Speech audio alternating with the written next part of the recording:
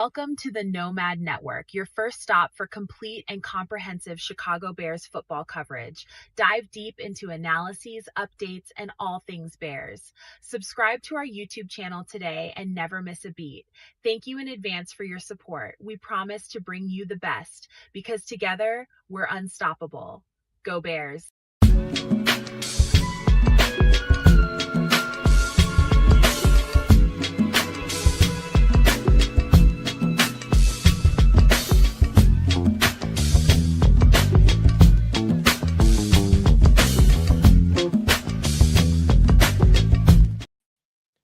Yo, no maniacs. Welcome into another edition of Some Extra Sauce, man. And boy, is this show gonna be saucy. I'm just telling you right now, it's a lot going on this show, like we do every freaking Wednesday. A lot of work being put into this, a lot of little background, work having to happen, but it's gonna be a great show. The Bears conversation, I cannot wait to get to right now because I feel like right now is when the games are the most critical. Everybody knows that this part of the season, that little stretch run where you got to show and prove you're worthy to be in that playoff conversation. And what a better team to prove your worthiness against than the Philadelphia Eagles. That's going to be that conversation is going to be right tonight. I'm telling you guys right now. And welcome into the show, Naj. I mean, let me give a special shout out to Naj, man. And only because you said these words in the chat, Naj, I'm going to say this to you, man, all my heart, man. Keep good vibes. Keep your spirit good. Man, Naj lost two parents in the span of a few months. In August, he lost his mom, and just here recently in the last week or so, he lost his dad. And so I would never be able to relate to how impactful something like that might feel going on in that succession. So, Naj, I don't know how you gonna do it, man, but I know you're strong, dog. I know you're strong, and hopefully you come out on the better side of this pain, a better man, and a more important figure in your family, man, because you got to hold it down now. So I just want to send you some love, Naj, and I appreciate your presence at all times, man. I love you, bro. I love you, man. Be strong. But let me pass it over to the Canuck before I start talking too much and get sappy, man. Well, you kind of started sappy, so let me give the exact same condolences to Naj. Big shout out to you and thank you for supporting my network, this network, Sports Chicago Style. We are always out there, always in support of us and under the same pretenses. May both of your loved ones rest well and power, strength, and longevity to you and the rest of your family. That being said, again, please accept our condolences here from the Nomad Network at Kedza Canuck and Sports Chicago Style. And stay up, my brother. It's going to be one heck of a couple of months for you moving forward. I do know what it's like to deal with exactly this, and it ain't fun. So, chin up, my bro. Man, I have to say this, man. I have to say this because it's been heavy on my heart since the last show we did. Because I had in my heart to say something then, but for whatever reason, we get carried away watching the game and reacting to the game. Things just slip your mind, and I just had to say that, man, because man, we love everybody in this community, man. Every single person that comes in here and is a part of what we do all the time and making sure they're supportive at all times. Naj is definitely A1 in that category, but that's not the reason. It's just from man to man, human to human. Be strong. Be strong, man. Yeah. Shout outs to Lord Crimson in the chat and Mr. Mayhem as well, who's just jumping in. Yeah. Big ups to those guys and thanks for coming in early. We're going to get down to man. My cat's over here being an asshole. Let me let her out right quick. Okay. Don't worry about that. Cats will do what they will do. Reasons why I no longer have a cat. That's a longer story. Anyways, yeah, man, it's going to be one hell of a week.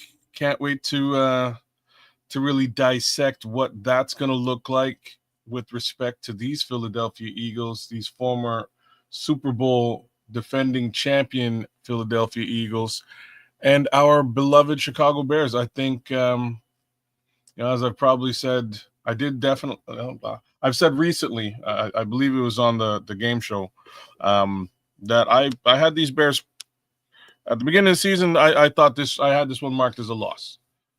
I'm not so sure that's the case anymore. We have as much a shot as anybody could possibly have at beating the defending Super Bowl champions.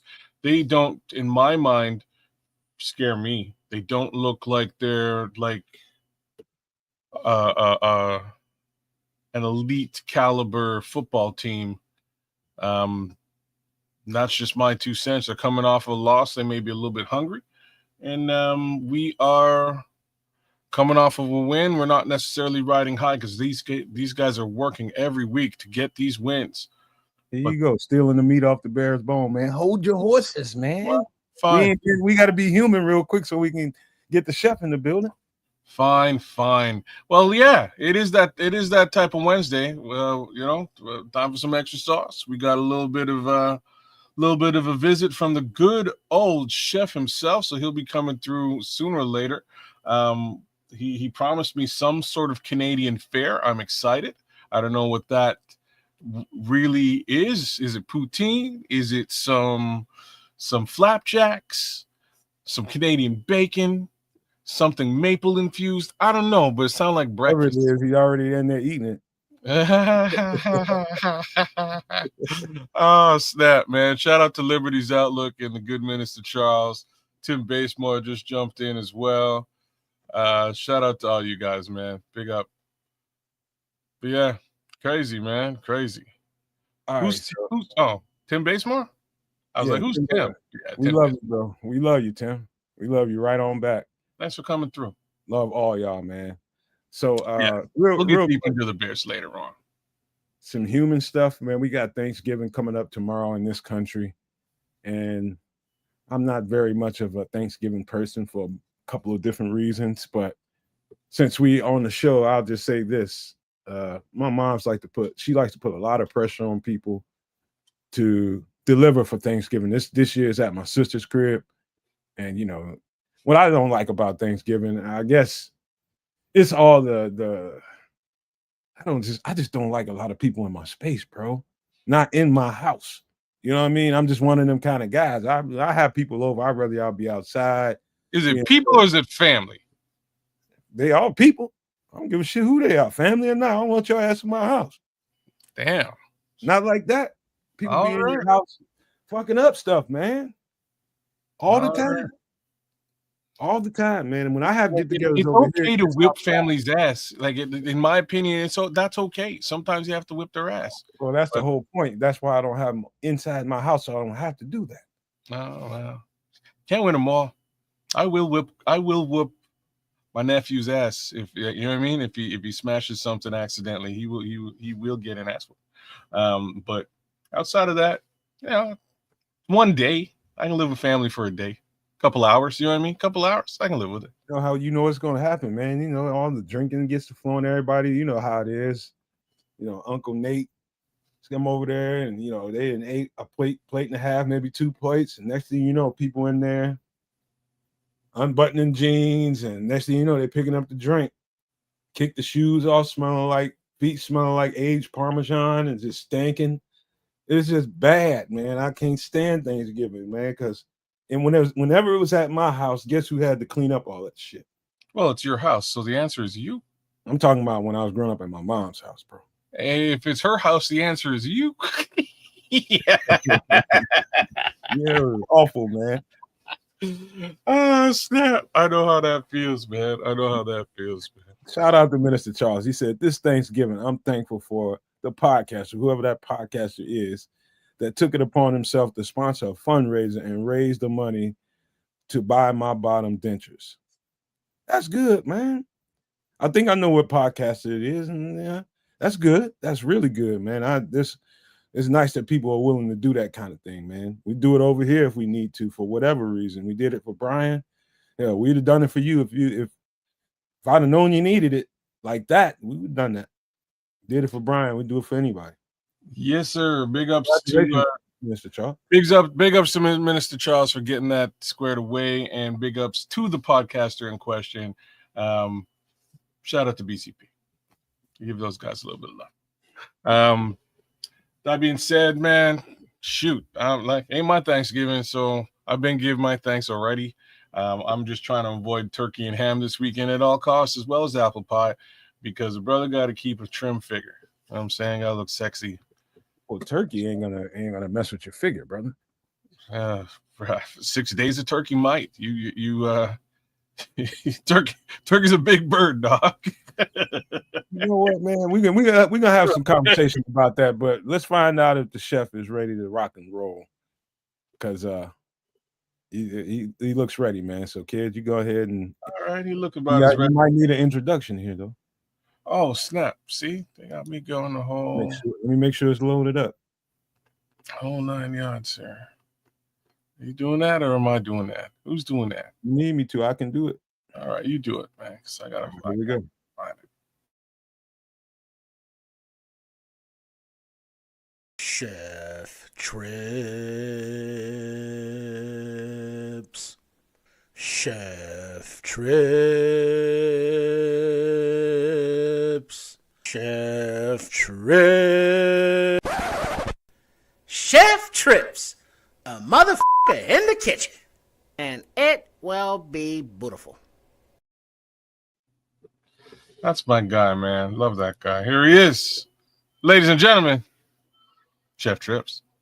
Hello, can you see me? Can you hear me? Very well. Hey, Chef.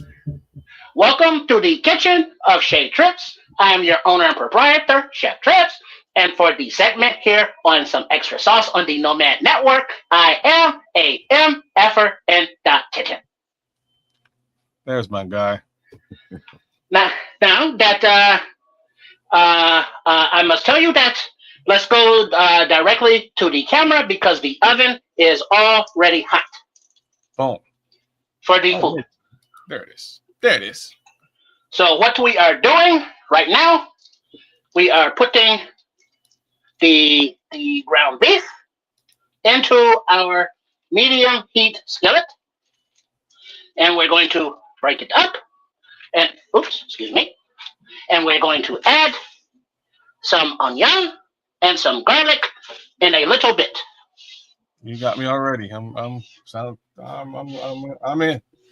All right. Now the on the back burner over here, you have these peas, the beautiful green peas, and we're gonna just have those on a very low heat and let them heat up. But right now, also, the oven is on, so it may get a bit hot in the kitchen, as it should. And we have the oven heating up, as we have some things in there as well. But for right now, we're going to be breaking up the meat. And I would also like to send my condolences on behalf of Sports Chicago Style to Dinaj on the loss of his parents. But while it will suck because the parents have loved you since before you were born, it is the natural order of things. Because it would really suck if they had to bury you, sir. So consider this the way it should be, and they are at peace and at rest together. And for others that may be going through things with your family, as we are coming up to Thanksgiving, and as many of us get older, we have already lost many members of our family, and many that may have made those days or those holidays special. But don't fret. Just remember why you loved them, who they were to you, and you pass that on somehow into other people's life. So you remember them in a fond, thankful way. And also remember that some of the people who have gone on were battling physical ailments and mental ailments, and it is better that they are at rest now and are no longer having those battles. So it is not always a bad thing. Even though it will make us sad and will make us miss them, it is okay. And we give you all the strength and all the love that we can from here at the Nomad Network, at Sports Chicago Style, and from at Catch the Canucks. Quick question, Chef. How do you feel about people in your place during the holidays? It is always a happy time to see the friends and the family for a little while, but I would prefer it is not at my place because we don't need all of those people up in here. Because when people go home, it's like, damn, I just had to vacuum the place to make it look presentable, and now I got to vacuum again because of all of the tracks and the prints. And then you always have to clean the toilets afterwards because some people just have no respect. Even family, huh? Even family. Sometimes those bastards are the worst. See what I mean, kid? If the worst part about this is real talk, I ain't really trying to have nobody over here either. I was just, I'm just trying to be a nice guy for the holidays and shit. That's basically the best thing that I can say. People will okay, do now people will do as stuff. this is browning, the get the as the pink is coming out, I will now add real quickly the Onion. onion. Thank you very much, the kids. And then we will add a few pieces of the minced garlic. Mm-hmm. Right on. Get any cayenne pepper in there? No cayenne pepper just yet. Cayenne pepper. All right. That may be a little much. Okay. Crimson your dig says, shout out to Crimson. He says his house is a fortress of solitude, as is mine, sir. As is mine. I can't dig it. But we will throw in a little bit of the Worcestershire sauce. There she is. Who's your sister? She is a beautiful person, just not a beautiful person in the face. Oh, snap. Now, I wish that you could smell the aromas of the Worcestershire sauce, of the garlic, and all of the onions. Very aromatic. Trust me, I can, my God. So we will let that. Let me give a shout out to my wife because I'm sitting here thinking about we did some tacos this week and I crushed it. I totally fixed up with tacos, but I gotta give a shout out to the wife for making me some bomb ass spaghetti last week. That was really somebody else who made the spaghetti all together, but she put it on the plate for me and made it hot.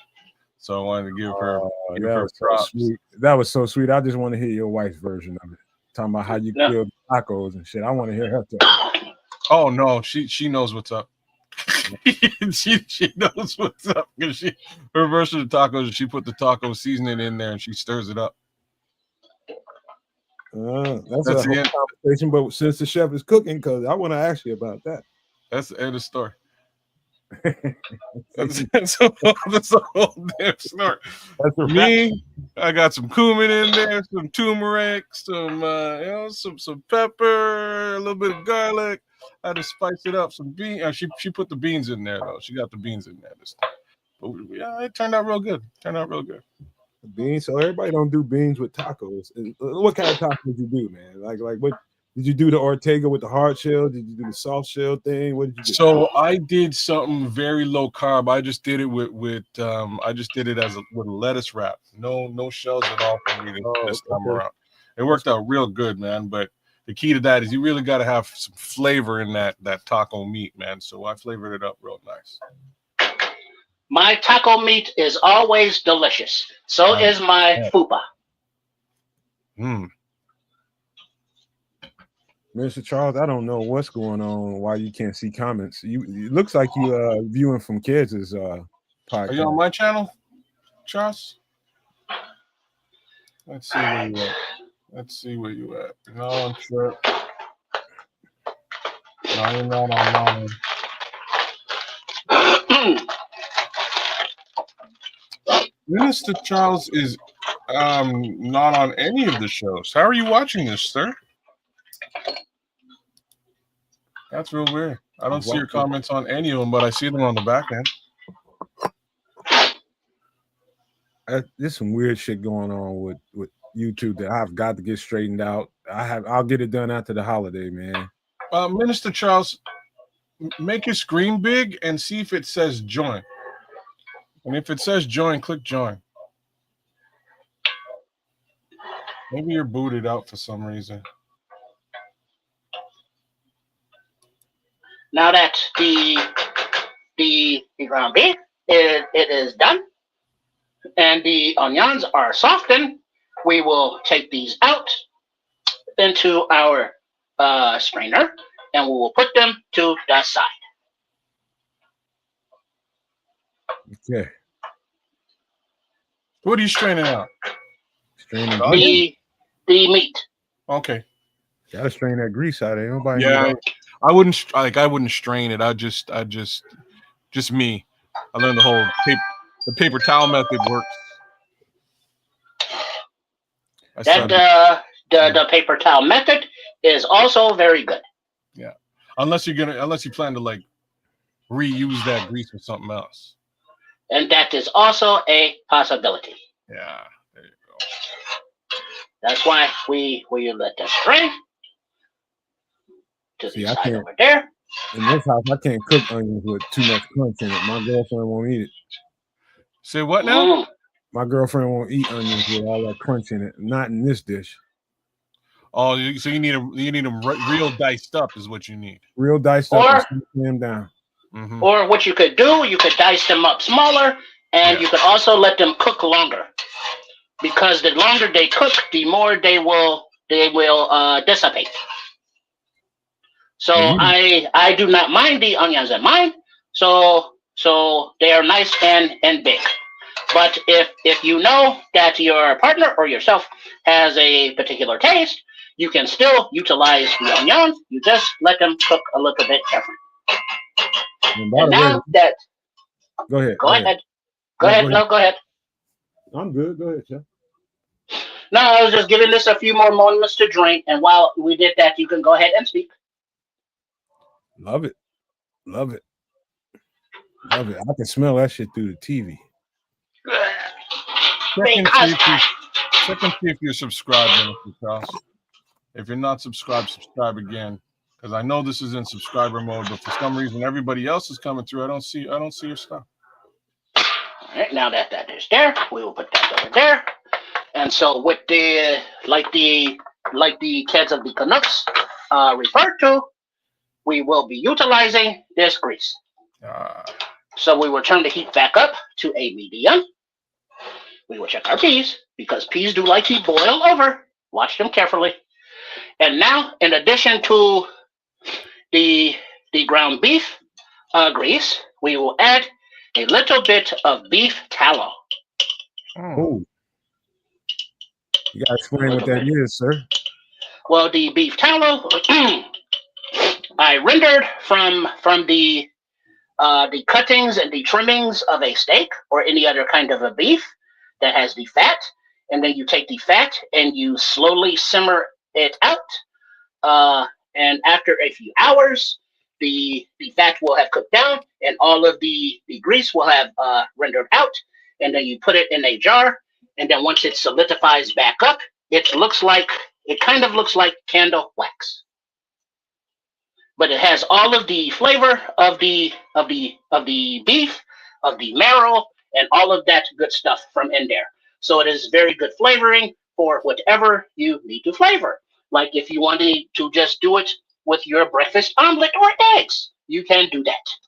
But for this, I'm adding an extra layer of the flavor, and then also a tablespoon of the butter. So we have a few different fats going on here, which will just add to the umami. That's the levels of flavor. And it will be beautiful. So now, as the butter and the beef tallow and the ground beef grease are going in, we will add our onion. Oh, more onion. Ain't nothing wrong with that. And then we will also add, as soon as we get them out of the reefer, in a little bit. But before we do that, we need some green pepper. Ooh. Yes. Yes, Lord. They're all elected. Yes, Lord. And so we have all of this flavor now going into these vegetables. And as you can see, this is very easy, very simple, but it is a lot of flavor coming together. Yes, you had a question. Is that no, not me. Or whoever, I just heard someone speak. I thought it was no man. I'm good. I'm all in for whatever you got going on here, because this just screams me. Green peppers, onions. Yep. Sign me up. And then right now, we will let just that soften for a few minutes. And then while this is softening, please go ahead, Nomad, and go ahead. No, I was just gonna say that looks like a beginnings of a good pot of spaghetti. Oh. This base of vegetables and oils is used in a lot of different dishes, but for this recipe, it is not the spaghetti. But now we also see that our peas are coming together nicely and warming up. And now this may be a little bit of a spoiler alert, but we have to check on these right here. And these are quite warm, but we have to flip them over. These are our sweet potato fries. Damn. Oh, it is going down the road, I thought. Flip those over there, and we want them to keep a nice little layer to get crunchy, but not too. Ooh, I have to put that down, as I cannot do that and hold it with one hand. Chef, can I ask you a question about those sweet potato fries? Yes. Now, did you cut those by hand or did you buy those? These are bought. Okay. But they are easily done if you have the sweet potatoes. Like if you have a garden or if you purchase them, they just cut them into the fries, like so. And then they have already been in the oven for about 15 minutes. Now I will put them back in there, and then I will reset the timer and start that. So, but yes, you can use regular white fries. I'm sorry, excuse me, the white potatoes, if that's what you have, as well. And so, smelling delicioso, and it. So now that these are beginning to soften just a wee bit, we will go with the garlic. And then we will scoop this up over here. Woohoo! There we go. We got a comment from the Scrolls. Shout out to Scrolls for just busting up in here. He says, I had this dish in the French Riviera back in 1998. I think it's called Soup de la Trips. Soup la Trips. That may be familiar to you, the Red Baron, but this is not that. Guess again. You ain't never getting away from that Red Baron. Like a very specific poutine. That's my guess. Yeah, you're going down. You're going I down. would say like almost like a, I don't know, like a hamburger poutine. Well, now that the Canadian has solved the Sherlock Holmes mystery, this is a ground beef and vegetable poutine with the cheese of curd and the sweet potato fries. Wait, so there it is. So right there, as these are going and those are simmering, the curds we are using are of this varieties. All right. Now you may get these naturally where you are at the Canucks, but this is what we have access to here. Very fair. So I just want to give King a quick shout out. King Booker just jumped in. Yeah. King. So where I'm at, is like the home of the cheese curd, man. I don't even know what else to call it. So, like, one of the largest manufacturers of cheese curds in North America is about 20 minutes away from my house. At some point about 10 years ago, the factory, like half the factory exploded, and you know, poutine fans all over Canada were like in peril. It was like a big, it was a crazy thing, man. You know, the price of cheese curd skyrocketed. It's kind of a funny story, but at the end of the day, said shout out to St. Albert's Curds, man. They make the OG curds, and that's what it's all about. A lot of like real poutine aficionados are like so specific about the cheese. You can there's one famous spot again about an hour from me, and they use the same St. Albert's cheese, but they grate it and they put it in the poutine. And some people are like, "No, man, that ain't a poutine to me. It has to be the curds. Like it's just the same damn cheese." But anyways, shout out to the folks at St. Albert's. Shout out to the good chef for giving us a look at poutine. This is a bit of a different look, but there are a million different looks of poutine. So I ain't mad at you, man. You're doing your own thing, and I love it. It's gonna be delicious too. Well, when he's kind of rounding this dish off, I do want to ask. Well, I can ask you why he's putting this together, I guess. Yeah. So your poutine is your regular fries, gravy, and cheese curds, right? Yeah. What do people add to that? Like, do they add jalapenos and other shit like that to kind of enhance the dish? What do they put on the add to it? I know people put their own spin on it, right? This is what's happening. So like at some point, I guarantee you, I'm really surprised this hasn't popped up in the United States of America thus far. But at some point, you guys are gonna have poutine shacks or poutine franchises because they're here and it's crazy. And when I say it's crazy, my homeboy who owns a Jamaican restaurant downtown, one of the few that isn't directly related to my family, he started making a jerk chicken poutine, and then he made an oxtail poutine, and the world stopped. You know what I mean? Everybody's like, that's all I can tell you. Everyone's like, oh snap, because you get that jerk chicken gravy instead of just regular beef gravy. You get that oxtail gravy instead of that regular, again, beef gravy. And he puts a little bit of a spin on it. There's meat in there too. So you're eating your oxtail. You got fries as the base, gravy and cheese, and it's delicious. Like the first time I had it, I came through and he's like, I looked at the menu. He's like, "You doing oxtail poutine, bro?" He's like, "Yeah, man, I do an oxtail poutine. You gotta hook me up with one of those." So he gave me one on the house. I crushed it, and I was talking about it ever since. And then what happened is right next door, a dude opened up a restaurant where they sell all they sell is different kinds of poutine.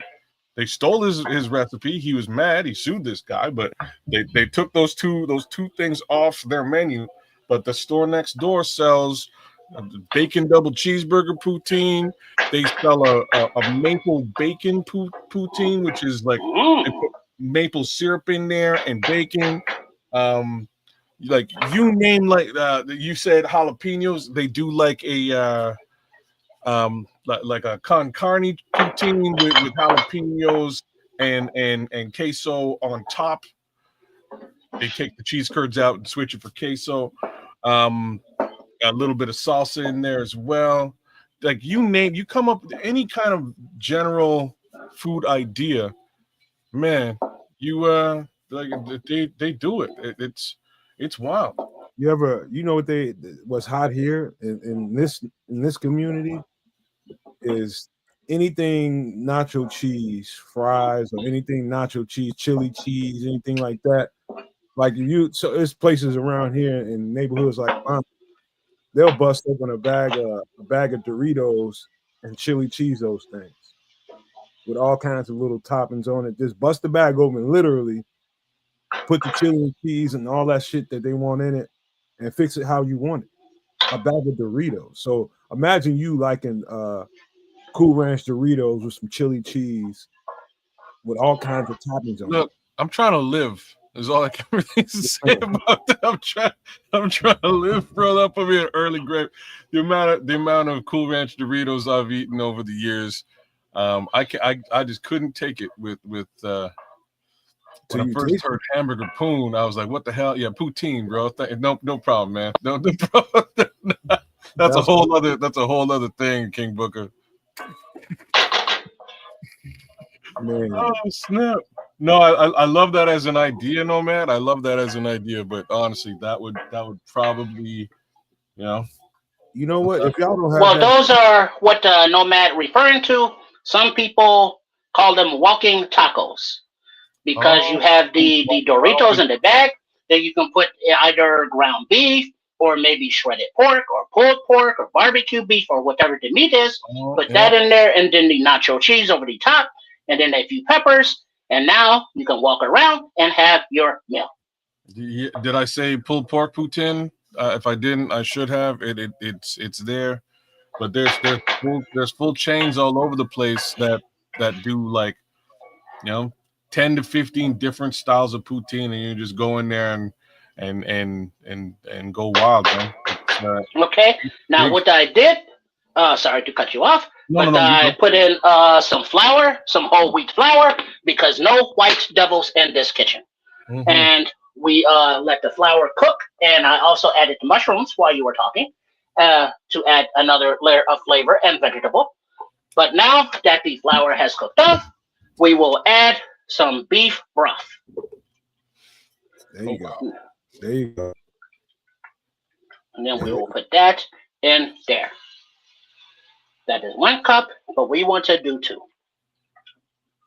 So we will put this in there, and then we will bring this to a simmer and let it thicken up. That's going to be now we put that in there. Yeah, you let that thicken, and that's going to be delicious. And then now, let me put that top back onto there, and then put this away out of the way. Thank you very much. And then now we also make sure that we get the scrapes on the bottom of the skillet to get all of those little bits that will be on there. Ron Winarski says, bear down, bro. Yes, Ron. Bear down. Ron. Bear down, everybody. Bear down. It is very impressive what the Big Ben Big Johnsons is doing with this young team. And I also, it's not a spoiler alert, as the video of the Sports Chicago Style post game went live earlier, but one of my shout outs was to Ryan Poles because of how the rookies looked on this past Sunday. Every one of them that played made a good contribution to the victory, and they are getting more and more reps as the weeks go along. That's a good observation, Chef, because everybody hurt. So next man up, they found new life in them rookies, and they came to play this weekend. I'm real proud. I gotta say, like, he's not. I don't know where they found DeMarco Jackson, but DeMarco Jackson was a UDFA, and he was down in New Orleans with the Dennis Allen. So the Dennis Allen was familiar with him, and so he went up to Ryan's Poles office and said, "Hey, we need the DeMarco Jackson." And as it turned out, he was on the practice squad, getting familiar with the defense. And then now that all of the three starting linebackers were hurt for the Bears, you saw the DeMarco Jackson come in and look not too out of place at all on the professional field.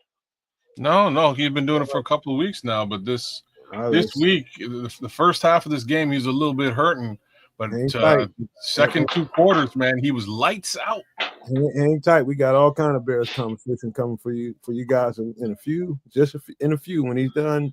Well, gotta keep the gotta let the chef do his thing. You know what I mean? Yeah. Chef don't get the opportunity to do the Bears thing very frequently. It is nice to be able to talk a little bit of these sports and the bears would use, and not just be your kitchen biatch. So it is nice. Hey, what's that little thing you got underneath there? What you talking about? Be a little bit more specific. Oh, the paper. Like what you got? What are you Oh, cooking? this is a silicone mat. And I use this because you never have to do dishes again, and it doesn't stick to the mat, but you will have to let it cook a little bit longer to get crunchy, but it will. But I took them out now. As you can see, they are starting to get done. But this is the time, as this is starting to simmer in the gravy, we will put our curds of cheese on these fries. You have an air fryer, chef? I do not. Oh, I don't know what happens. What's happening to Minister Charles here, man? But he can't. Sometimes he can and can't comment. Try just refreshing the whole show, Minister Charles. Try refreshing the browser. See if that helps. And we'll spread these out a little bit over the fries. All right. And we'll put a nice space under there. Are those and then we will put. Are those no? These are frozen. Oh, okay. And now we put those in there, and we will reset our timer over here. Whew. It is warm in the kitchen, the way it is supposed to be, and it is beautiful. Yeah. And we will put these in for the 2 minutes at the time, right here. So, go ahead, you can talk. Thank you, sir. Thank you. Oh, he just did that, and it's still not coming up. I don't know what it is, Minister. I couldn't even tell you, Charles. So a question that I have for you guys is, so like when you go to the grocery store and you get a bag of fries, you get frozen fries. Who are the manufacturers? Do you know who the manufacturers of your frozen fries are in the USA? And like, I'm specifically asking about Cavendish. Do you guys have Cavendish out there? Never heard of it. No? I'm not familiar with Cavendish. No, we have the Ore-Ida. Ore-Ida, okay. And then we have the chain restaurants. They have curly fries or the seasoned fries, like Rallies or A&W's, or there's another one, Checkers, and they all sell the frozen fries as well. Aside from the generics. Let me check and see if Ore-Ida is really Cavendish, because Cavendish is like a thing. Reason I'm asking, like, man, brother, I found some bomb. So I've been eating, just to stay on the healthy side, man. I haven't had poutine in months, but just to stay on the healthy side, I've been eating them sweet potato fries you got, and Cavendish makes like restaurant quality frozen frozen sweet potato fries you can get at the store. I throw them things I throw them things right into the air fryer, and they come out perfect, crispy. Oh man, it's to the level that I basically stopped buying sweet potato fries at the restaurant because it's almost useless. I just make myself like a little chipotle dip or sriracha mayo, something like that. Boom, goes so good with them sweet potato fries. I like them crispy, man. That is very true. As the French fries and potato chips are staples, it seems, of every culture's diets, whether it be healthy or not. But it is good because the sweet potato fries are not as starchy as the white potatoes, and not as I would say not as bad for you. So they are a little bit healthier. And so now, as you can see, the gravy is starting to thicken a little bit more. And then as I said before or mentioned, that the longer you cook the onions, the more translucent they will be. It's the same kind of with mushrooms. These are the mushrooms I put in earlier with the other vegetables and the flowers, and these mushrooms I just put in. So they have different layers of cooking this throughout because I enjoy mushrooms, but I want them to have the flavor, but I still want to have a little body to them. Okay. Yeah. Yeah, you put mushrooms in anything, man. It should make it taste a little better. Indeed. Somebody's at the door, chef. Oh, we are closed for business right now because a MFer in the kitchen is on. So they have to reschedule at another time because it is Wednesday night, and everybody should know that some extra sauce is on the Nomad Network, on at Kids the Canucks, and at Sports Chicago Style. Yeah, don't be And ringing right. my doorbell. You know what I'm saying? Don't be ringing my doorbell. I'm doing a damn podcast. So Orida, I did not know this, is owned by the Heinz Company, which is a Canadian company, Kraft Heinz. And for the most part, processed right here in Ontario, Canada, where I'm sitting. I Nice. wasn't sure. Yeah, I wasn't sure, but had a feeling that they were somewhere over here. But they don't sell Orida fries in Canada anymore. They used to way back in the day, but they don't. Go figure. Now, right now, I would like to give a shout out to Coach Tripping and Trip, who are still putting together their self-defense exercise channel, and we are going ambidextrous both ways with our stirs. So when you are doing mundane activities, you can practice your body movements. So right now, we're using our right hand, and we are going clockwise. So that is the wax off, because we're going away from our body. And then we will go from 12 to 3, down to 6, over to 9, back up to 12. And then quickly, I will show you wax on. Now we are going counterclockwise with our right hand. And we move it all around, and we're going very gentle because you see I'm not holding on to the skillet, but I should be holding on to the skillet anyway, safety first. And then we switch hands. We can turn the skillet around. And now this is the off hand. Now we go wax off there. Now we go around. Supernomaniac Grant LeCompte. Big shout out, man. I'm just He says it looks good, chef. Yeah, man. And then we go wax on. Thank you very much. Oh, this is very appreciated. You're doing the whole Karate Kid thing. He told me what his name is. I just forgot who he said he is, but it's gonna make me mad because he's gonna tell me again. And I forgot it. Yeah, tell me too, Grant, because like I didn't expect to see LeCompte up there. LeCompte is my wife's family last name. I'm actually related very heavily to LeCompte's. Strangely. Oui. Out of the woodwork. And so now that you see that we got the nice simmer going, we will let that go for a few minutes. Or in the U.S., do you pronounce it LeCompte? And we will throw this over here so there is less of a mess of a splatter. But as you can see, the steam is rising off, and you can see the bubbles. As it thickens up, I take a peek. Ooh, and the curds are thawing out nicely, and the fries are getting harder. Now everything is in the skillet, and the peas are back here. The peas are ready.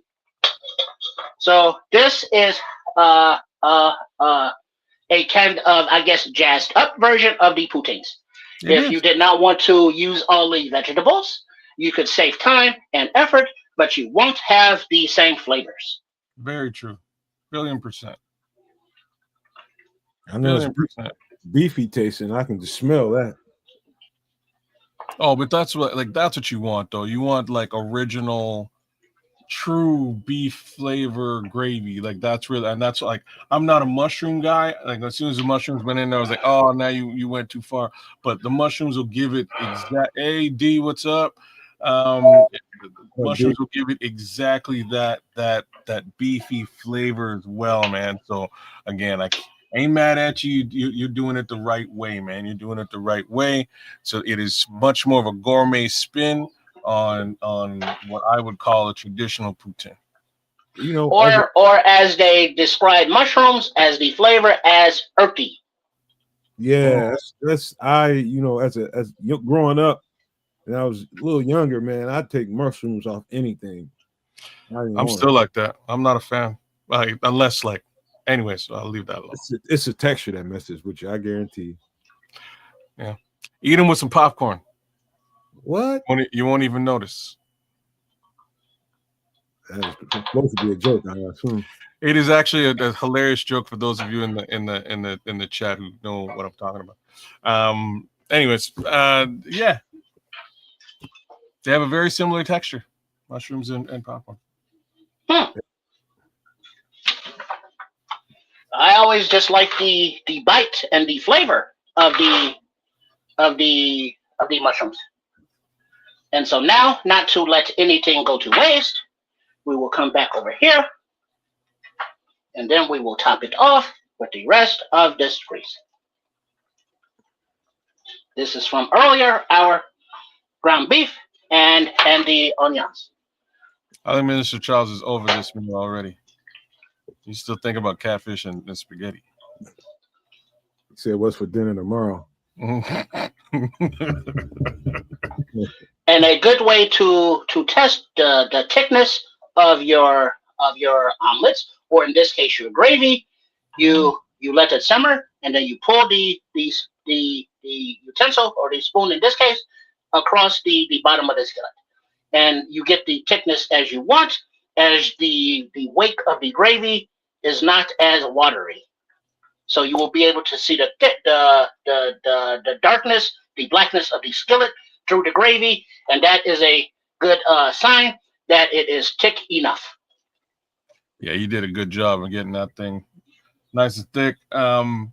Chef, since you brought up omelets, I got a question for you on your omelets. Do you put everything in like a bowl, stir it up, and then fry it, or do you sort of add ingredients as you go? I usually put all of the fillings, the fixings of the omelet into the skillet, and like the onions or the vegetables or the meats or the hot dogs or whatever it is, and cook them a little bit, and then in a separate bowl, take the 3 eggs and then whip those up, and then pour them over top of your stuff. Okay. Yes.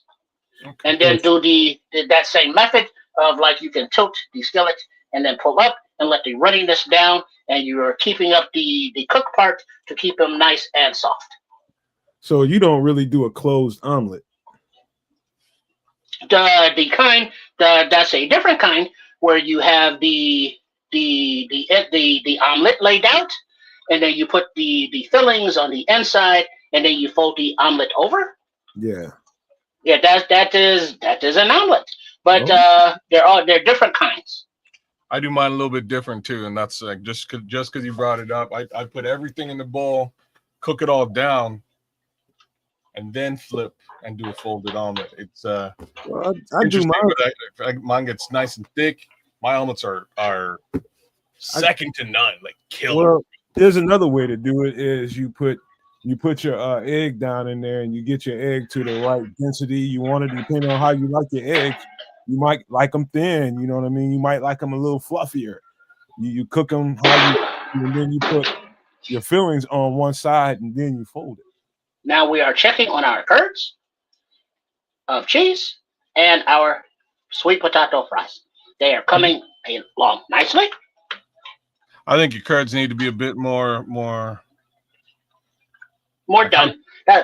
They're done? That's what. No, not done yet. I say that's why they are coming along nicely. Yeah. But they are not done yet.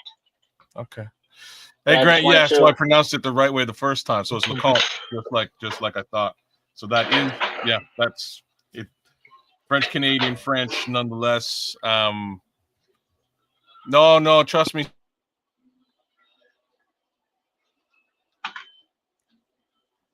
We scrolls. Yes, it's real simple.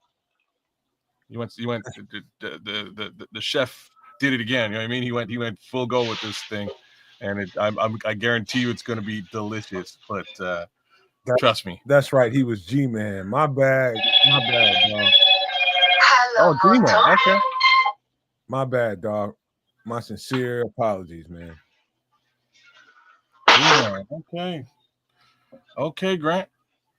I just didn't expect there to be Lecomptes in like the Illinois area. I guess that's just me. We have so many over here, but go figure. Crazy. Why wouldn't it be? I don't know.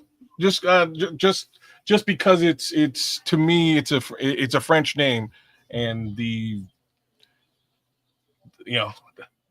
how high the French population is where I'm at makes sense. I don't know how many French folks you got A lot in Illinois.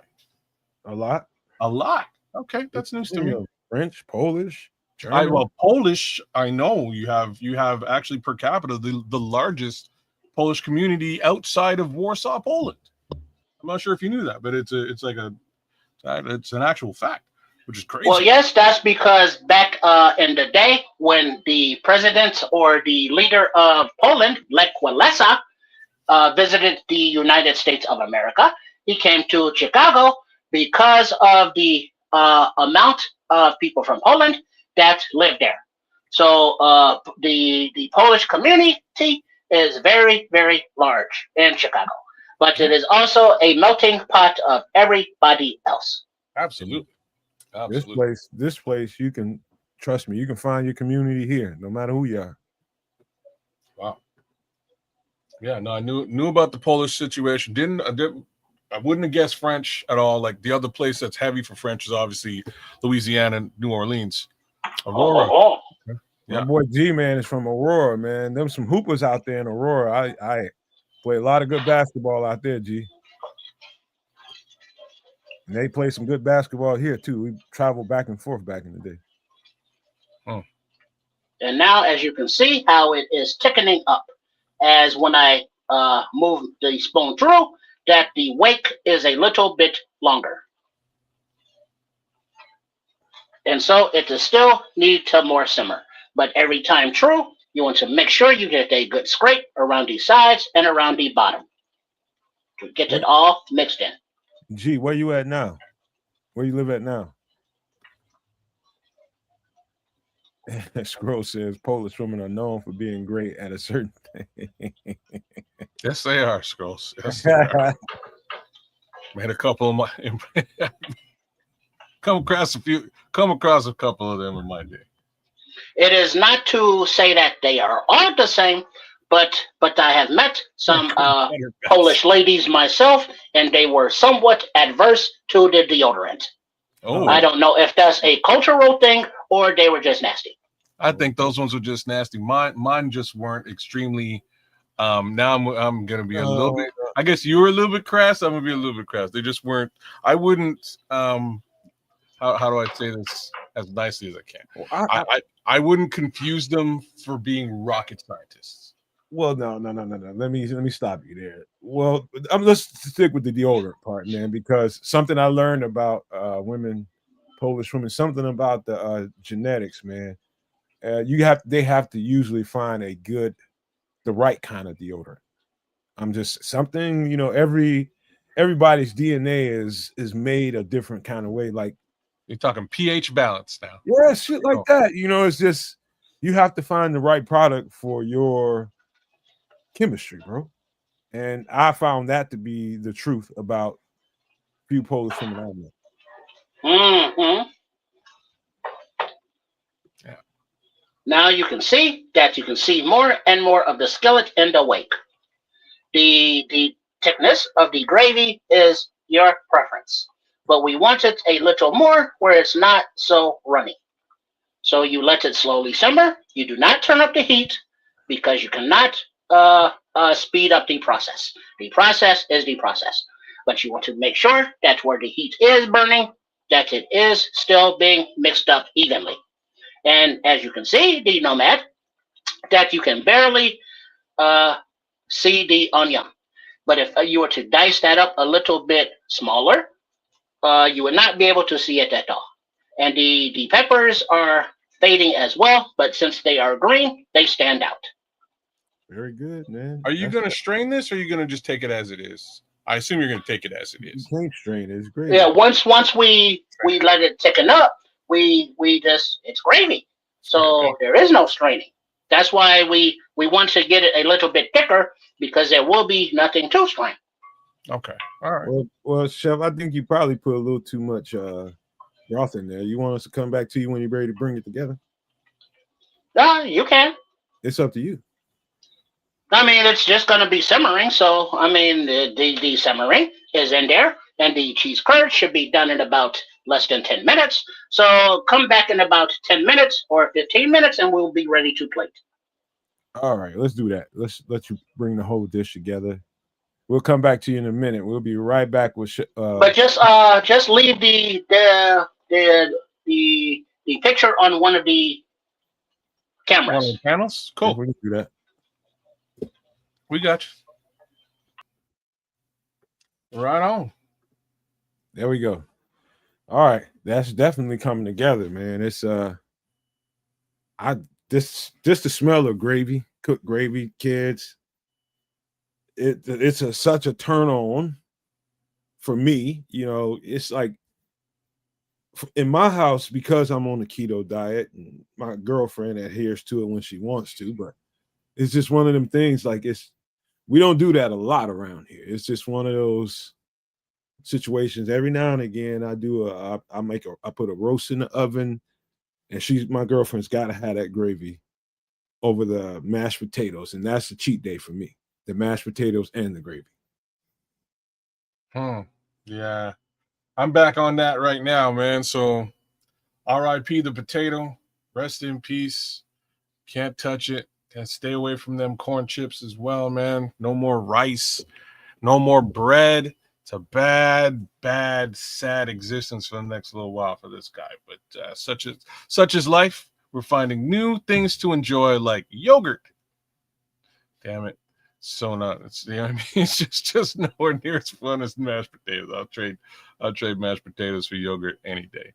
But so let me tell the chef what kind of comments you got in there. Give me a thumbs up. I know you can hear me, chef, but you're getting the comments saying that, hey, sprinkle a little mashed potatoes in there, it'll thicken it up. Also, he scrolls, and that's from Crimson. Lord Crimson put that in there. And Scroll says, there you go. He's looking for some of that black pepper to get put in there. Yeah, man. I probably should have said something about that, but he caught it. He got it in there. It's kind of an important add-on into that gravy, man. That's exactly what was probably missing. Just a little bit of that. Just a little bit of that would take care of business. Yeah, it's definitely coming together now. Yeah, that's going to be flavor. Uh-oh. You hear me? We can now, yeah. Okay. Well, the adding of the mashed potatoes, like of the instant variety, is very true. But I do not have any of those, and as you can see now, the thickness is happening naturally because of the flour. And as the more liquid comes out, you see that we wouldn't need it because you see how it is thickening up. It's nice and thick, it's nice and pretty thick now. At least all you had to do is let that shit rest a little bit. Yeah, you're probably right. It's very true. Let's see. That is a good thickness right there. Yeah. As you can see, the skillet is there, and so there is still a little juicy that will thicken as it stands, but it is also a little juicy for the sweet potato fries to absorb. So we will take that off, and we will turn the heat off, and then we will just let that simmer over the heat that is there. There you go. Come back. Well, it'll get consistent. Well, actually, we are plating it now, so we can stay here. All right. Because now we have a nice sizzle on the curds and the sweet potato fries. So we can take those out. I gotta try those. Anyway. Try what? Cheese curd. And so, hold on. let me get a little more work room here. So I will take this out of the way. And I will put this over here. And we will grab our plate. Are there any other questions and or comments from the Nomaniacs and or the Super Nomaniacs? You're just getting a lot of support in there. That is much appreciated. And I do hope that you try this in your home. As you can see, that it is not very difficult to make. But sometimes the hardest part is the curds of cheese and finding those in your local area. So like okay, I can dig it. It's probably very hard to find in your grocery store. No, I wouldn't even say that. I'm just not one of them people that went ever looking for them. Nobody, like, I wouldn't see anybody in the U.S. really like. What are you gonna do with a cheese curd? People buy mozzarella sticks. That's different. Like, I know what you're saying. I don't know. All right, and so the cheese, the curds, they are different, but pretty much the same thing. There's tomatoes. So right here, to present our plate, we will switch out the hot iron. Get that out of the way over there. And bring in the cool iron, but we will keep that over there. And then we will bring over another silicone mat to make a base there. Now we've already put our curds and our fries there. And so now we come back with the beef. I'm going to put that right over the top. I'm going to flatten that out a little bit. And boom, boom, boom. And then how about another one over there? And then guess what? Need some over there too. And so we are generous with the meat. And so now that we get that there, we come back to our star of the show, or at least one of the stars, and that would be the gravy. Oh, there we go. That's what I'm looking for right there. Over here. So now we come back over to our gravy. And then we will scoop some of this beautiful gravy onto the top of the meat, of the fries, and of the cheese curds. It came together nicely. All you had to do is leave it there for a second. So Missy Nova's in the chat. That's the missus, man. She's straight up as Canadian as it gets. She's the Lecomte I was talking about their grant.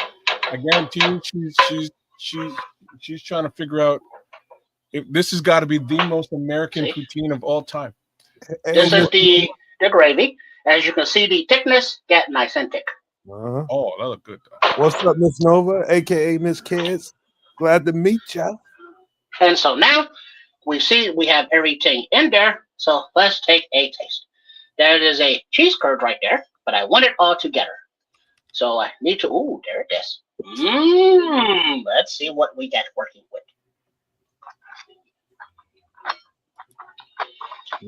Yeah, he's taking a nap. Hey, Kaz, he's taking a nap on this show. Oh, he's going to sleep at he'll be sleeping. Guaranteed. That's his poutine, Miss. We should put this is poutine. I should say add some cornbread. No, this is very good. Oh, what you because doing? there are so many flavors that come together. You gonna put that on there? You might as well. You put it on the side. You might as well just put it right in there, man. Well, I put it to the side. And so we can scoop it out from there. Miss Nova's mind is blown. I hope that is blown in a good way. I hope so too. Because the American way is we do not get to be fat asses by accident.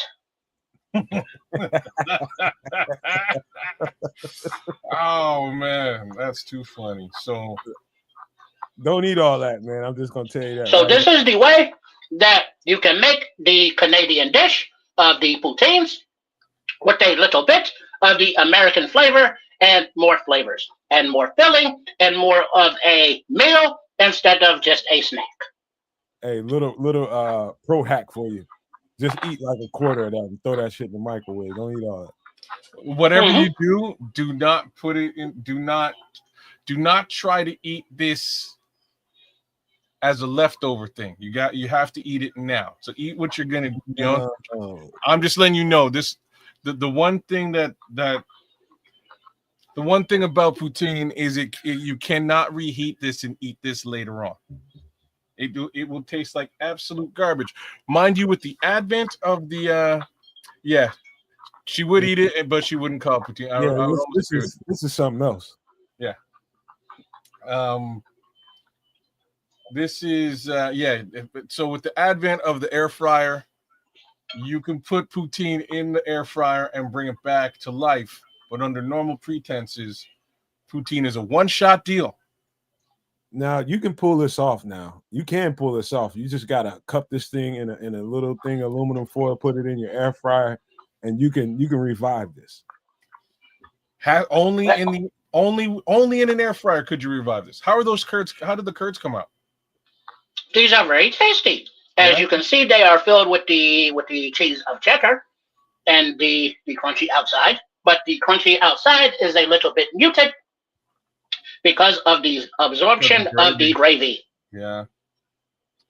I think that's and then so we have a little poutine.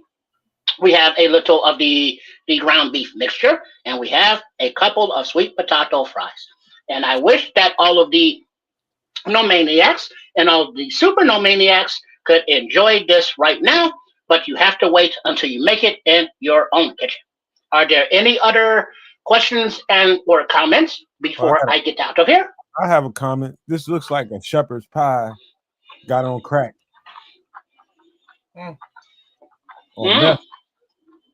But if we really want to get it onto the crack, if you will, we will add a few sport peppers. Oh, now you going crazy. Now you going wow. But then also, because of all of the different flavors, not only will we do the sport peppers, we will also do a couple of the banana peppers. Yeah, that's what I was gonna say. Some banana peppers would work just fine. Oh, But then for those of you who also have the hankering, there is also the hot jardinara. Damn. This in turn from poutine to just pookie. Yeah, he's so we're taking bets tonight on at what point Trip will the itis will catch up to Trip. Let us know what time you think. G-Man, you just I would hope that the Triple R would be able to stay awake, as he is not doing all of this cooking and over this hot stove. So he should be fine. Now, if I was on there, that would be a different story. There you go. Don't eat all this, man. Don't eat all this. But it is so hard to stop, as I have not eaten all day. Do not eat all this.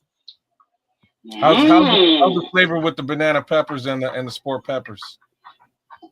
It just enhances the flavor.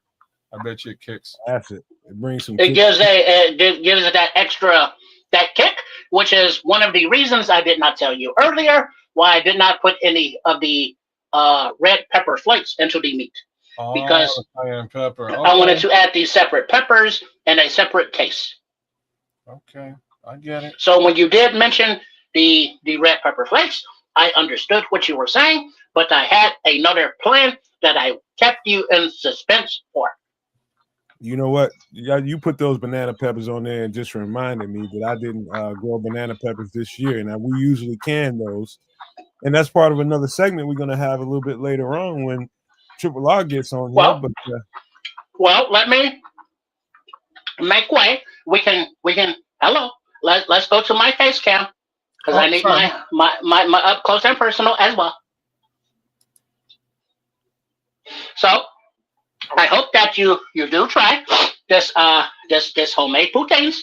It may be the American style, and remember, you can use whatever kind of meats over the top, and it can be like loaded French fries per se with gravy.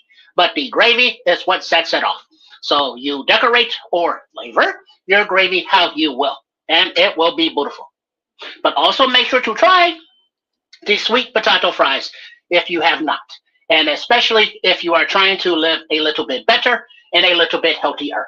So once again, I thank you very much for joining me live here in the kitchen at Shea Trips for a MFer in the kitchen, because guess what? I am Chef Trips and I am that MFer. Be sure to subscribe to the channel that we are building at Chef Trips, and the name of the channel is Shea Trips Kitchen with Chef Trips. That's here and that's me. And then also show a little love to Coach Tripping and Trip with their channel at Trip Kundo, TRIPPKUNEDO, for the exercise and self-defense stuff. And then you can always find our pregame and postgame for the Bears, for the show with all four of us at Sports Chicago Style. So that is the hub at Sports Chicago Style, or the little at triple RSCS. We thank you very much for visiting, and we look forward to seeing you the next time, which is the last Wednesday of the month. So it will probably be the last Wednesday of the year. 2025 is gone by already, and we thank you all for all of your support on the Nomad Network, on at Kesdi Canucks, and at Sports Chicago Style, at Trip Kundo, and at Chef Trips. Once again, if there are no more questions and or comments, I will get out of your hair. Real quick, you do have a question from G-Man. He says, ask Trips if he reheated the hamburger and onions before adding them. They were in the toaster oven over here, and then so they were kind of already heated up. But the important thing about the poutines is that the gravy is served hot over everything, because it tops everything off. All right, man. So high five from a distance, man. Good stuff. Ain't nothing on that plate that I wouldn't eat. Just don't try to eat it all tonight in one meal, man. Just eat like a quarter of it and put it away. That's my advice. All right. Thank you very much. And once again, thank you to all the Nomaniacs and all of the Super Nomaniacs. And I look forward to seeing you. Wait, did you pause? Oh, I thought you. Yeah, something went off of the camera because I was going to say night and bye. Where did this come from? But go ahead with the picture that you had. No. Do your thing. I was just going to say. Okay. Yes. Well, thank you very much, and I look forward to seeing you next time here in the kitchen for being that AMFer. So until then, bye. Peace out, love, brother. Peace out, Chef. Happy Love Thanksgiving, you, man. And off he goes. There's our guy, the chef. There's our. We're going to pull that down. I'm going to share. Big time. This. I share that just to give you guys a look at what huh? What was that? That was just this is what a traditional poutine looks like. It's real simple. Fries, curds, and gravy. Just like your mama would cook, mashed potatoes and gravy. Switch out the potatoes for fried potatoes. Trip did the whole thing, and I love it. It'll be a different flex for everybody to enjoy, and I think you guys can, get a kick and a decent meal out of it down the road. But yeah, that's our chef, man, doing the darn thing, man. I'm impressed. That was yes, yeah, she's white. G-man, yeah. But he Scroll says, I need to know how to brine this turkey, Trips. What would be I'll tell you one thing, Scrolls. Let me help you out with that. If you're gonna brine, Do it in a chicken broth and some sliced up oranges. You do some peppercorns and put them in there for that little added. You need a little zing to it. I wouldn't, depending on who you're serving it to, I wouldn't put no red pepper flakes. But if people like it spicy around you, do a few red pepper flakes. But chicken broth, peppercorn, and some orange slices. That'll bring that SOB together. I promise you. 24 hours. That sounds good. I'll throw some vinegar in there too, just because I love vinegar. You better not put too much in there because it's gonna make like when I say vinegar, like I would sneak some. If you have banana peppers in there, I'd sneak some banana pepper juice in there. Give it some nice kick. Trust me. The thing about that kind of flavor, if you want to put it in an overnight brine, that's gonna be more powerful than everything you do. So if he's putting oranges in there, you're not really going to taste the orange because the first thing you're going to taste is the sour. Depending on it's going to enhance the sour from the orange, though. The orange ain't got a strong taste to it. It just adds a little bit of you know the orange is there, but you just don't know what it is when you eat it. So you're doing curry French fries, Patrick. Okay, it's very similar. Like I was saying before, oxtail and jerk poutine. There's also curry chicken poutine. You'll find out here. It's crazy wild. The flavors in Canada are different. It's just different stuff because the melting pot is a little bit different. You have that very stark French cuisine, and then you mix that up with Caribbean, and then you mix it up with a little bit of Asian. It's wild over here, man. You guys would be very, throw some barbecue on that MF too. You know what I mean? Like it's a different flavor profiles over here that you guys would be very surprised about. And for that reason, yes, we pack on the pounds here in Ontario. Just saying. Man, one time one of my uncles got a duck for Thanksgiving. He didn't have everybody over his house. He just had his immediate family. And, we was kids. We used to go crash everybody's house. So we jump in the car, ride down wherever and go hit this uncle's house, this aunt's house, and just be eating everywhere. And we roll up on my uncle's crib, man. This dude had ate pretty much the whole bird. He dunked that thing in some now a duck is extremely greasy. I don't know if you ever had one. Extremely greasy. Somehow, man, I had duck recently, actually, and yeah, it's fatty, greasy, and it's good, delicious, but yeah, fatty and greasy. Yeah, he did something to it with orange juice, but then he put oranges on the duck as he was basting it. So he had orange slices on the duck, and something to do with orange juice in that marinade that he was using overnight. He whipped it up together with something, man. To this day, he ain't telling nobody how he did it. But I'm telling you, all I got was a little bitty piece of it. But that might have been one of the best tasting pieces of meat I've ever had, man, because there's something about orange and poultry when it comes to basting. So just might want to remember that when next time you're doing a bird of any kind, orange. It's unique, especially on a greasy duck like that. Minister Charles, I can't even mention you in the chat, which is super weird. I don't know what's going on. We don't have, like, if we banned you, I wouldn't be able to see your comments in the back. Like, we wouldn't be able to put you up like that. You know what I mean? So, like, if it was us, we couldn't put you up. There's no human involvement. There's just something going on. I don't know what that is, Mr. Charlie. Nobody doing nothing. Yeah, it's not like I'm saying. If it was if we banned you, we wouldn't. Your comments would disappear from my back end feed here too. I wouldn't see your stuff, but I can't even mention you in the regular chat by myself. So I don't know. I have no idea what's stopping, what's preventing your stuff from posting. Humans around here that's gonna do that. Yeah, maybe a YouTube update and restart the app. I don't have any,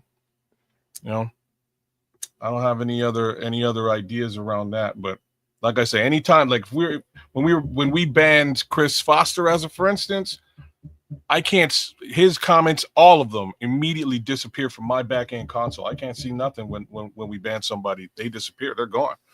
In this case, I can see your comments back here, but I can't see them on YouTube, which is the weirdest thing I've ever seen. I've never seen that before. Wild. Well, Mr. Charles, I don't know, but brother, that is like there. Yeah, man. Or like nicely played, Scrolls. Nicely played. Like that would be a nice spin, a Chicago spin. That would. It'd be a nice Chicago spin on a poutine. You could also maybe do something with like a Chicago dog poutine and chop up some chop up a brat, put on the regular toppings for a hot dog, for a Chicago dog that you would put on, throw that on top minus the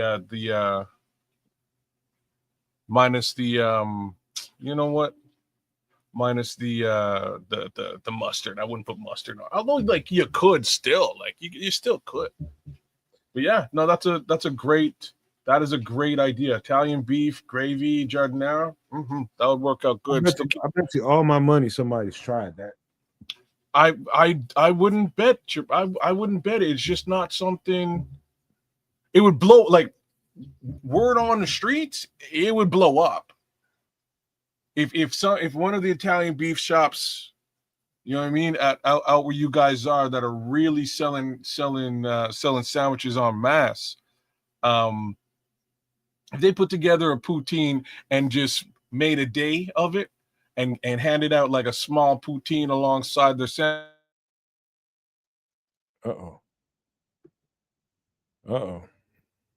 Kids froze up a little bit. Sandwiches. You back? Boom, back.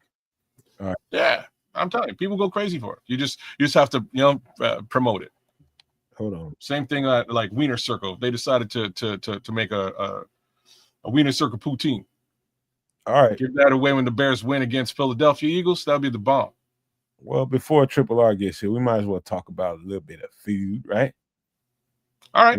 And he gets here. Give me a second. What do we got? Give me 1 second. Now, when it comes to up your sleeve, okay. When it comes to the holidays, now everything we did food wise today is for the holidays, man. My family, I don't know if they do this in Canada, but this is a staple of at least our community. I don't know very many places that I can go to where there's a black community and people don't do green beans and potatoes. You either do, well, you can just read off what you see on here, kid. I'm gonna. So ingredients: green beans and potatoes. Ingredients: green beans, onion, bell pepper, red pepper, turkey or pork, salt, pepper, butter, garlic, and potatoes. There you have it. And have you ever had this? No, can't say that I have. Holy smokes. Yeah. I can literally eat an entire pot of this. If my girlfriend was here, I'd let her get in here live and tell you. He will try to eat all this, man. Like, this is one of the things that's on the table at all of my Thanksgiving, memories. I can eat all of this, dude. Because when this is done right, matter of fact, I got good at it, kids, as a matter of fact. And we were in Georgia, and before I left, my girlfriend was leaving her job, and they were having a celebration for us. So they had people coming there, and they basically did a big potluck, little get together for her. And of course, she has to bring something, right? Yeah. And she's not a cook. She's not a cooking person, man. And she asked me what to do, and I was just like, look. She's like, you sure? I was like, take this. And I made this dish with smoked turkey necks. She said, holy shit, that shit got going so fucking fast. When it's done right, kids, dog, you would fall in love with this, bro. You would absolutely fall in love with it. What up, Trip? What's happening, y'all? Oh, there's a man. What up, Vizzo Joe? Oh, Joe Vizzo's in the building. Looks What good up? minus the green beans. See, I'm right there with you, Joe. I'm really Everybody doesn't know like this my shit. least favorite vegetable to have. I'm exaggerating a little bit, but I'm just not a big in soup. I might tolerate it, but not at that level. Like there's a lot of in that pot there, man. Some you went crazy with the green beans. That's just a little bit much for me. Wait, what you say? You go crazy with the green beans? I'm just not a green beans guy. Well, I mean, but I'm trying to it's say. the green beans are the star of the show. I hear it. I get it. That's why I would probably like slide right past it at the cookout. You know what I mean? Unless you tasted it. Yeah, because you got to look at the turkey or the pork, the flavoring that's in there.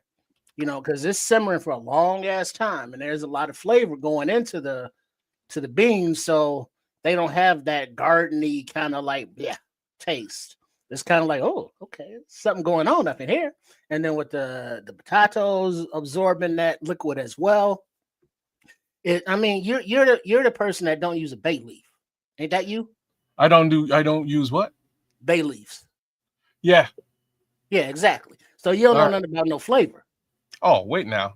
You're talking to a Jamaican now. You know, we have all kinds of special spicy flavors. Just we don't mess with no bay leaves. Well, but it's I couldn't tell you a single Jamaican dish with a bay leaf in it. But What do you have an aversion to bay leaves, or you just never used it? No, I've never found an actual use for it. There's no aversion. I would eat it. I mean, if it's in my food, I don't have a problem with it.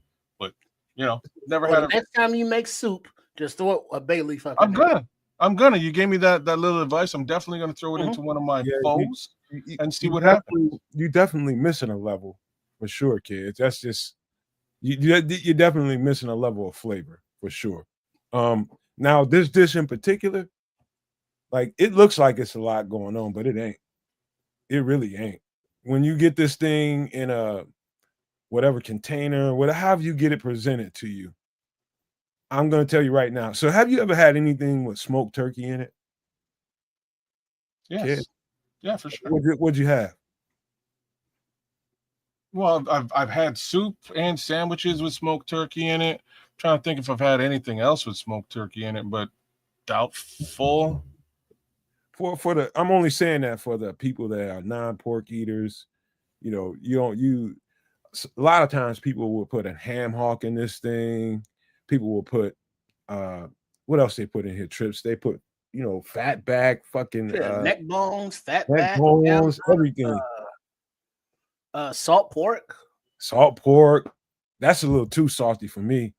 But yeah, people put all kind of stuff. But for the people who don't eat the pork, I make mine with smoked turkey, and I'm telling you, get you a hickory smoked turkey necks, kids. That brand, whatever hickory smoked turkey necks you can get, put it in this pot with all these ingredients right here. Maybe the red pepper might be a little much, but I'm one of those guys that like a little slight kick to mine. But everything else, I'm telling you right now, you finish it once the dish is done. You put a little butter in there and you bring it together, and it's over the top good. Over the top, man. Especially when you got that pot liquor. You don't know what pot liquor is, though, do you, kids? Man, what you know about that pot liquor, though? I don't know about pot liquor at all. What's that? You see that liquid in the pot? That's the liquor. The juice, basically, of all the things. The broth is what you're talking about. The broth. Okay, and so you get you a piece of cornbread or a pita or some naan. And you gotta sop that liquor up.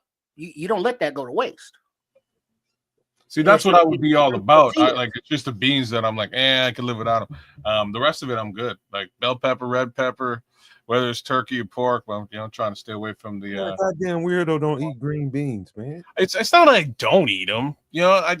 I'll eat them, but like if it was me, if I got a spoon, I got a ladle, and I'm digging up in here trying to get me some of this. I'm taking a bunch of potatoes. I'm taking a bunch of turkey, a whole bunch of broth, and I'm like taking like 6 green beans. Well, kids, maybe you ought to explain to the people that you're a potato head. Well, there's none. I've never met a potato I don't like. Okay, so the people don't know that, because I know it's somebody out there is just like, what's wrong with kids? Why Why wouldn't he eat that? So I you're a don't know potato head. He loves potatoes, and I love potatoes myself. who doesn't like. My wife is one of the funniest people ever because she will eat only certain versions of potatoes, and I'm like, it's all potatoes, man. You know what I mean? Like, it's all. What do you mean by that? What's those certain? She only mess with So rustics. like, she won't eat. She won't eat Yukon scalloped Gold. potatoes. Scalloped potatoes are a no. That ain't happening. What? And I'm like, these scalloped potatoes are delicious. She's like, no. I'm Ever had homemade? I'm walking right past the scalloped potatoes. It says what? Not a big fan. But she will eat. She doesn't really like baked potato either. I'll eat. Has she ever eaten homemade scallop? Brother, my sister makes scalloped potatoes from scratch every holiday dinner, and they're the bomb. That's why I'm saying, like, I'll be sitting there going, yo, baby, like these are fire. Like, these are some fire scalloped potatoes. My sister knows how to do it. A little bit of ham in there. She does it real well. But no, my wife ain't eating that. She's not eating no scalloped potatoes. She will refrain from a baked potato under normal pretenses. Potato skins, not doing it. She will definitely eat some French fries, some tater tots. And I'm like, I don't. It's all potatoes, man. They're all the same. When you come here, man, we got to bring you and Mrs. Cash to the cookout, man. Trust me. That's what you need. And a good old American cookout. That's what you need. You and the missus, man. Cause it's some things I think you can look at this on an image and just run to all kinds of conclusions as to what this might taste like, but you have no idea until you taste this. Right or wrong, Trish? This looks like a whole goddamn mess in a pot. Yeah, because you can somewhat imagine what it tastes like, but you would be off because of the simmering aspect of it, letting all the flavors melt together, and the marrow that's inside the bone and the fat. You're getting all that, and that's very, very flavorful, very pleasing to the palate and the tongue. So, don't sleep on what you haven't tried. Just get you a spoonful. You know what I'm saying? You got to get a big helping. Just taste it. And then it's like, you don't like it, you ain't got to eat it again. But just be aware that not everybody cooks them the same. So the different meats will give it different flavors. And you may not like one, you may like another, or you may like them all, you may like none. But give yourself the opportunity to like it. So every Thanksgiving, there's a big pile of 3 things on my plate. When I was a little boy, it's macaroni and cheese, and there's ham on my plate. Every single year. That combination, I can hack all that up and put it in a blender and eat it. Well, a popular thing that I want to make if I get enough leftovers together, you get every scooping or serving of every every dish that's served during the meal. You have your turkey, you got your ham, you got your stuffing, you got your dressing, you got your greens, you got your mac and cheese, you got your cranberry sauce, you got your gravy, you got your green bean casserole. You get all of that and you put it into a pie crust, like a pot pie, and then you top it with mashed potatoes, and you put that in the oven, let it bake together, and now you get a Thanksgiving dinner pot pie, and that would be something that I think I want to try and put together. I love how you had to put that one up again. Listen, Windy City, you don't know what you're talking about. See, you got to read what he's saying, man. Windy City 88 is 888 is saying, imagine having to be Canadian during Thanksgiving. Couldn't be me. You just don't know, man. It's a whole nother level. Hey, man, Thanksgiving here is virtually the same thing. You're missing very little. I'm just saying, like, very. There are nuances different in Canadian Thanksgiving versus U.S. Thanksgiving. Dog, Only you get nuance. somebody's grandma or auntie with them fat back arms, the back of their arms big, whooping up some in that Chill kitchen. going. Do you think Dog, they have old ladies over here? We don't have old dog, ladies. they ain't like the ones over here. I guarantee it. Old lady.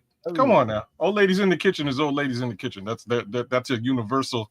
That's a universal thing. I'm just gonna say they might be making collard greens, which again you're not gonna see over here. There are nuances difference, man. Just a couple of things you're gonna find over here that you wouldn't find over there, and vice versa.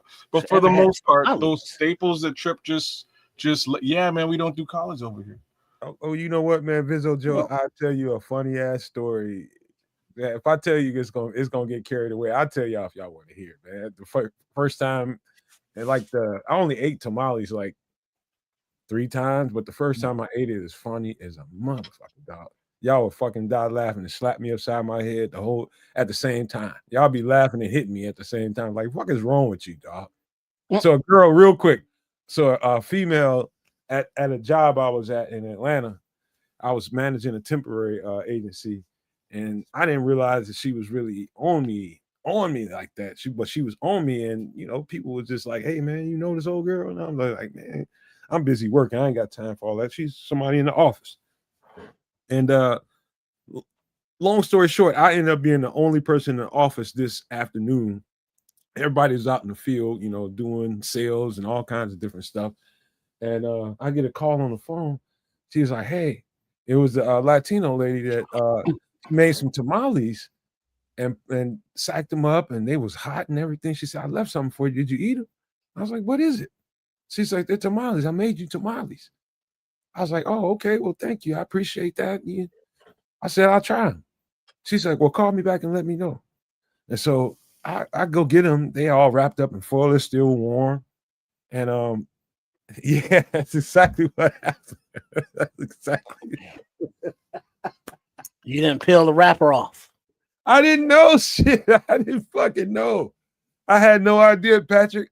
So I go get them, and they smelling all good. I just unwrapped the things out of foil, and I was just like, I just bit into it. I was like, what is this? Damn. I was like, what is this? So I was just like, and I bit it one more time. I was just like, maybe. I was like, nah, something's. So I get on the phone. I call her. She was just. I was like, well, something's up with these things. I was like, they tough. I said they tough. She's like, what do you mean they tough? They're soft as hell.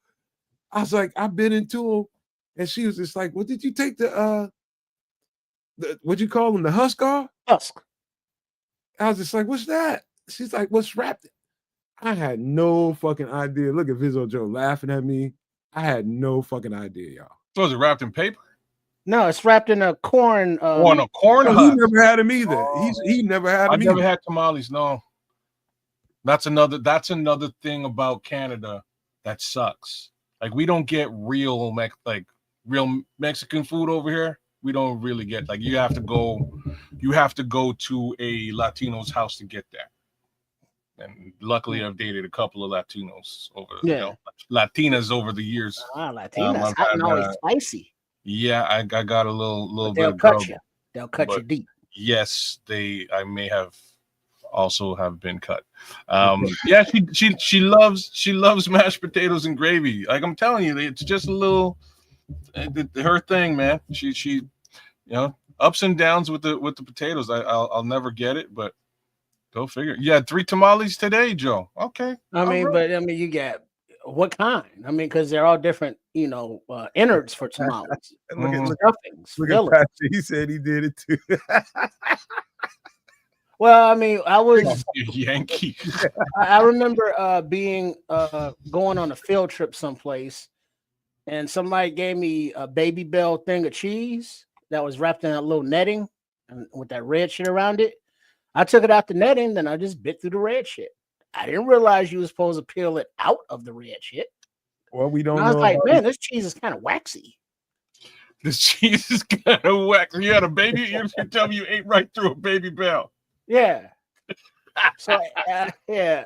So I ate the cheese and that waxy outer shell.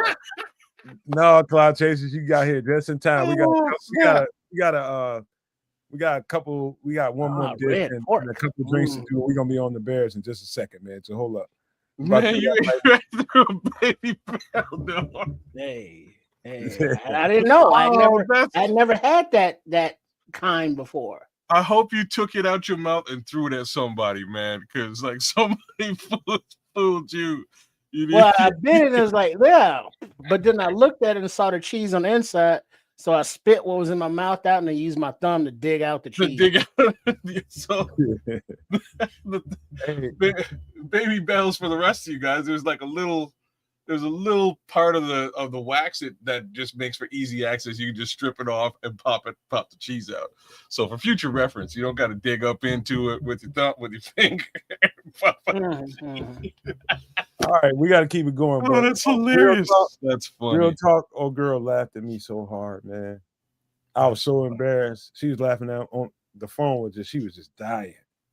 That was just embarrassing. But I've been with several Latino ladies before her. You know what I mean? And nobody warned you about the tamales. I never had one cook for me. I never had one cook for me. But that's just where it went.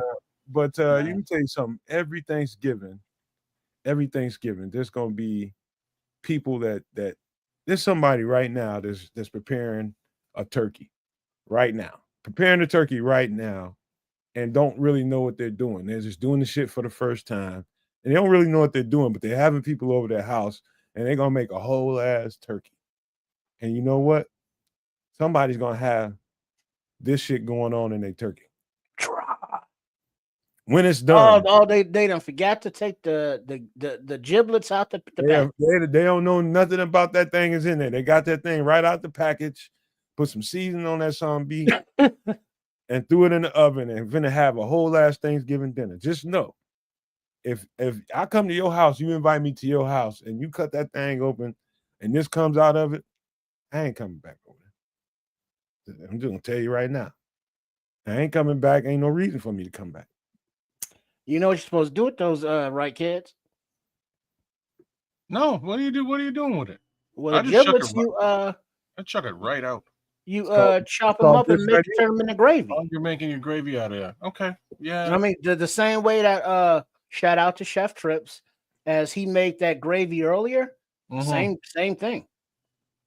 So you just make the actual, you chop up the giblets because now you got actual bits in there, and then you can also use that gravy that you pour over your dressing and your stuffing and your mac and cheese and everything that get that gravy in there.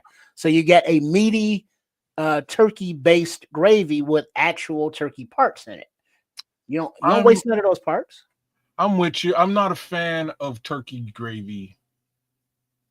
I'm a much bigger fan of like what Chef Trips did today. I like beef gravy more so than turkey gravy. Like I'll put beef gravy on my turkey and not give it any kind of. Obviously, you haven't had the right giblet gravy. No, I've had good gravy. Don't like turkey gravy. Don't get me wrong. It's just I don't know. There's something. Well, but then you also realize that turkey gravy is kind of the theme since the giblets are turkey giblets. Are turkey, yeah. Like you know what I mean? So it's made for Thanksgiving. Like this is a Thanksgiving staple. I'll be frank about that. You'll get that on Thanksgiving. I've had it many a time. But if there is also like I'm the guy who's like, oh, there's beef gravy up in here, and I'll slide over the beef gravy. I'll use the beef gravy instead. What does James Hunter say? He said, "Grandma used to gnaw on the turkey neck like she was a dog." Yeah, get all that shit off. Your grandma's my people. Because in between the vertebrae of that neck bone, that there's the spine, and that spine is delicious. So you got to get through every vertebrae. And getting all that off. You get to suck that out of there because it's a little bitty hole. So you got to suck that bone. Let me start over because this is important. Let me break this down. How this goes? Oh, see, now there's a bay leaf in there too. So in this bag, there comes a turkey neck, there comes a turkey heart, there comes a turkey liver, and might be one other item in there, maybe something kidney. I think it's the kidney. Yeah. Yeah, And all the so innards. all the innards, and then when you get done doing what you got to do, hacking that stuff up, sauteing it up, you add here's the ingredients. You got the giblets are the innards in that bag. Then you got your turkey broth. Then you got your onion, you got your carrots, you got your celery, you got your bay leaf, you got your thyme, you got your pan drippings, which is probably the most important thing. So when you're making this up, your turkey is obviously cooking and it's dripping off some juices, right? So you grab some of them up and you throw them in there to bring that together with that roux at the end, that butter and that flour when you're bringing it all together to make this up. So you've already hacked up all the you make it into giblets. That's why they call it giblets. You hacked up all the little pieces to turn it into that. And maybe that's a turn off to a lot of people if you know exactly what it is before you eat it. So the first time I ate it, I had no idea what it was. All I knew it was giblet gravy. And so later on, I found out exactly what it was. I was just like, damn, would I have eaten that, knowing this ahead of time? Hmm. Absolutely the best gravy I've ever had in my life. Turkey giblet gravy is the shit, bro. Absolutely the shit. Delicious. It's good. I prefer the beef though. I'll be straight up. Man, then you get some of this and pour it over that Thanksgiving pot pie. Mm. There you go, James. That would be actually really good. It's that gizzard in there. Yeah, the gizzards. Have you ever had gizzards, kids? Mm-mm. Oh Lord, I got to take you to Harold's and get you some gizzards with some salt, pepper, little lemon pepper, Oh, and a little hot sauce. Oh yeah. dog, You gonna go back a fat boy.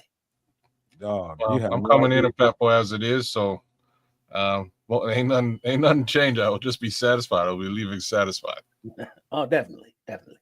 Well, happy Thanksgiving to everybody that's gonna celebrate with their family tomorrow. Even if you're just doing something at the crib, this is just this is just love, man. This bring back a lot of memories for me as a child, man. These things, first time you taste stuff like this, man, you never forget it. First time you taste it, you never ever forget it. Yeah, hell yeah, Vizzo Joe Gizzards are fire as hell. Especially, I don't know too many places outside of Chicago that really specializes in. Yeah. I can't really think of any place I really gotten them outside of Harold's. Yeah, it's a Chicago thing, man. It's definitely a Chicago thing. I've been down south in a few different places. I've never I really was like, seen they don't do it in Texas? never heard of it. No, huh? I'm not saying they don't, but I've never heard of it. At this point, you would think all these kinds of little foods and little items, you'd see them on TV, people going to the places and making videos. I've never to this day seen anybody outside of the city of Chicago specialize in gizzards. Oh, that's right. James Hunter saying back in the day when we were shorties, so way back in the day, KFC back when they were Kentucky Fried Chicken, before they were KFC, used to have gizzards every Tuesday. Damn. That was back when they had the honey barbecue wings on special every now and then. But this was before that. So yeah. So gizzards, I mean, that was a national chain, but they did have gizzards. Hey, Vizzo Joe said they do it in California. They do it in Cali. Cloud Chasers say they do it in Mississippi. He said that's where his family. My crooked letter. That's where all of us from. Down there. Yeah, somewhere. see, that was a thing though. Somebody mentioned in the chat that who was talking about grandma with the neck bones, but that's part of the dilemma on Thanksgiving because there are certain parts that certain people only eat. And if you got seniority, you grandma, you getting first dibs. Or as the Chris Rock would say, you got the big piece of chicken. So he had to wait for grandma to pass before, he got to enjoy a neck bone. And so now, the way the tradition goes, he gets to have the neck bone until he's dead. And then the next person in the family gets to enjoy it. So I was the drumstick guy. Oh, me too. Trips, I got to tell you though, Trips, there is another place though, and I don't know. I'm sure you know exactly what it is. But when I was a little boy, this place was kind of going out of business, and they don't really they don't really have too many of them around now. But they down by Midway, down by the airport. Brown's Chicken, they make them even better than Harold's. True. Well, they make them different than Harold's. But Brown's Chicken love their breaded mushrooms. Yeah. I just love something about that. They taste better. Man, dog, that Brown's Chicken, those gizzards there. I've had Harold's. They're good. They're see the difference is the Browns is more of a flour flaky batter. Mm-hmm. Whereas Harold's is more of a deep fried, darker. Brown's is just very, very light brown, very flaky batter outside. I like that. It's a good coating for the little hot sauce.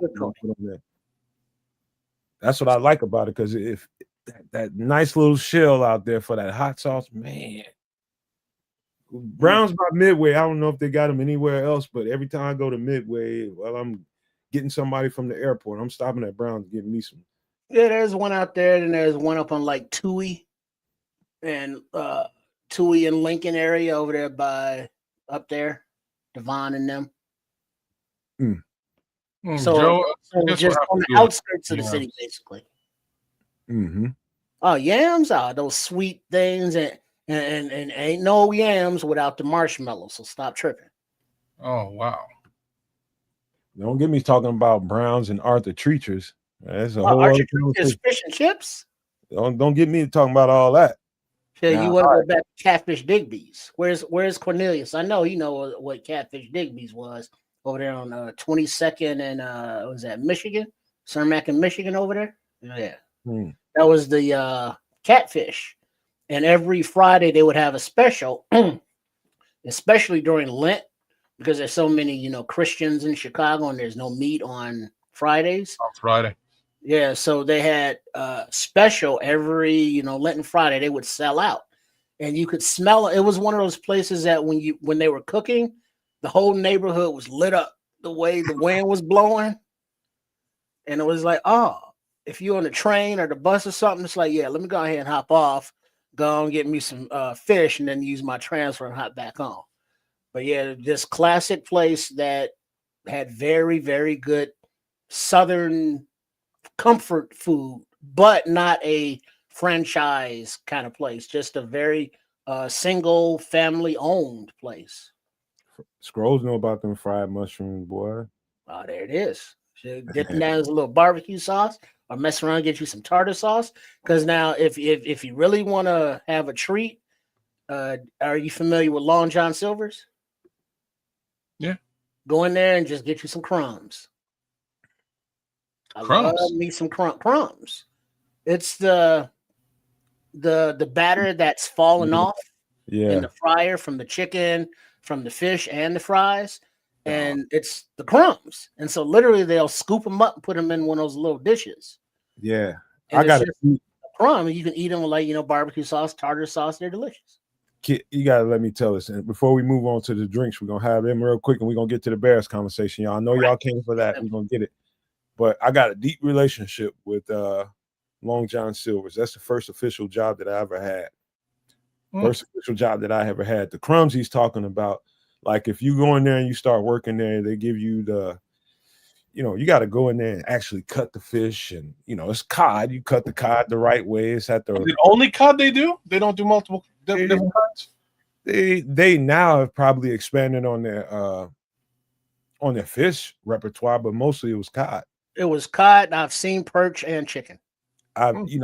Chicken planks for sure. Cod and chicken was the main things that we did. You did breaded chicken or you did battered chicken. You did breaded fish or you did battered fish.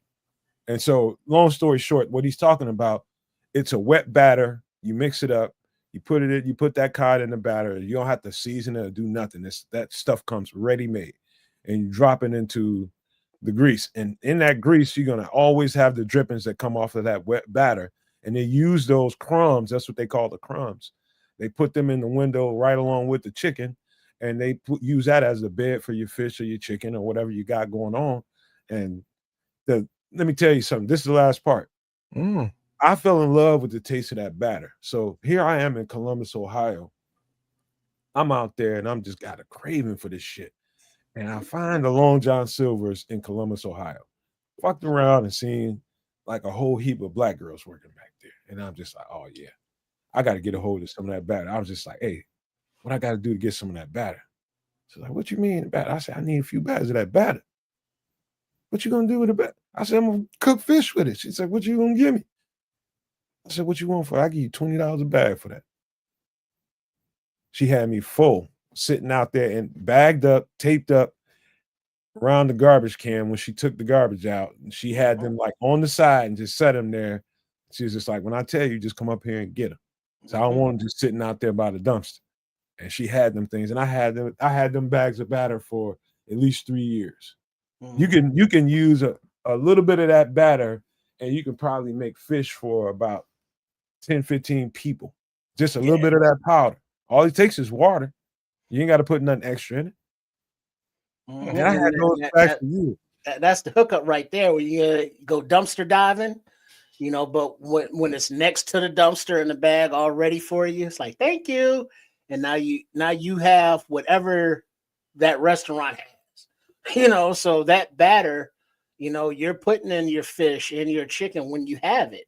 And that's something that will keep, you know, because it's dehydrated. All you do is add the water and you're good to go. And it's just the flavor that's specific to them, that individual their taste. But like James is also saying for Long John Silver's, that one of their condiments is malt vinegar. Yeah. And that's delicious on the crackles and the French fries. So a little, like, instead of ketchup, do a little malt vinegar on your fries. Totally different flavor profile. On the battered, the battered fish is exceptional. That's like an East Coast thing with the malt vinegar, man. They love that. Fish chips and vinegar. It's a big thing on the East Coast. Yeah, man. I used to have a homie who used to work at McDonald's. Did the same thing. Well, man. Long John Silver's. I mean, Long John Silver. You know, East Coast seafarer. Yeah, man. All right, we got to get to some drinks, man. We can talk food for the next 2 hours. I know we can because I'm passionate about it. But we got to get to some drinky drink. And Trips, this one's for you because the second one's for Kid. You want to read this off? Paloma cocktail, shaken, not stirred. Not stirred. Ingredients of tequila, don't know what kind. Mezcal, jalapenos, spicy. Orange strawberry syrup, sweet. Ginger syrup, different. Ice and a shaker. All right, looks like that's a wedge of orange in there. Yeah, it's a wedge of orange in there. Let's start this off right. Let's start with the obvious. Kids and Trips. Would you consider a drink that's been shaken with jalapeno, first of all? Oh, yeah. I've never had anything that even remotely looks like this, but this sounds interesting enough for me to try for sure. I give this a shot. Yeah, literally. Give me a shot of that. Yeah, give me a shot of that. Let me test it out, and maybe I'll get a full glass after. What's interesting to me, the reason why I did it is because of the jalapenos, of course, but the ginger syrup I've never heard of. That's the other part that makes this super interesting. Yeah, ginger is such a distinct flavor, you know? It might steal the whole flavor profile. I don't think you can, because ginger is very specific flavor profile. Jalapenos. Oh yeah. You know, mezcal, that's really sweet, right? Yeah. And then tequila's tequila. You know, so there's a lot going on there. So you got the top of the tongue taste buds, you got the back of the tongue taste buds, you got the front of the tongue taste buds, and in between all jumping off right in this drink. You know it, Patrick. You goddamn know it. Hey, Jim Hunter, man. Jalapeno cucumber mules. You gotta put the recipe for that in the chat. That's a Moscow mule with cucumber and jalapeno. So is that all it is? Because like I'm a Moscow mule guy. That's my drink. That's my drink. So you're saying ginger beer, lime juice, vodka, jalapeno cucumber. Word? I'm gonna have to give that a shot. I'm gonna have to give that a shot. So I've had a drink very similar to this with vodka. I didn't have the ginger syrup in there. I have no idea what that tastes like. It's probably good. Ginger But syrup you'd be is surprised. You'd be surprised with the sweetness that Trip just pointed it out. The mezcal, that's a certain kind of flavor. It's pretty sweet. The variation of flavor, what hits off of each other. You'd be surprised at that twang of that jalapeno. It's not like it's going to be hot. It's going to burn your ass up. It's not going to do none of that. But it's going to offer. That's all. It's going to offer something to your palate that is a contrast to the sweetness of the mezcal. Mm-hmm. And it's I'm just going to tell you right now, you don't turn your nose up to something like this if you see the ingredients and why would I have a jalapeno in my drink and what I'm doing with ginger syrup. You'd be surprised what the flavor combinations might do to you. Crazy. That's very interesting. Like I say, it sounds like it would have a little bit of a kick. I would definitely test this out and see where it leads me. I have to say. Anything else, Trips, kids? No, I just a little shot of it. See what's up. This next one is you, kid. You can lead with this one. I think you might like it. What do we got? The Half-Blooded Prince. Sound like my kid. Pomegranate juice, whiskey, raspberry chambord. I don't know what that is. Lemon juice, maple syrup. Oh, that's why it's me. Yeah. It's also something you're missing, kid. You probably don't see the it's kind of hidden back there. Oh, it's like a Game of Thrones. Oh, okay. All right. I get it. It's like a Game of Thrones drink. All right. Okay. I'm with it. Like what's cool is there was like that's a dragon. Yeah, there was a Game of Thrones. I should go up and get it too. Game of Thrones run of whiskey. I have a bottle, but it's been drank. I just kept the bottle because it's cool and it's like nostalgic. But yeah, they had Game of Thrones whiskey and throughout season 8, I would do a shot every commercial break. Was that like, though? You gotta tell me, was it some bullshit because it was Game of Thrones written on it, or was it No? It's high. It was high end. I just can't remember who produced it, but it's a high end whiskey, man. It was not no BS at all. See, why would the Red Baron be asking specifically about raspberry chambord? And you know what?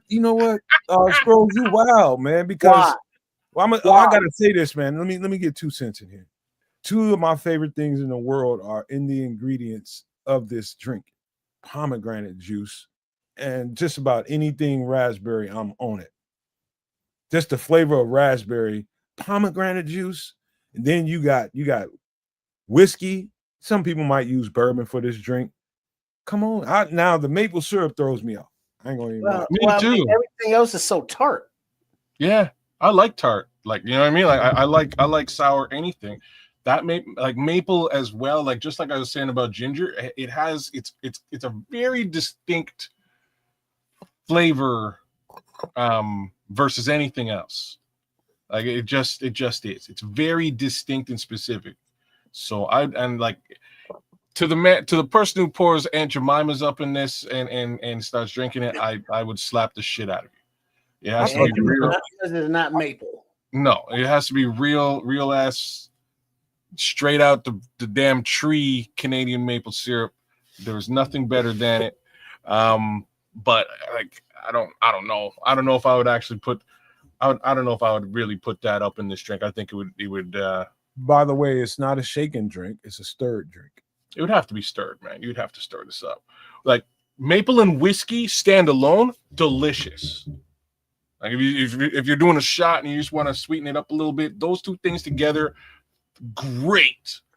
I'm just not sure. I'm not sure how this mixes with the other things because everything else kind of gives it sort of that raspberry lemon lime, kind of profile, and I don't know how that mixes with. Well, by looking at the way that it's served in this glass, there's glasses. I forget the name of this one, but there's a single ice cube, and it's shorty.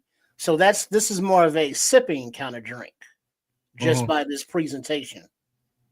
Nah, So Yeah. this is something that this is not your shooting or you're down, and this is something that's you gotta what do you call that, nursing for a little bit. You need a straw. You're gonna straw this one up. If it ain't a straight shot, I ain't sipping shit.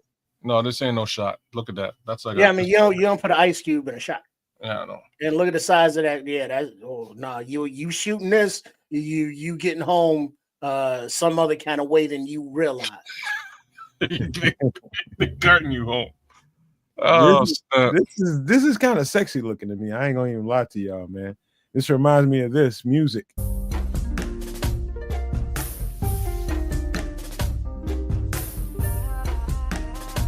King of the North. He who swings the sword, no, he who casts the sentence must swing the sword. Who's that? Who's that passed away? Peter Tosh? Say again? Who just passed away this week? Not Peter Tosh. That's the other guy. You know what I'm talking about. I know what you're talking about. I can't think of the name right off the Jimmy top. Cliff. Jimmy Cliff. Jimmy Cliff. Oh, the harder they come. Pause. Great film though, mind you, for those of you who haven't seen it. Great film. But even better soundtrack, by the way. One last little note on this drink before we get to some Bears conversation, because we're right here now. Pomegranate juice is a hidden gem. For those not familiar with it, I'm kind of not familiar. It's good for your kidneys and your liver and your whole flushing system as you get older. Yeah. Yeah, just pomegranate juice in general. It's like that one. It's because it just looked like so much damn work. You know what I mean? Like that was it for me.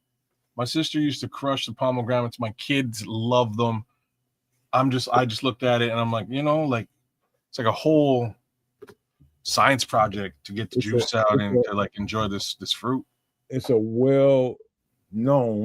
I wouldn't say well-known because I don't know that most people right now know there's factors to pomegranate, and the juice that comes with it is a lot of antioxidants in it. I'll just say that's a good place to start. If you want to detoxify your body in any situation, pomegranate juice is a good place to start. Well, maybe I'll start to have to add that to the diet because, like I say, it's just one of them things I've kind of circumnavigated over time. Sounds like something I would enjoy, but I look at it and I'm like, damn, like. That's something. The pomegranate juice is just something that you can add to your routine and repertoire, just to even just change up the flavors and the taste that you have now. Just give a little curveball. Maybe instead of drinking it every day, you drink it like once a week. Depending on how you like. What would you compare the flavor to? If there's kind of a bitter, not sweet, but not tart bitter, but more of a pungent bitter grape juice. Okay, like real sweet, concentrated grape juice kind of thing. Okay, all right. Grape juice. You'll love this. All right. Yeah, I mean it's like a intensified grape juice. I don't know about y'all, but that's just for this. Thank y'all. I just got inspiration. I'm about to order me a couple of cases after this blackout is over. So the blackout is, people are trying to hurt the billionaires and not buy from stores, big brand stores, and trying to buy local. People that own businesses in their local areas. People are buying from now to, I think, December 2nd. We are adhering to that in this house. We are adhering to trying to saw palmetto there, Scrolls. Taking it to the billionaires and not buying, from your regular brands. Everybody orders from Amazon. We're not doing shit until after this, man. We're gonna make them feel us. So that's going on right now. But get you some pomegranate juice, kids. It's gonna change your life. All right, I'm with it. Again, if you're gonna compare it to grape juice, damn, I'm all about it. This is more of a like grape juice is delicious and all and has its own health benefits, but pomegranate is more better for the whole plumbing system. It'll really clean it out and detoxify more. Read what Sproles is saying. I'm with what he's saying. Drink pomegranate juice and take saw palmetto daily for prostate support. I'm so with the saw palmetto. I use it quite frequently, and it works. There's all kind of properties in it that helps you in all kinds of different ways to just to detoxify your body. That's one part of it, but other parts of it gets into your bloodstream and helps you in other ways too. And you can also, it's not just about how you how you consume it. You don't have to necessarily drink it straight or a shot. If you do smoothies, just add it to your smoothie, because you're getting the benefit of it in there, just mixed all in with your fruit, your other vegetables, or whatever you got in your smoothies. In fact, I haven't even bought my Christmas yet. After in another week or two, I'm gonna buy my Christmas. I'm getting everybody goddamn pomegranate juice. All my older relatives, my mom, my grandma, everybody getting pomegranate juice. They're gonna be like, man, fuck you. As soon as they be drinking it all healthy and she'll be like, damn it, no bad. Yeah, they be talking all that bullshit. They be like, I see all them goddamn pomegranate juices gone. Well, but remember back in the day when it was like, oh shit, Toys R Us, Jeffrey Giraffe, and all them fools be going up and down the aisle, be like, ooh, I want this. Looking in the newspaper on Sunday when they had the big toy sections, and it's like Christmas is coming, and it's like you get the toy, and then it's like you shaking the box. It's like, oh, what does it sound like? What does it sound like? And then you open it, and it's like socks. What the fuck am I gonna do with socks? Be mad as hell. But then on a cold day, and like in a few weeks in January, and it's like, that window got all this cold and white stuff on it, and I got to go 2 blocks to the bus stop and wait for the bus. Them socks come in handy, don't they? These socks is nice as hell. Okay, I see your socks. Look at So James it's like, Hunter. practical gifts. So here, how about this? That I would love to be able to give these for gifts to everybody I know. Fire extinguishers, something that I hope you would never have to use, but the majority of people don't have one in their homes. That's true. That's true. Very true. Look at what James Hunter is saying.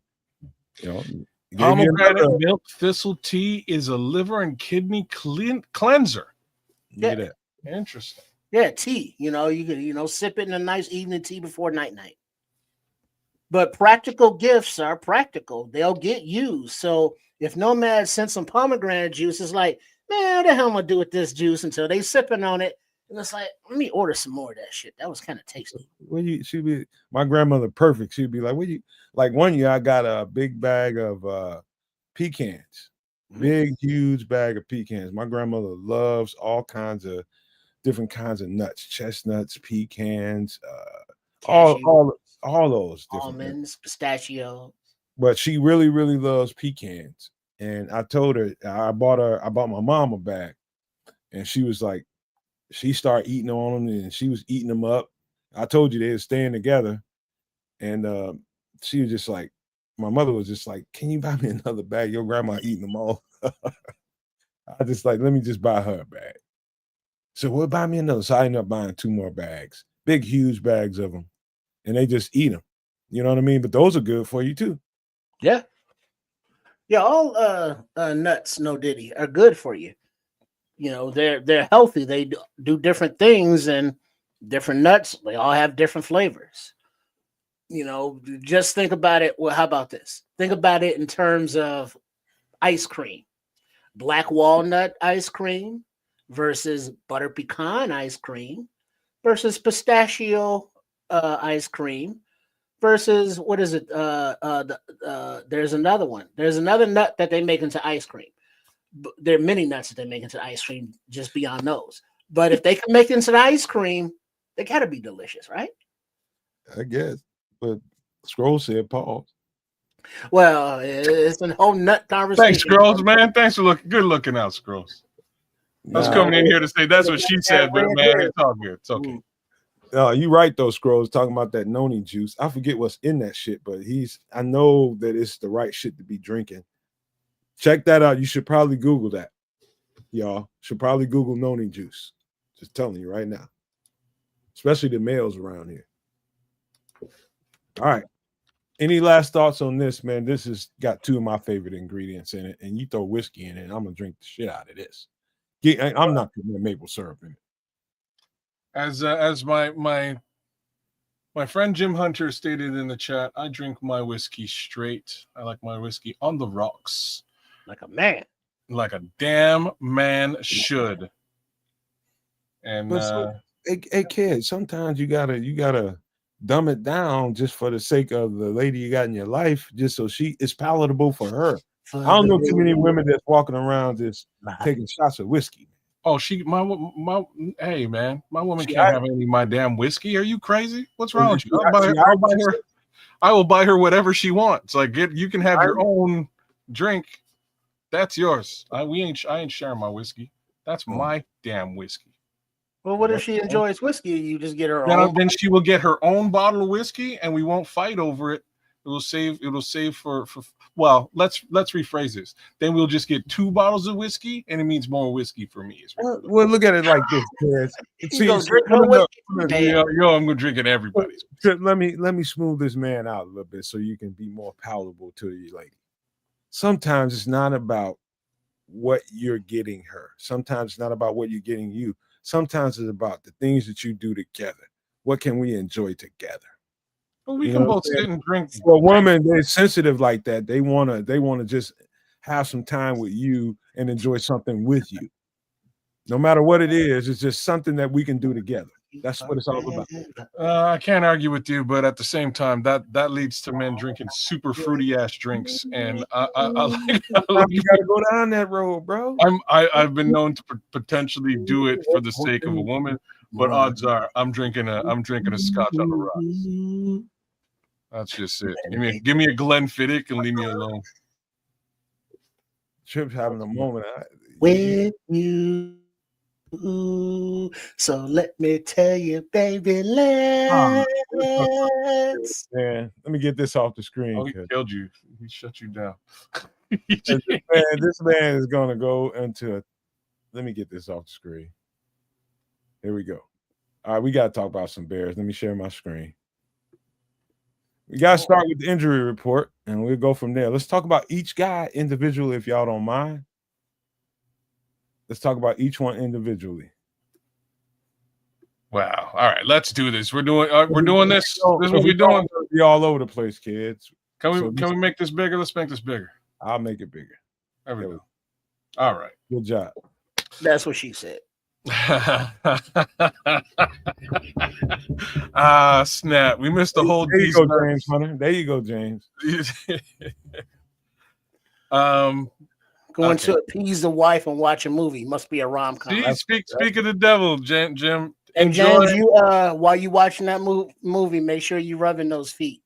Hey, so your weird ass better be quiet when we talking about football. Give him a little stroke for old triple I. Damn. Then you go take care of your BIZ, James. All right. So start with TJ. We got a short week. That's what this looks like. It worries me a little bit less than it would on a long week. So we'll see. We got TJ Edwards with a hamstring. He did not practice. Ruben Hippolyte shoulder. Holy cow, we're in deeper into that linebacker core. Ruben Hippolyte shoulder did not practice. And this goes for Tuesday and Wednesday. Dom Robb concussion did not practice. Noah Sewell elbow did not practice. Tariq Stevenson hip did not practice. Javon Dexter hand limited. Theo Benedet quad full participation Tuesday and Wednesday. Love to hear that. He knows that Ozzy Trapilo played well. We just start with Theo. Let's keep going though. Kyler Gordon calf full participation across the board. That's beautiful to hear. Travis Homer hamstring knee full participation. Jaylon Johnson growing. Oh, looky there. 2 days of full participation from both of the cornerbacks. Look at the star beside that asterisk. And Kamanungai knee full participation. So that's your injury list up to now. We got a day and a bit before game time. Let's get on Theo first. And I'll just start this way. Theo purported himself, not Theo, but Ozzy purported himself very well. We watched that live, and we just I remember y'all asking me, man, how well is Ozzy doing, man? He's holding up over there. That's about as far as I can get into it. But after looking at it, he played a lot better than I thought. Like he played well. Now in the run game, he had some shortcomings. I would just say that. He had that he makes missed some sense. assignments. You know, he just that was his. But the pass pro was pretty goddamn good. And a lot of people are talking about, oh, we should leave Ozzy in there, and that's so. Let's just start there, man. What do you guys think about that? I think you nailed the needed comments, man. I think you nailed it. He played a great game. I don't think any sack was attributed to him at all, and very little pressure. Might be a zero pressure day for Ozzy Trapilo, given it's sort of his first starting case scenario at the left tackle position. Purported himself very well, but I think you nailed it, man. I think the shortcoming between the two is your run game suffers a little bit. The run game wasn't quite what we would have hoped it would have been against the Pittsburgh Steelers this past week. It was okay, but wasn't quite what it's been on previous weeks. And I think that might have a lot to do with the fact that Luke Newman was in there for for Jonah Jackson for a little bit, as well as Ozzy Trapilo being in there for the entire game for Theo Benedet. Man, look, Theo, he's good and all. I appreciate his effort, but Ozzy looked much better in pass pro, as mentioned, and I think that's more important. While Theo looked nice in the run game, his pass pro, we can see leaves a lot to be desired. So as the starting left tackle, if we got to choose between the two, which it seems like we do, let's go ahead and roll with Ozzy. He looks like the more stout, with a higher upside going forward at left tackle. And Theo looks awesome as a swing guy. So he still can be utilized. He can, even do the other things that Ben Johnson does with his offense. Like Ozzy's been in at fullback. He's been in as an extra lineman reporting. Theo can do all that stuff. Let Ozzy develop next to Tooney and learn and develop with the rest of this team, because we can't keep going back and forth. It's like, all right, well, Theo got dinged up. Let's throw Ozzy in there. Okay, Theo's back, swap him back out again. Ozzy looks better overall. He wasn't detrimental. They obviously helped him with some chips with the tight end and backs, and that was fine. But we got some games coming up. Myles Garrett there in the distance, among others, and I want the best pass protector available to be watching. Caleb Williams is back. Well, I'm gonna argue with you a little bit here, Trips, and I'm defending Theo from this standpoint. When I tell you that Ozzy was leaking, and this doesn't mean that Ozzy Trapilo can't get better in the run game, because I know he can, but you can tell that there was a heavy emphasis on making sure that the pass pro was A+, and he's pretty high as far as his pass protection rate goes. And I'm not talking about any analytics. I'm just talking about how many snaps I saw and how good it looked. He was pretty goddamn solid. That's one thing. At this point in the season, everybody knows the Bears can attack you downfield with the weapons that we have. What's more important right now is we establish that running game and make sure that we can lean into that running game and have that thing kind of carry us through situations. And so I'm going to differ with you in this way. Theo, every offensive lineman has their ups and downs and their whatever their weaknesses might be. It ain't so bad that I'm just going to I'm not going to eject. If it's me, I'm not going to eject Theo. I'm going to leave Theo in there and make Theo give me a reason to take him out of there. At this point, I don't see any reason to take Theo out of the starting lineup. I think you got what you need for right now. This guy is playing. He plays some good football, but he excels in the running, especially. And so we need that right now. I I'm in full agreement with you here, especially for this game. Things may change a little bit as we move forward, but for this game on Friday, I think it's in the Bears' best interest to again crack toss and set up screen game and go a little bit laterally away from Jalen Carter and that pass rush. Like Theo's more fleet-footed than Ozzy. this is what I'm saying. Like on those edges, Theo and Darnell are doing a great job providing run support, and I think that's what the Bears need to attack this weekend. Sorry, this Friday, right? Like that's my thoughts. I expect there to be attempts north-south, but I expect those attempts to be thwarted relatively easily by by Jalen Carter and that interior for Philadelphia. It's the exterior, it's their edge rushers that aren't quite they're not the Myles Garretts of the world. They're good, but I think we can attack them there. That's where I think the best way to attack Well, them. look, the edges. Who is they got? The dude from Miami, Phillips, Jaden Phillips, Jalen Phillips. Jalen Phillips, I think. They got 3 or 4 guys. They've got the edges are okay. The strength is in the center. I think they're a little bit more better than okay. They're all right. Oh, they're I'm good. just saying, the strength is in the center. Yeah. So what Vic does, he's a shell coverage guy. He was a shell coverage guy when he was here. He's a shell coverage guy wherever he's been. And he kind of plays to the strengths of whatever his personnel is. So he knows that he can get home with 4. And when you know you can get home with 4, you're going to play more shell coverage. You're not going to be gambling so much with the man-to-man coverage when you know you can play shell coverage. And those guys in the back end, they only have to cover for so long because they got a pretty dynamic front. And so Theo or Ozzy, I think it's going to be Theo. I'm just going to be honest, which is going to be Theo. Theo's going to see a different variety of guys like Ozzy saw this week with Pittsburgh. They got different kind of edge guys, man. They got different sizes, shape guys. Same thing with Philly. And so Theo is going to get the fire hose put on him too, just like Ozzy did this week. And Ozzy held up. Now, if Theo gets in there and those edge rushers start getting the best of them and it starts to cost us, don't be surprised if you see Ozzy in there. Now, I'm going to say this. Theo is as competitive as Ozzy is. He wants to maintain that job. So I expect to see the best of Theo Benedet this week. I kind of well, look at it from also this perspective, kids, and no maniacs.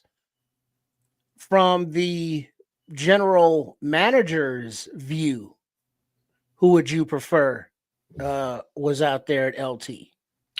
The general, let me answer that.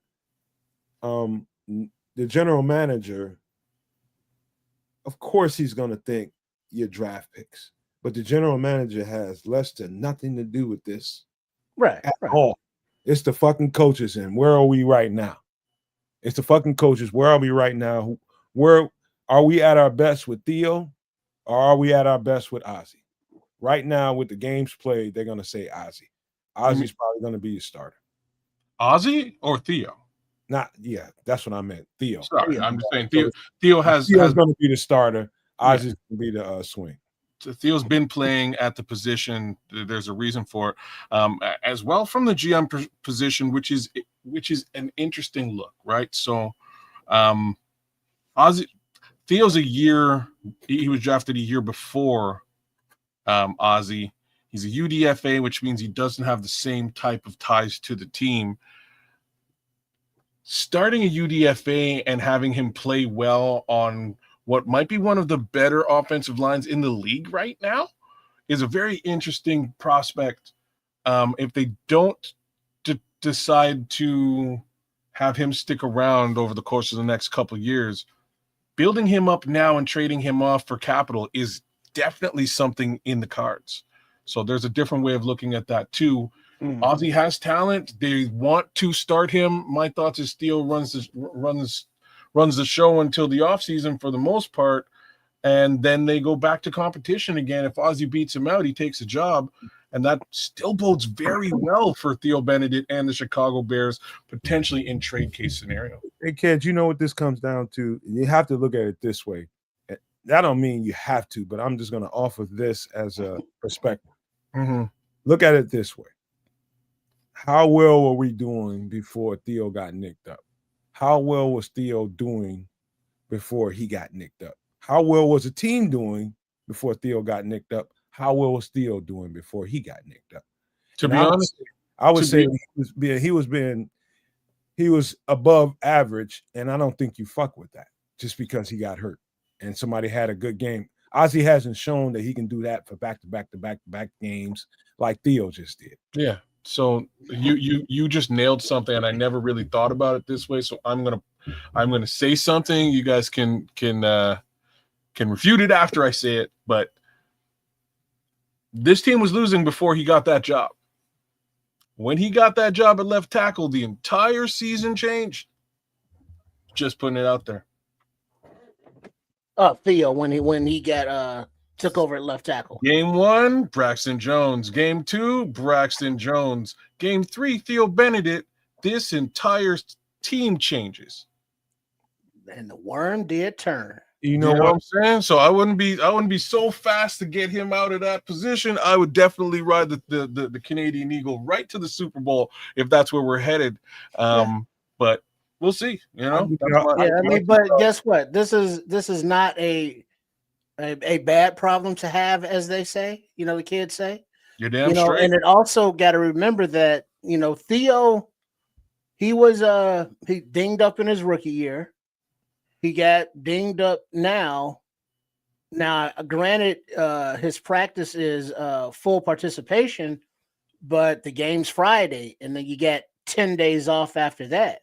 Do you give Ozzy another start just to give Theo just a little more time to get his body right? No. So that's an interesting case. Right now, though, the thing right now is we just stepped in a pile of shit, right? With respect to this schedule. And we got about 4 weeks to clean the shit off our shoe. These next few weeks are definitely tough. It starts right now, and I think it's all hands on deck right now, if at all possible. Jaylon Johnson, I'm sorry, you had surgery. You're ready. You're saying you're ready to go. Let's go, brother. Kyler Gordon, you're feeling it. You're saying you're ready to go. We need you. Tremaine, I'm sorry, you're gone. What can we do? Like, we're hurting in many areas there, just to sort of consider it all. But that's my thoughts, man. That's like it's all hands on deck right now. Let me answer Lawrence Kennedy's question. He says, Nomad, would you rather have a guy that's proficient at run blocking or a guy that's better at pass? Great question, Lawrence. And that is a great question, Lawrence. My answer is this. I would say that the difference in those two in pass blocking ain't that much different. I would say Ozzy was better in this particular game than Theo was. You know, it's a great pass blocking performance that Ozzy just put forth, and you can't take anything away from that guy. But that's what I'm saying, Lawrence, is that's one game, and you got a stretch of several games that you can grade Theo on and just kind of gauge, you know, if Ben Johnson and the offensive coordinator, the offensive line coach have a conversation, they're gonna say Ozzy had a great game. This is my opinion. He had a great game. But can we count on this? Can we just snatch? Well, but that's not the question, though, Matt. No, let me. What you saying? The question is: would you rather have a LT that is more proficient in run blocking or pass blocking? He's trying to make the difference between the two. Well, no, just which would you prefer? So a run blocking heavy left tackle or a pass blocking heavy left tackle? I'll answer the question. Under normal pretenses, the answer is pass blocking. That should be the answer. Like I'll be frank here. My thoughts for this season, this is a season where we're trying to allow the rookie quarterback to grow into who he is. In order to do that, we need to have a sound run game. And if the difference between the two is that the run game becomes sound and something that you can lean on, and that has worked, you keep it simple, stupid, right? Like that's now don't where I keep think it we are. simple. Look at Scrolls' comment there. When you have a franchise quarterback to protect, pass pro always trumps run back. And again, I'm fully with you. The same token, you need to have a run game in order to take the onus of the game off of the rookie quarterback's shoulders. We don't want him to be Superman every set of downs. We want to be able to say, hey, DeAndre, hey, Kyle, take the rock, get us into third and manageable. So again, he doesn't have to be Superman. And that's been the formula. And like that's the formula for this week. That's been the formula all season. I gotta say this. We're splitting hairs because we're fans just like everybody else is. I'm no different than nobody else, no matter how much football I may or may not understand. We're all fans and we have our preferences. What I'm trying to say to you all is maybe the body of work is more important than your urgency to see another fucking football player out on the field. The body of work favors Theo. Right now, for sure. Well, just by what, like 4 games? It's no. Again, he's been in there since he's only missed 1 game, and he's been in there since. What do you think a coach is going to lean on? The body of work or 1 game? I'll guarantee that Ben Johnson is leaning towards what he's seen over the course of a season. But like even in the chat, this is a very interesting conversation because not only did Ozzy play very well at the LT this week, but the kid for the most part shut down Max Crosby. And the facts are, Theo had a hell of a time dealing with Max Crosby in that game. He had a hell of a time doing it. Didn't look good, and all of a sudden, Ozzy came in, handled Max, and they moved Theo to the left. And next thing you know, the offensive line starts to flourish, and it flourishes for weeks on end after that. So I'm not trying to take anything away from Ozzy Trapilo. I'm under the impression that he becomes. Sorry, Canadian. I think he will be the starting left tackle for the Chicago Bears in 2026. I expect that to be the case. Hell, I expected that to be the case in 2025. Guess he wasn't quite ready yet to do that. Give the kid the season to get to where he needs to get to. And right now, I think we have a working situation with the Canadian Eagle, and I would not mess with that at all. You know what I mean? I wouldn't ruin that chemistry just to test it out. Not to be sitting here trying to agree with you, but just to take you back a little bit, just remember how this shit played out in training camp. Ozzy was kind of pegged to get in there and get all the starting left tackle reps, and he was getting them. He got them. And he was getting them, and then it didn't work out, and they just ejected him and put him over on the right side and said that he wasn't ready.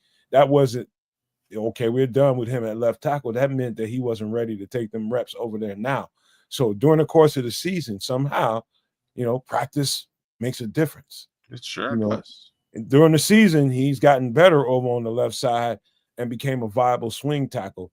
And when Theo went down and they had to bring another guy up, it was trial by fire for Ozzy Trapilo, and he proved that he's doing well. You have to consider me now, but just know that's just a consideration at this point. Because Trips, if it was you and you sitting in a room with the offensive coordinator and you're figuring out the game plan, if you're Ben Johnson, and your offensive line coach is telling you, hey, he's making a lot of gains and he played well in this game. Let me show you where he made some gains.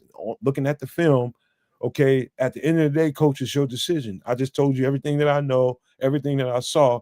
If you're Coach Ben Johnson, what would you do under the circumstances, Trip? Well, I obviously want to win now. I want the best player to play, but I also have to consider the development, because if you look at the way that this coaching staff on both sides of the ball have brought the rookies along, every week they've gotten more and more responsibilities, as I'm sure they've gotten more and more knowledge and comfortable with the offense, and the coaching staff more comfortable with them. It took Ozzy a minute to get on the field to get comfortable, but now that he's there, I mean, we have a limited body of work. But the Max Crosby example, Ozzy was a night and day better difference, in that game. Apples to the same apples, oranges to the same oranges. It's true. And then you look at this pass game against the Steelers, and not once was it, kind of like, a pressure got to worry about Williams's backside. It was like Ozzy was cool. And somebody else mentioned, just not to beleaguer this conversation so we can move on, but there was somebody in the chat saying, as an offense, you can control to which side you run to, right, left, or middle. On the defense, you can't control where they're going to blitz you from. So you got to be able, or rush you from. So you got to be able to have comfort in knowing that your franchise quarterback is going to be protected on his blind side. And a few times, Theo's pass pro, when he gets out over his feet and starts leaning, and those rushers just go right around him, to his credit, he turns and he tries to get back after him. But several times with Theo at left tackle, there were free rushers at Caleb's back, but him doing his thing, he spun out of it. Ozzy didn't have that problem. Yeah.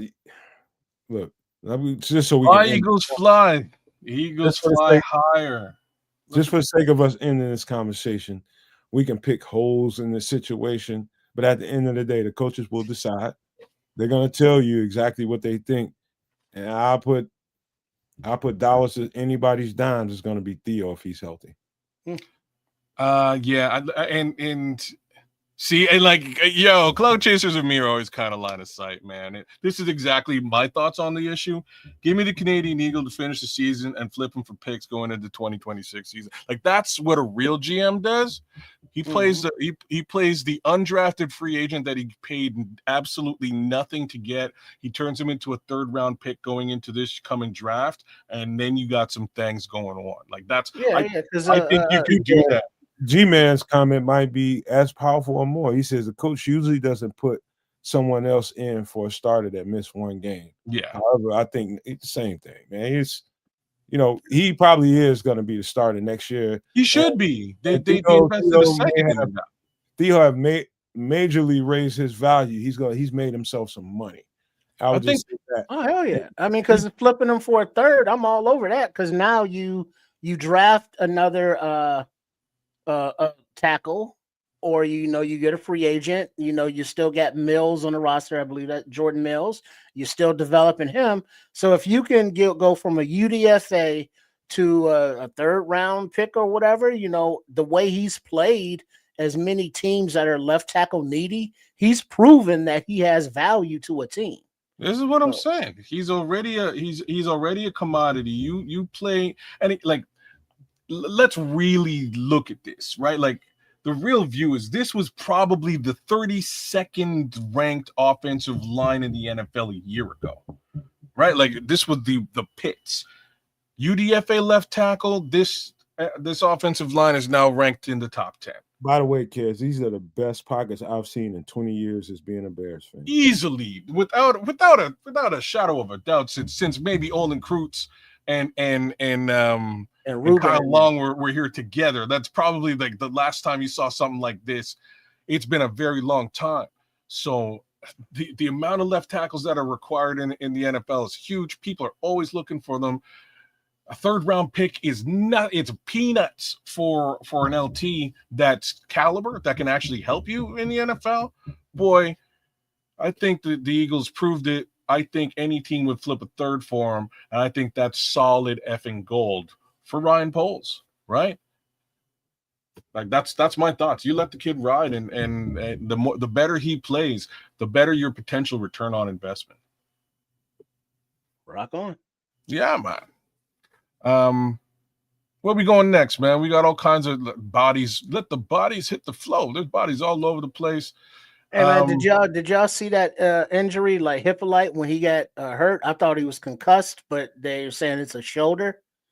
It was on a Darnell Washington was pulling to the right on that goal line play, and Hippolyte was coming in off of the right tackle, and he caught the full force of Darnell Washington to his head and his upper body area, and he went down and he didn't get back up. Well, so we don't have to go there. My bad. I had to run in the other room real quick. Just so for the sake of time, man, we're almost 3 hours into it. I don't want to keep too many people here on Thanksgiving Eve. I'm glad y'all still rocking with us. Love Well, y'all. no, so remember, Nomad, it's Thanksgiving Eve. What they call it? Is it Wet Wednesday? Isn't that what they call it? Because tonight is a night where everybody gets toe down and toasted. I just, the tradition. I ain't trying to wear out my welcome with the people. I'm just, Oh, true. Yeah, but just be aware that it's a whole lot of people viewing right now that's turning up. Okay. I'll tell you what. Drinking. Oh man, I guess maybe I should have got into that scotch. Let's get to the meat of the conversation that ain't left tackle, and that is and then if we need to fill in some blanks with some of these other guys and talk about them, that's cool. But let's get to the meat first, and that's Jaylon and Kyler. Yeah, man. Asterisk. Looks like we have cornerbacks again, brothers. Unfortunately, we're still shy about four linebackers. So I'm going to postulate something crazy. I'm under the impression that we're going to see C.D. Johnson lined up as a linebacker. C.D. Deuce.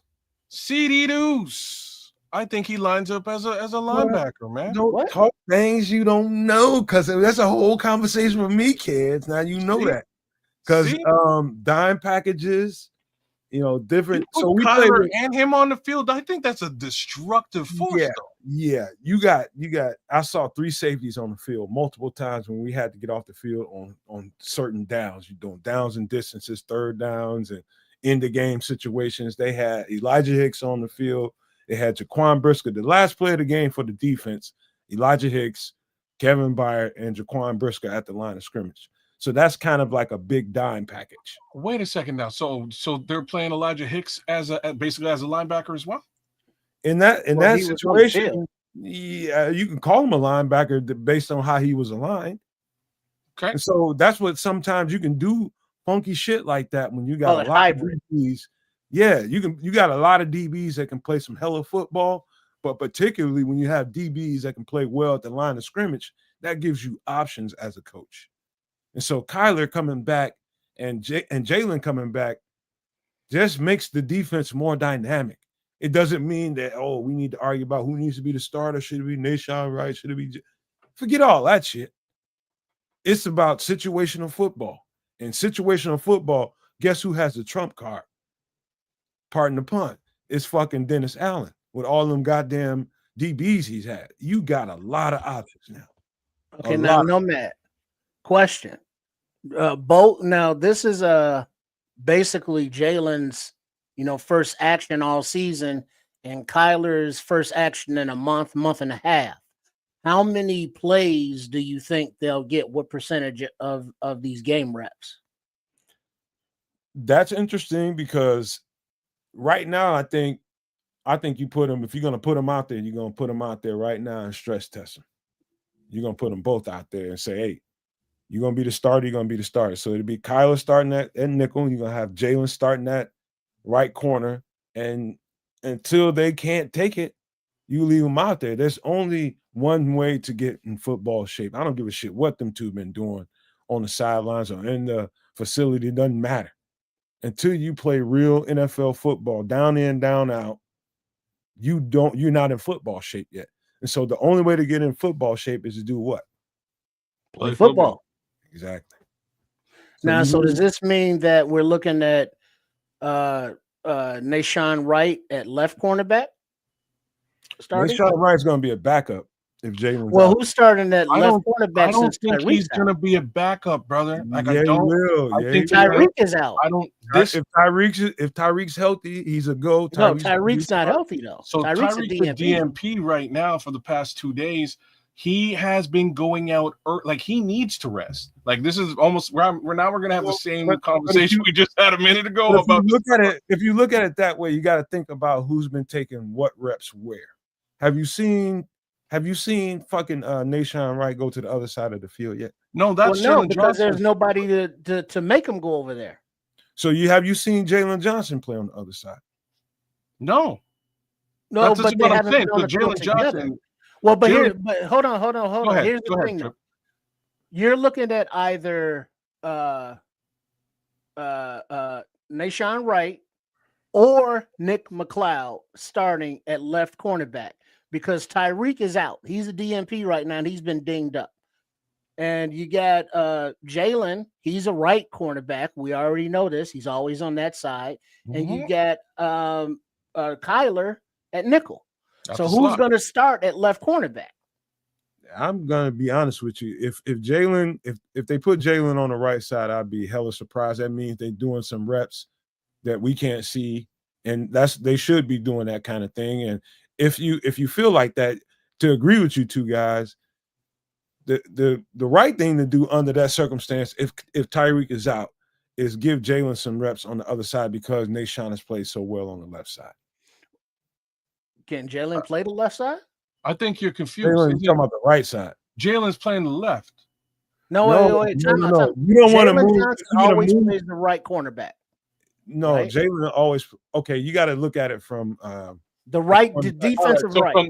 From the safety back, from the safety on. Yeah. You got to look at Deshaun's on the right. All right, if we're looking from the safety down. We're looking at the offense. Yeah. Looking at the offense, Deshaun's on the right. Cool. As well as Nation is playing, if I'm the coach, if it's that situation, he's the guy I'm probably not going to move. I'm going to challenge my $1 million cornerback if that's the case. I would put Jaylon Johnson on for Tyreek Stevenson and give Tyreek the week to rest. It's got nothing to do with capability. It has to do with availability. He's going into these games and going out in the first quarter.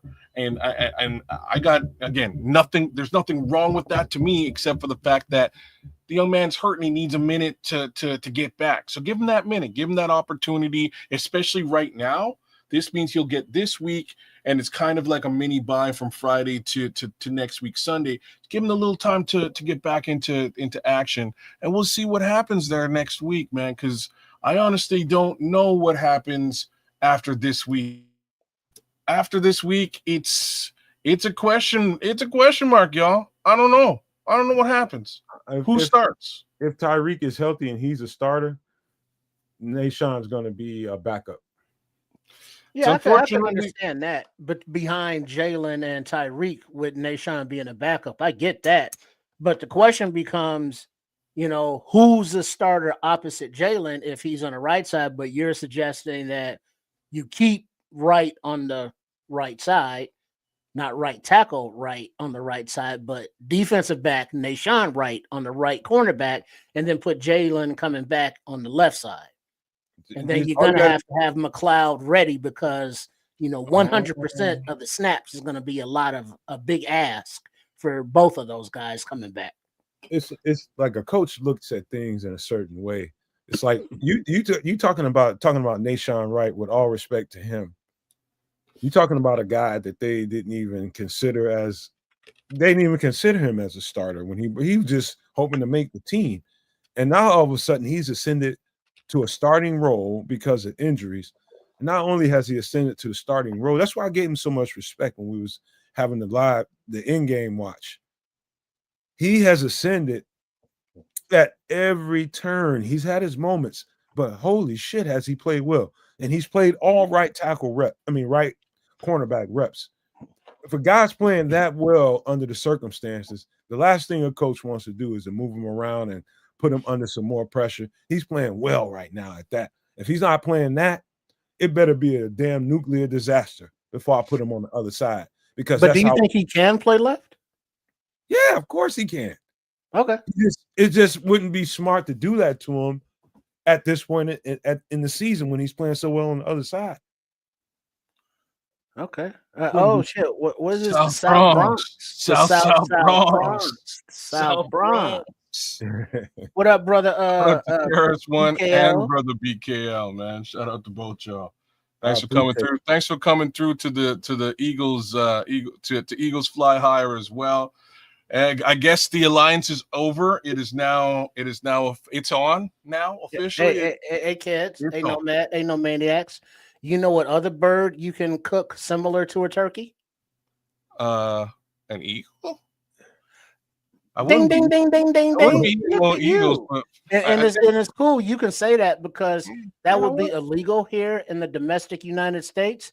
But your elbows up, so you can fry that eagle. You can Okay. fricassee that eagle. You can bake that eagle. You can do whatever you want to that eagle. You You know what enjoy we that call it? delicious eagle. we- But we're in not this cooking- time, it's We're not gonna be the cooking dirty eagle. no fucking Eagles on the show.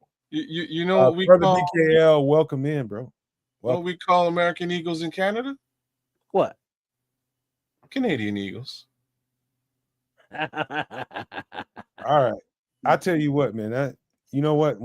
Another thing that we should talk about real quick is that's the linebackers before we get out of this Bears conversation and how well they played.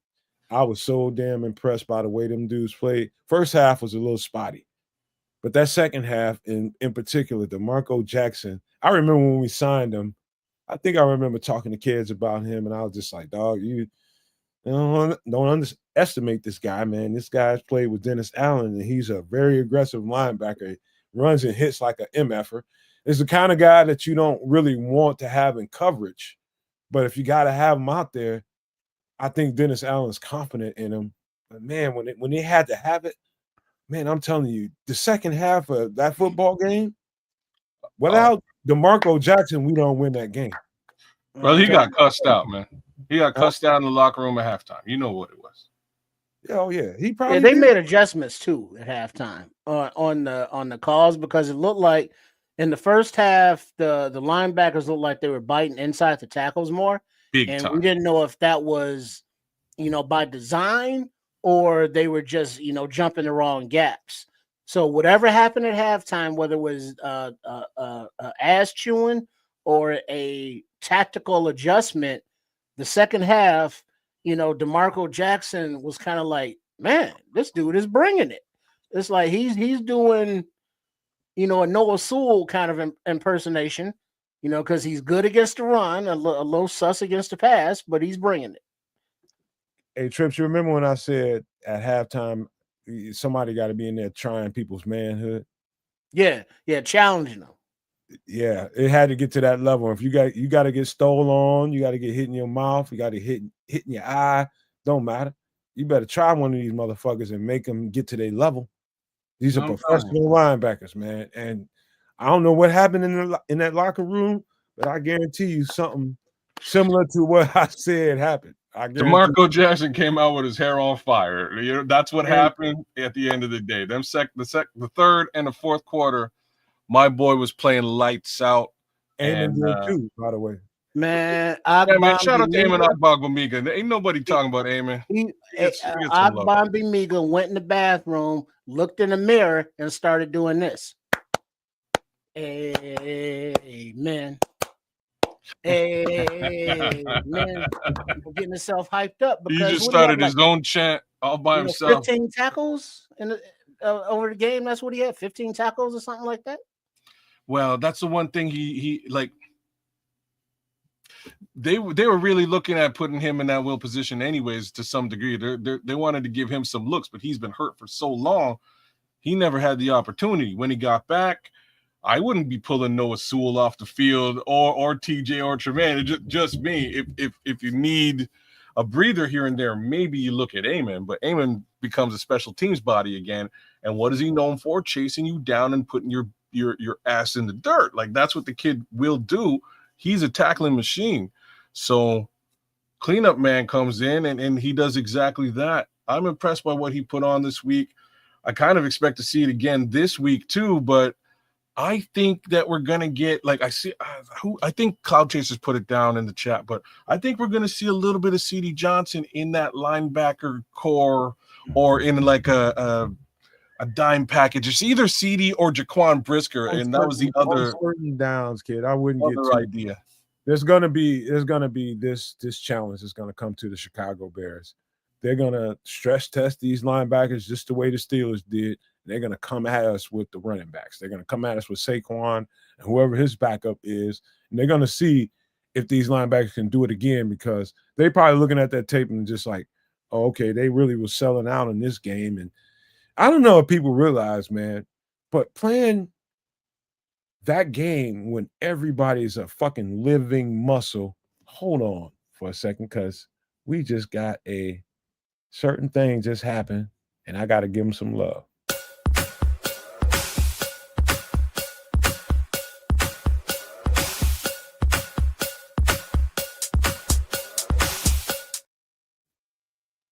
Thank you, Cloud Chasers Radio. Anybody want to read it? Go right ahead. I got you. Big ups to Cloud Chasers Radio for the $5 super chat. I hate how people bring up the quarterbacks we've played or teams we've played like they're not playing our practice, like they're not playing our practice squad defense. I'm so with you on this. I was listening and like, yeah, all right. So I was listening to Chris Broussard and Danny Parkins and them boys there earlier today. And Chris Broussard is not a believer, and that's fine. You don't have to be a believer, Chris. Everybody kind of, except for Danny and I can't remember the other homie's name, but it'll come back to me. Chris Broussard was really poo-pooing on just the idea of who we've played and what their caliber is throughout this season. The Bears have not played a team that's caliber. Nobody's got a winning record. It's all trash that we've been playing. Hey, you know what? You play who's on your schedule. You win, lose, or draw. That's just how the game is played. But and then the next portion of it was, you know what? They got crushed by the Lions. Well, you know what? The Lions don't really look like they did in that game, and neither do the Bears. It's just kind of a factual statement. I don't think these are the same. Wasn't that the first game of the damn season? It was game number 2. We lost to Minnesota as well. But my point being, it took clearly 2 games for Ben Johnson to sort of get his impression to be felt by this team, and most importantly, to get the team to start to believe in itself. And I'm going to really get to the crux of the issue now. Belief. It ain't even about the fans. It ain't about y'all, me, these guys, right? It's about that team, that locker room, that group of human beings, and their single, wholehearted belief in their abilities and themselves right this moment, game on game. And we're seeing it unfold every week, and it's mind-blowing. So it ain't about the opponent. I think the real opponent on Friday is the actual Chicago Bears, not the Philadelphia Eagles. I think the opponent is the Chicago Bears. They can only beat themselves. Preach. I think they come out as the victors because they believe in themselves. And now I'm gonna pick you up with the musical accompaniment from the choir, as remember the movie Car Wash and Richard Pryor's character Daddy Rich. Ben Johnson rolled up in Hallis Call and said, "You got to believe in something. Why not believe in me?" And we see that belief going on in the way that, from the top of the roster guys that are like Montez Sweat is coming along and standing out more, all the way to the churn of the lower end of the roster, like your Dom Rob, who went out with a little concussed. Hopefully he'll be all right. To the new free agent signings, practice squad guys and signings and all rookies too. Hey, if y'all don't mind, I'm gonna break this down the right way. Thank you, Cloud Chasers, for your support. We don't get that many super chats around here, so I want to make sure we thank you, man. I want to say this about the quarterback and people that's criticizing the quarterback. And I'm one of those people that don't really give too much credence to any of that. You know what I mean? I watch what I see and I believe what I see. And the truth is, if we're going to get to reach that next level, and we got a plateau to cross right now, and that is, we got the team, we got the kind of makeup, the character makeup of the team to get us through that plateau. The quarterback he's been progressing well. and I watch the tape and know the things that he's progressed well at. Different things that I can say right now, but just to put it in a nutshell, for us to cross the plateau that we have to cross, the Eagles being the starter of that, you gotta take your quarterback into the next level, and that is delivering and taking advantage of the opportunities given to you. So some of the criticisms that Caleb is getting, some of them is probably some bullshit. I don't even know exactly who's been saying what about Caleb, and don't care. But I just know what I see on film, and I see progression, a lot of progression. Now, for him to get to that next level, yes, he has to cross that plateau right with this team, and he's got to take his quarterback into the next level, and that is not wasting opportunities. That's probably the biggest thing that I can tell you guys. Not fucking opportunities off. Take advantage of every opportunity given, because the next level of football is going to start happening to them, because people are going to want to make their move for the playoffs. So you're going to see another level of football play. Everything that you've seen so far has been really, in NFL standards, average football. The next level is going to start this Friday. You're going to see a whole other level of these teams and what they can bring to the table. Every fucking player is going to bring their every best effort to the game. And so you're going to really have to step it up a notch. And that goes for Caleb, that goes for Rome, that goes for DJ, that goes for Javon, that goes for every motherfucker on this team. They all got to step it up a level. And so the criticisms, I take it in stride. I really do. I don't think no more of it than this motherfucker sitting around talking about sometimes you don't even know about, but they just talking. You know what I mean? So it's not, fuck all them criticisms about Caleb. That dude's progressing. But this is where the story changes, brother. There's not, folks ain't criticizing Caleb Williams anymore. They kind of know what he is. I think we all do as well. And I'm just gonna sit here and say, like, the conversations you and I have behind the scenes is a different thing. I believe Caleb Williams will look like a different quarterback come 2026, and I think the world will be very impressed. Not that they shouldn't be impressed today. The real criticism that we're getting is that the quarterbacks that we've played have either played like ass against, right? They've either played like ass or they've been hurt and injured and things along those lines. The other major, and this was a big one, the other major shade that was thrown was with respect to the defense. So here's the thing. They're saying that the defense is maybe the 32nd, I think it was the 27th ranked with the DVOA with respect to points getting defense, right? The defense doesn't score points. I don't give a rat's ass about that. And there's a reason why I don't care about that particular stat. It's a great stat. If your defense is scoring points, you're doing very well. You are. The fact is, this is the league. I believe it's the league leading turnover team. If we're taking away at the highest rate, then the offense can score. Unfortunately, that's not happening enough. We need to do that every time we get a turnover. And if that can be done, this team, I think, goes a lot further than this guy's been saying all season, because we are now at the true test. This next 4 weeks should prove to everybody really who these Chicago Bears are.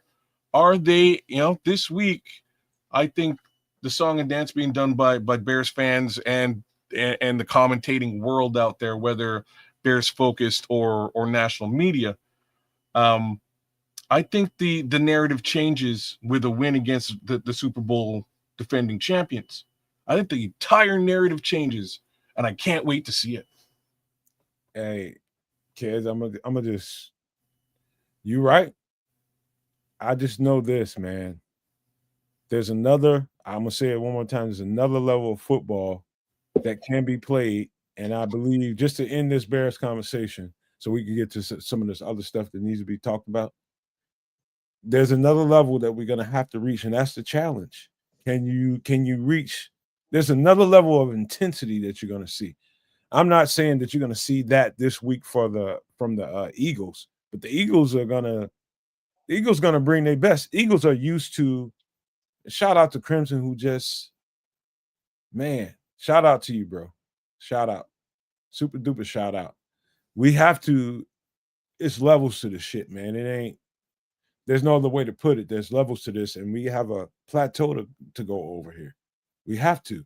And Caleb is part of that, and so is everybody else on the team. Everybody's got to step their level up, because you know what? Every other team, we ain't surprising no fucking body no more. Now everybody's just like, man, the Bears are good. Hold up, man. I don't believe it. They're gonna want to come in here and take our head off. But we can't let that happen. That's why everybody's got to step their goddamn level up. That's what we are right now. We're in a playoff push, and everybody's looking around. Why is everybody talking about the Bears? The Bears is Chicago Bears, and all the narratives that's been around the Chicago Bears. Let's just slap these motherfuckers around and put them in their place. Ben Johnson, the destroyer of narratives, brother. He's crushing them. And the best part of all this, the most chef's kiss sweet part. Green Bay's a little bit frightened right now. I know them Packers fans out there listening to the show right now. FGB, y'all a little bit frightened about what's been happening in Illinois with this Bears team under Ben Johnson. You're a little bit worried that things ain't going to go the way that they have traditionally gone for your team. And I'm super pleased by that. That's a great thing. All right. I embrace that. Just to close it up, one last thing. Hey, this stretch of football is the most important football in the world. You know, everything that you've seen thus far, all the tight wins and all the ways that we figured out how to do the damn thing. That's one thing, but it's, what have you done for me lately? It starts right now.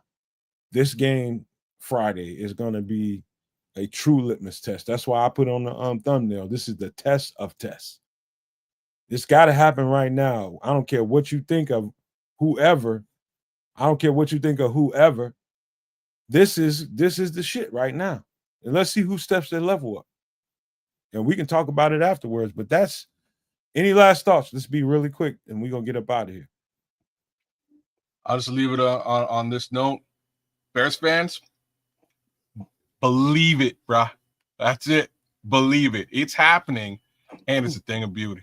Well, and then we'll leave it on this. Well, I'll leave it on this. And this being Crimson's comment. Fun fact. Caleb Williams has more passing TDs than Jordan Love and more receiving TDs than Matthew Golden. FGB. That's cold, Crimson. That's a cold ass stat. All right, man. We can talk about Chicago Bears for, of course, until we fucking pass out on the show. But we do have to do other things, man, and that is starting with this.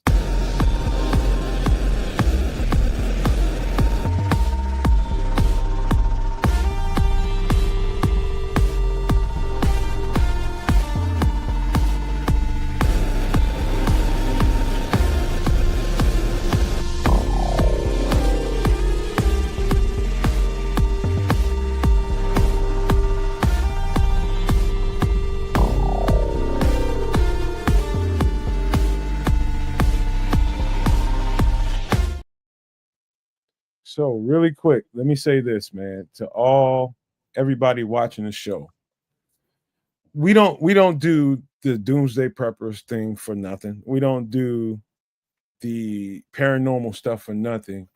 We do these things for people, so that people will take another perspective on the life that they live and the societies that they live in. Kez is in Canada, we're in the United States, and I'm not saying that Kez's perspective is any different than us in the United States. It's probably the same in the way they see it, and doesn't matter.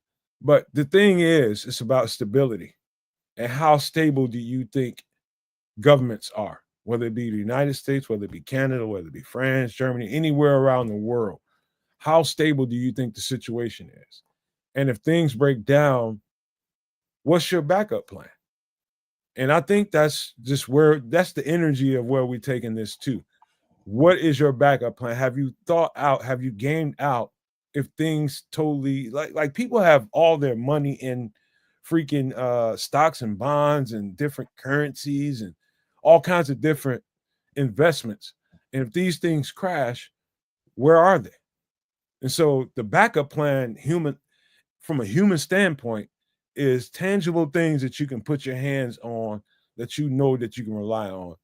This is a root cellar. This is the outside of a root cellar. This is Trips's little segment. So I had to introduce it that way, Trips, but you can go ahead. Yeah, so this is obviously the outside there. This looks like a DIY joint.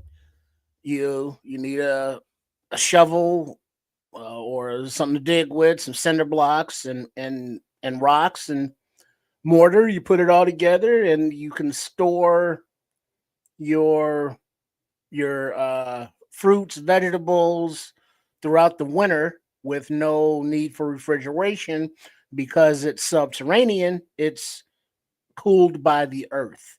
And over the top, you can see that there's rock, earth, dirt, grass. So it's not getting baked by the sun, so it stays cool all year long. So it's a nice storage place for your food stores. And it So can be discreet out on some property. You could attach one to your house if you just own the property, depending on obviously your setup and your housing rules and all that fun stuff. But there's something that you can dig on your property if you have it, and you could also use it, as some people do, as a storm shelter down in Tornado Alley. so this is basically a mound of dirt, and you dig into that mound of dirt. This is what the build looks like. Let me take the other one off the screen. Give me a second. I screwed that up, but I'll fix it. This is what the build looks like. Mm-hmm. And so obviously you see where a cat, some kind of caterpillar, some kind of tractor came, and you can see the claw marks in the earth, digging that out. And then somebody has to get down in there with that ladder. And there's two ways to do things like this. The first way is the wrong way, just digging that hole out and just stacking all your goods in this thing and expecting everything to be okay because you feel comfortable because you dug out the hole. And there's another way to do it, and that is this, and that is the right way, and that's securing the walls of your dig. So if you're going to go through this much work to secure whatever goods you have as a root cellar, then you should go the extra mile and make sure you bring in what you need to secure those walls so it doesn't cave in on you. Because what happens to earth when earth gets soft, it fucking will cave in. Right. So if there's a rainstorm or it gets wet for some reason, instead of the walls of your root cellar turn into mud and just washing away, now you have a cinder block walls, and they're going to put a foundation in there to keep the earth back, to keep the critters and the insects out, and then the concrete, the cinder blocks as well, will keep that subterranean temperature, which is, what is it down there? You think like 60 some degrees, 50 some degrees, or whatever it is, but that will keep it cool. And then you have a tarp over it to keep it waterproof as well, as somebody just mentioned. So it will be secure from all of the elements. That's right. And another thing that's important with this is definitely the roof structure. So if somebody like you saw the face of that thing where it's dug out of a hole, I mean a heap of dirt, you think you don't have to make any kind of roof structure on the inside of it, but that heap of dirt can be in your bed, in your lap, and on you, and you have to dig out of that if you don't make the proper roof structure. So you need beams, you need structure poles alongside of you. Need to brace that thing. You need to brace that thing. So if you're gonna go this route, and so the reason why this is important is because a lot of people don't have basement strips. And I learned that when I went to the South. There's a lot of people down there that don't have basements. There's a lot of ranch style homes from Atlanta on down. It's a lot of ranch style homes. And these people ain't really prepared for something like this. And these are the things that you might need to do to make sure that you got food prepared and food saved away for yourself, man. And this is what it looks like once I take this down. Well, yeah, because remember, the actual name is a root cellar, and then they had storm cellars, and then they have another kind of cellar, like a wine cellar. So they're not basements like we would call them or know them. These had specific things that they were for. And like you can see in this picture now, this is I would say the finished product of that door that we saw, and then the hole with the claw marks. This has been sealed with the floor, with the concrete, with the cinder blocks, and I'm sure it's been waterproofed, and it's all reinforced. And so now you have a stable, solid structure underground, that's waterproof, that you can store your food down there and don't have to worry about anything getting down there to eat it. So you can see some of the things that they have in this picture. On the right side, they have the shelving units that you build in there. And they have all their canned goods. No, I'm sorry, these are all glass goods, things that they've jarred, probably right there on the property. Looks like pickles right here close, and then all of the different items along the way. Then on the bottom, you got your root vegetables down there that will keep very for a while. And then what is that in the back there in those bins? I was waiting on you to stop so I can talk about that. Those are potatoes back there. Okay, there you go. And a pro tip for people that grow and people that want to preserve their harvest late into the winter and into the spring when you start growing again, potatoes will age well if you have a basement, you don't have anything to worry about, especially if you have a temperature controlled basement. Even if you don't have a temperature controlled basement, it's going to be cool. If you have a cool basement, you don't have to worry about any of this because you can do all of this and some. But if you don't, and you need to, this is in order to keep potatoes over an entire winter, you're going to need some dirt. And so if you want to keep potatoes for a while, you're going to get some dirt, you're going to get some earth, and you're going to put it on top of those potatoes. They just did this for the picture. For whatever picture they had to take, they did not show you how you maintain and preserve potatoes over a winter. Those potatoes will not stay healthy out in the light like that. You have to put dirt on those potatoes so they feel like they're growing. And those things will absolutely grow eyes. They will grow stems and stalks out of those potatoes. I did it 2-3 years in a row. So that some about that dirt, I'm talking about, you can do that with carrots, you can do that with potatoes, any root vegetable, beets, carrots, potatoes, anything you can think of that grows in the dirt, you can put under the dirt through the winter and it will survive and you will have food all that winter. And now some of the things that it looks like a couple bushels of apples back there, some squash. So you got your garden, which you don't consume, you put in the root cellar, and you have it all winter.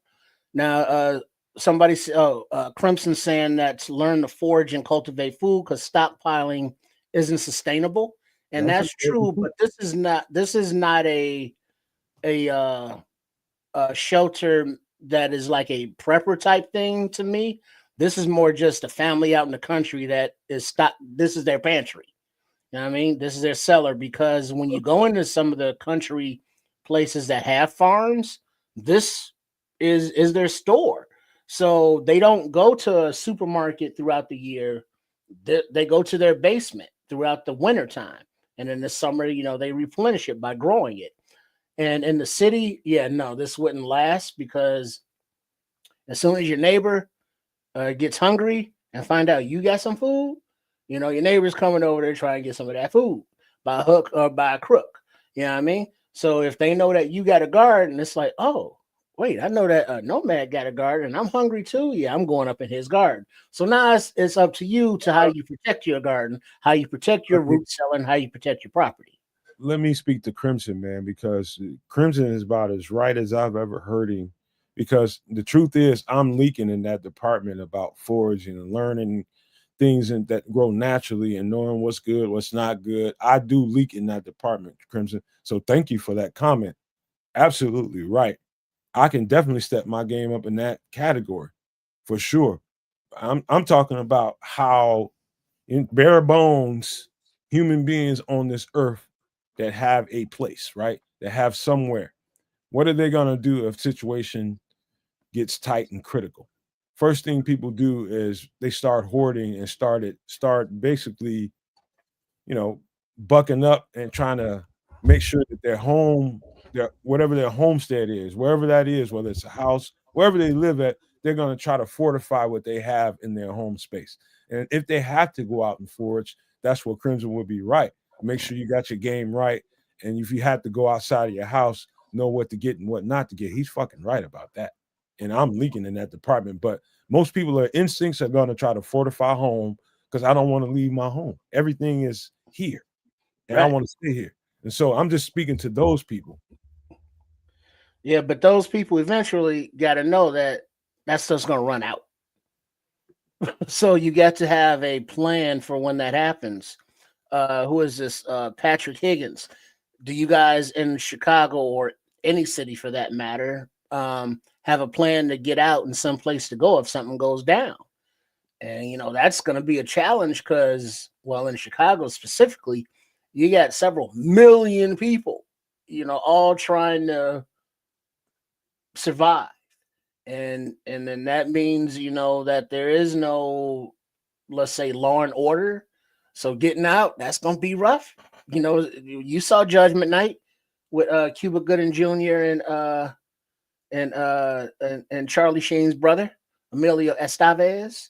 I mean, you got to fight your way out, and that was on the west side of the city, and that was just a very small thing. So if you are in someplace in the country where you can have this stuff, that's fine. But just know, even in the country, your neighbors will be like, I wonder if they got a pound of sugar I can borrow. And they I get tell their you, I tell you a hidden secret to being in a place like Chicago that most people would probably look at that situation like, oh hell no, that's the last place I would want to be. Here's one of the hidden gems to Chicago and the land that we live on here in Illinois. It is filthy rich soil, number one. So you're gonna always be able to grow and eat. You're gonna always be able to grow, stockpile food, and if you know how to maintain food through a winter, you'll be able to eat. And the beautiful thing is, there's a lot of homes that are not lived in. There's a lot of abandoned shelters that are not lived in. All of those can become quasi greenhouses, quasi shelters for your food. You know what I mean? So let's just say you got 3 block radius and things went left. And you start looking around, it's like fucking 12, 13, 15 fucking homes that's been nobody's been there, and it's pretty much all you gotta do is hit a piece of wood and the whole thing might fall down. One homes like that all around the place. If you look at it outside of the box, you can see opportunity there because there's nothing but black dirt up under. And so you can use these as quasi greenhouses to grow your shit. So that's not as bad as it might look because you're in a congested area. It's about how you utilize it. And then also be aware that while people prep for many different disasters, one of which that can throw a monkey wrench in your whole program is seismic activity, as somebody mentioned, because Crimson is up there in the Northwest, Pacific Northwest, and they get a lot of rumble bumbles, you know, because that's the north end of the San Andreas Fault, I believe, and that's a very active fault line. So even throughout the Midwest, we've had earthquakes here in the city in the Midwest. They haven't been, you know, high Richter scale movers, but they've happened. So if you have a underground structure and something happens and it shakes up, just be aware that you could sustain damage or it could mess up your shelter. So even if you do have an underground shelter and you think you're all set, you got to have a backup plan in case the shelter gets destroyed, beyond your control. Hey, you know what, man? You Crimson muted, kids. Crimson is tearing it up in here. He's talking about you can enrich soil, and that's a whole other conversation. I think I had this with you guys when I tell y'all how I gather my leaves every year out of my 2 big sugar maple trees, and I turn them into soil every year. Put them in my garden, and I turn them over in the dirt, and they become more dirt, and it definitely enriches the soil. So knowing those things, my sister's, her and her baby daddy. They ain't really her baby daddy. They together, but they not together. But We his didn't mom, need all that information, but continue. They're friends with baby. anyway, his mom, What are we his talking mom got in touch with me, and she was just like she was wanting to know how I keep getting bumper crops of vegetables, and she was just like, how you keep. And I told her, I was like, don't throw your leaves out. You use your leaves, put them back to the earth. That's where they belong. Enrich your soil, because you keep attacking that soil every year trying to plant your products, but you want to keep feeding that soil because beneath that soil, things that you can't see need that those leaves to eat, you know. And so And you that just keeps also know, nature Matt, going. What's that? that's something else that will assist with that when you, let's say, have a tree that's blown down because of a storm, or you need to cut it because of just landscaping and what have you. Reuse that tree and chop it down and turn it into charcoal. It's not hard. You just get you a metal Every year, container, like a big garbage can even, and you put that wood inside of it, you seal it up, and then you put that container over heat that you got to keep fed for the course of a few hours. But then eventually, with a little exhaust hole to let the steam out from the inside of that barrel gets so hot that it dries out all of that wood and it becomes charcoal. Now you can use that in your garden. You can use that in your compost. You can use that with your worms. You can use that to filter your water. You can help use it to filter all the bacterias and all that stuff. So when nature blows something down, instead of looking at it as like, damn, now I got to find something to do with this old tree, reuse it into something that's beneficial for going forward. and true that, Trips. But and shout out to Crimson for taking me there because he's man again. That's dot spot on. Here's the thing about burning good natural wood and putting those things that does replenish your soil. Now the thing is about that is, let's just say you want to spread that. Let's just say you burn like I do this every year. That's coming up next week or the week after that. I'm gonna burn all the shrubbery from around my house that came out of the trees, turn it into ash. Like usually I put it in one area. I'm lazy. I'm gonna go pour that thing right in one area because I don't want to have to walk too far to spread it out. If you put there's a certain chemical aspect to it that will cause, I don't know if it's too much sulfur. I don't know. I'm not that smart as far as that goes yet, but you can definitely damage one area of growth if you put too much of that ash in one area. It will oversaturate that one area and you won't get the growth out of that area in that season that you need out of it if you don't spread that shit out. So if you're gonna put burnt burnt ash around your garden, you make sure you spread it out and don't put too much on there because too much is harmful. Yeah, just like the same rules apply with manure, with any kind of fertilizer, with any kind of a natural pesticide. You got to spread it out evenly, just like you're prepping the earth to bear fruit to the seeds that There you we put in there. Those fruits and vegetables want to be healthy and as sweet as they can be and as healthy as they can be. So that means as much nutrients from the soil as they can be. And if you're not using soil, use those big tubs, those storage tubs, and rig those up with the soil and with the yard clippings and the ash and grow in there on the inside with LED grow lights.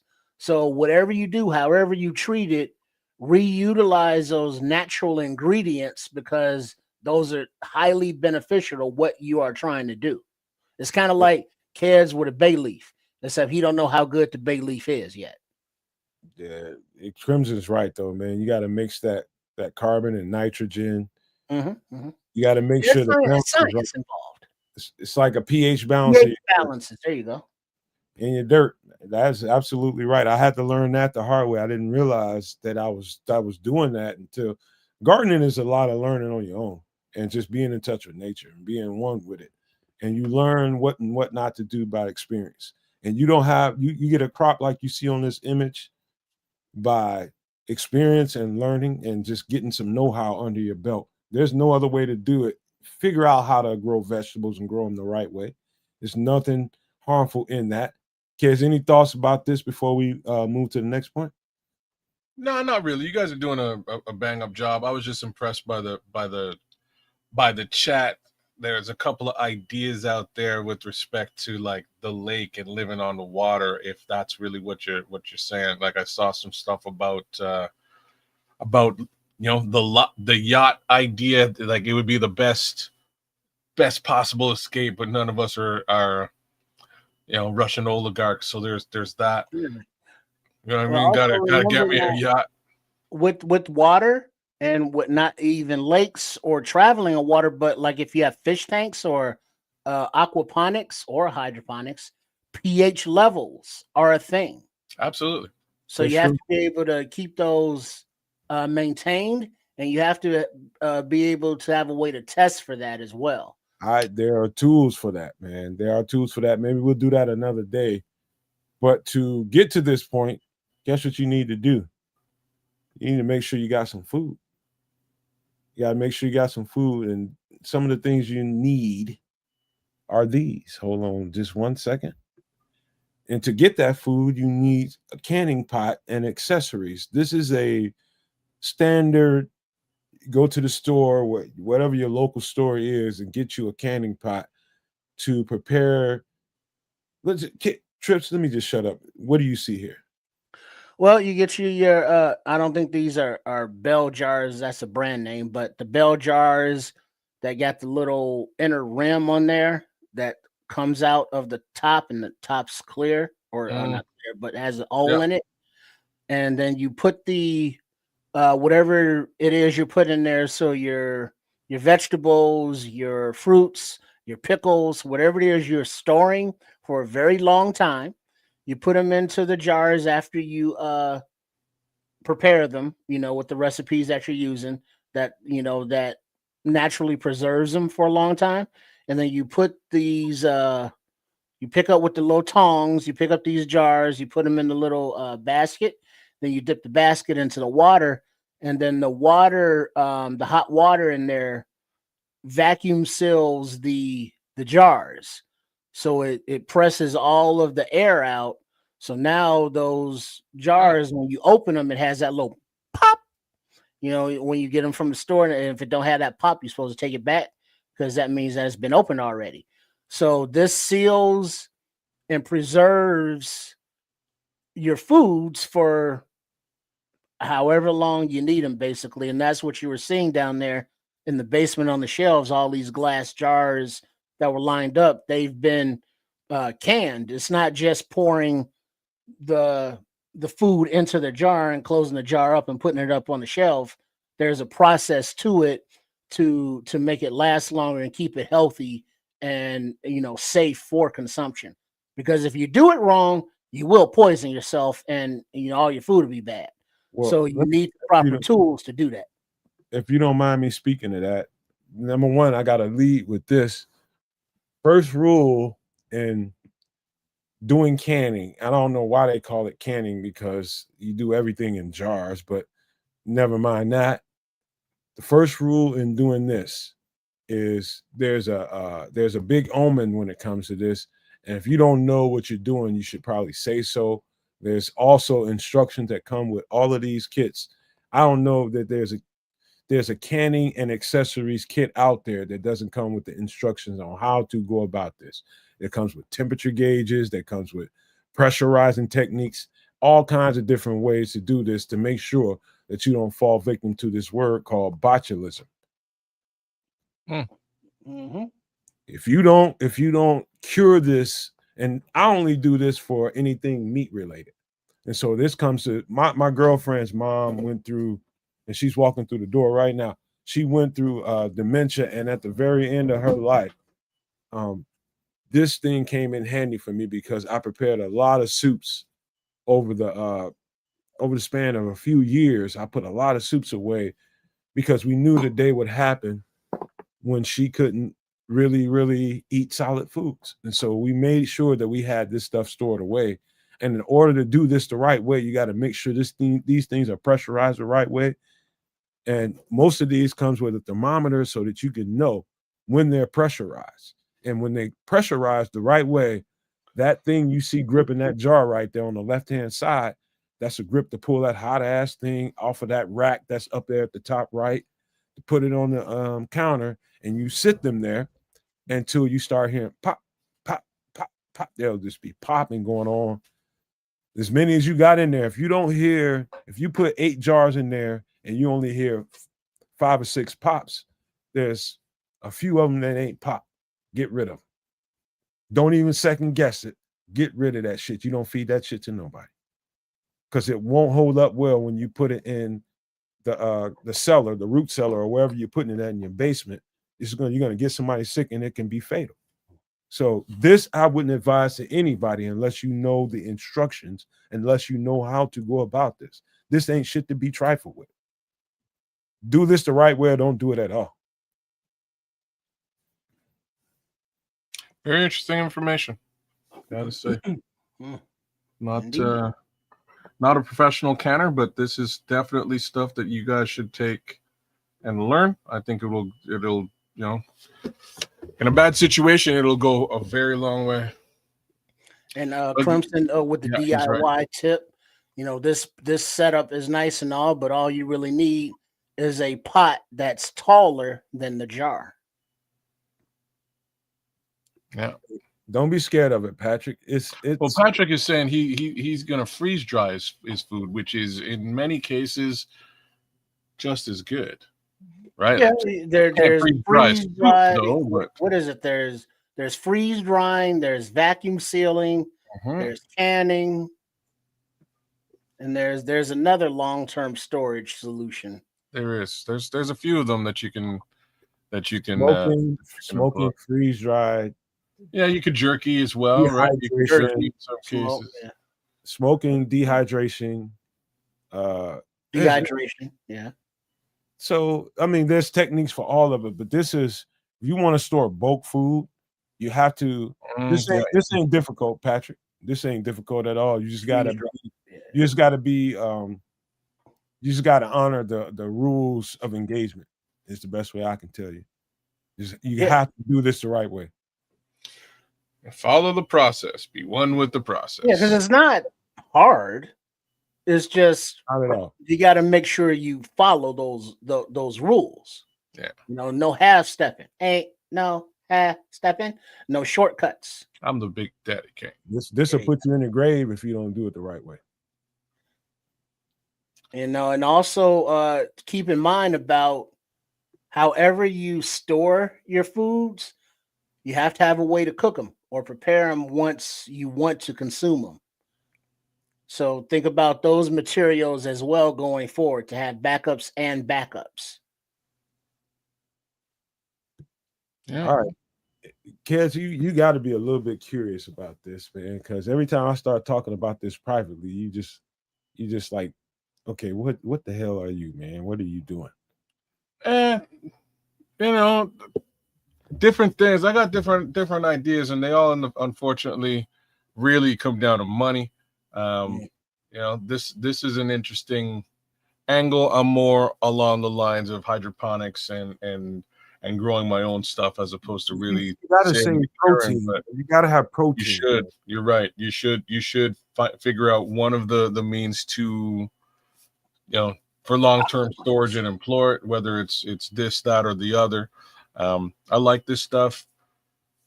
I just think there's also other things that could be done in these situations that I don't think the world has really explored. And I think we should. And I wonder why. Like, you know, it always brings me back to the Jetsons. This is weird. It's weird. It just brings me back to the Jetsons and like, you're a little shit and you're watching cartoons. And you're like, yo, like they got a briefcase that turns into a car, and he flies off in this briefcase. And they're so advanced, and we're so rudimentary at this level in the year 20, like for real. In the year 2025, we are still an archaic society for the most part. Like things have really, general ideas have really been suppressed at a rate and a level that is ridiculous. But things like cities on water, cities in the sky, cities underwater, all of these are doable with the technology that we have. Nobody will do them. Yeah. Well, let's stick where we are though. Is preservation of self. Yeah. Well, why I bring those things up is because these would potentially be other means of preservation of self, right? If we could easily have a self-sustaining ecosystem of homes in an underwater capacity that actually fish themselves, like the home itself fishes for you. You know what I'm saying? Like there's so many things that we could really do if we put our minds to it and the resources to it, but the effing powers that be are too busy just hoarding all those resources. Well, we about to dance right into your conversation because for the I'm second sure. week in a row, we're gonna have to probably skip 3-hour Atlas update because we got to get to your stuff. But Patrick is saying it exactly right. Patrick Higgins, thank you for this one. He says society in general hasn't needed to care about food preservation. Thus far, you're right. Mm-hmm. But I'm challenging you all to start thinking about life a little bit differently because it doesn't feel like to me there's any guarantees anymore. And so when you have society at that point, then plan B needs to be optimized. And that's what we're talking about here is plan B. How do you take care of self and how do you take care of family? How do you do it for at least a period of time where you can, and if you one of those people that feel like, okay, things will be back okay, they'll be good in a while. All we got to do is take care of this for this stretch of period of time. These are the things you can do. This package right here, you can probably get this is this is probably one of the higher level, mid to higher level ones you can get. Probably can get this for like $80, 70, $80. I paid like 70 for mine. But there's lower level ones. You can get them for $25, $35, $45. It won't have as many accessories as this one, but you can do this in a big pot in your house. You just got to make sure that stuff is cooked hard. When I say cooked hard, you got to boil this to you can't stop boiling it until you sure this shit is really, really cooked on the inside, and you take it out and you just wait for that seal, that pop. If you put your finger on the top of that container and it doesn't have a pop up, don't eat that shit. Period. And that's if it does have a pop up. If it does, my bad. My girl right here, she corrected me. You're right. So this is what you do, man. You have to start thinking outside the box because people are losing their shit out here. They're losing their shirt, they're losing their pants, shoes, everything in this economy, man. And so you got to start thinking outside the box. So this is one of the methods you can do that. But any last thoughts about this before we move on to Kez's thing here? No, we good. Hey, real quick question: does fish have protein? Of course, absolutely. All right, because I know it has a lot of omega-3s and a lot of fatties, but okay, protein, cool. Okay. Yeah, one of the best protein sources is fish, to be honest with you, and that's what I'm saying. Aquaponics, baby. Add the aquaponics into your hydroponics, then. That's the whole reason we had that conversation was exactly that. Was like, get that fish in there, raise that fish, eat that fish, get your veggies too, and you can have a nice little salad alongside. You're doing it. That I'm glad you brought that up, Trips, because that brings me to one more last thing before we get out of this, and that is shelf life. Even if you preserve this food, how long do you think you can have let's just say in a temperature that's below 32 degrees, that's below freezing. How long do you think you can keep a canned jar of fish? It was like 6 months. Somewhere in that neighborhood. You somewhere right. It's probably more like 12 to maybe 18 months with beef, pork, and any of the other meats, chicken, things like that. But this doesn't last forever. Just to make that point. This doesn't last forever. You're gonna have to do this again in another year and a half. But with fish, be extremely careful with that shit. That's extremely toxic if you think this shit's gonna last you for the next 30 years of your life. Nah, dog. To be frank, man, I'm leaning. I would probably just jerky everything. If we're talking about like protein Careful, for you'll real, go for real. blind. Huh? Say again? Careful, you're gonna go blind. Yeah, I probably would jerky it, man. I have to admit, just fish jerky, beef jerky, chicken jerky. I don't even know if you can jerky chicken, but that is likely what I would do to avoid this, because what you're like, the jerky will last for a very long time, and what you're saying here is like this will not. This is probably a 6 to 12 month situation if we're talking about protein. That jerky ain't gonna last you no time if you don't secure it and you don't vacuum seal it. Well, that's what I would do. I would jerky and vacuum seal, and away you go. You're gonna have to do that because it won't last you that long. No, you want to do both. That would be my suggestion. You can jerky chicken. Okay, cool. I like jerk chicken, so jerky chicken, jerk chicken, whatever. Jerky chicken. I just hope the information does something for somebody who might need to consider some other plan Bs. You know what I'm saying? I hope this information helps you, man, because that's the idea, man, is to put this information out there so that people can see things in a different light, man, because I think we all need to look at it this way. And this ain't so crazy no more. Just say that. But we need to get into a whole other conversation, and that calls for another intro. Give me a second. Damn, where's the shit?